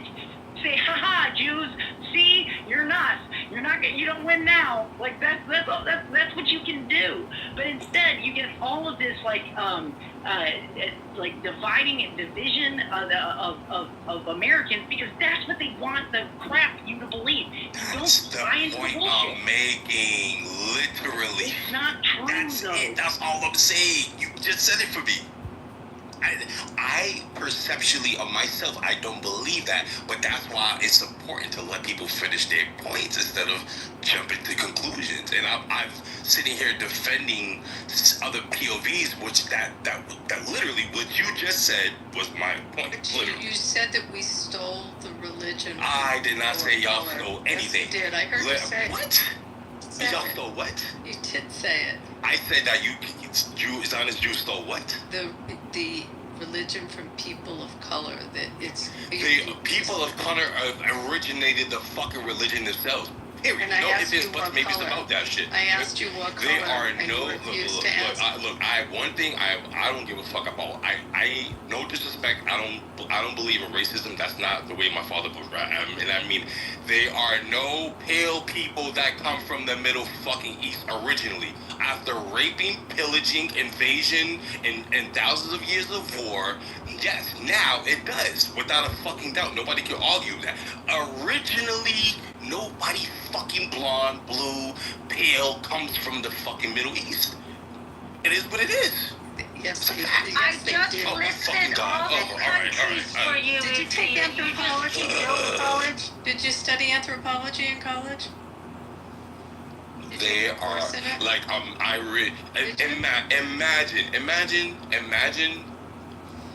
imagine a Caucasian person 5,000 years ago coming from the Cape Horn, from Johannesburg, South Africa, and literally telling you that they originally come from there. People of color originally come from these lands. People of color, right? What color? Nobody what pale. Color? Like, people of color, brown, black, dark, like people of color. Izzy, where did white people come from? Nobody where did white people come from? Where did white people come from? After Izzy? thousands of years of war, Izzy, invasion, rape, yes, now they do. If we go back to written history within the last 5,000 years. Izzy, I got a question for you. Hold on. I'm being so serious. 5,000 years Izzy. where written history, you go down to the libraries of Alexandria, they just started crossing the Mediterranean from Northern Europe down to South to Egypt to learn and things like that. Can someone mute him for a second? White people were a rarity. Listen to what I'm saying. In the Middle East, Northern Africa, you didn't see those people, bro. After years of interracial mingling. Oh my God. Hey, easy. Look. Let me give some insight here. It's really easy. Are you familiar with Grok? Because you can download the app. It's really easy to ask this question. You know, I asked the question, have any white people historically been from the Middle East? And it actually confirms some of the places that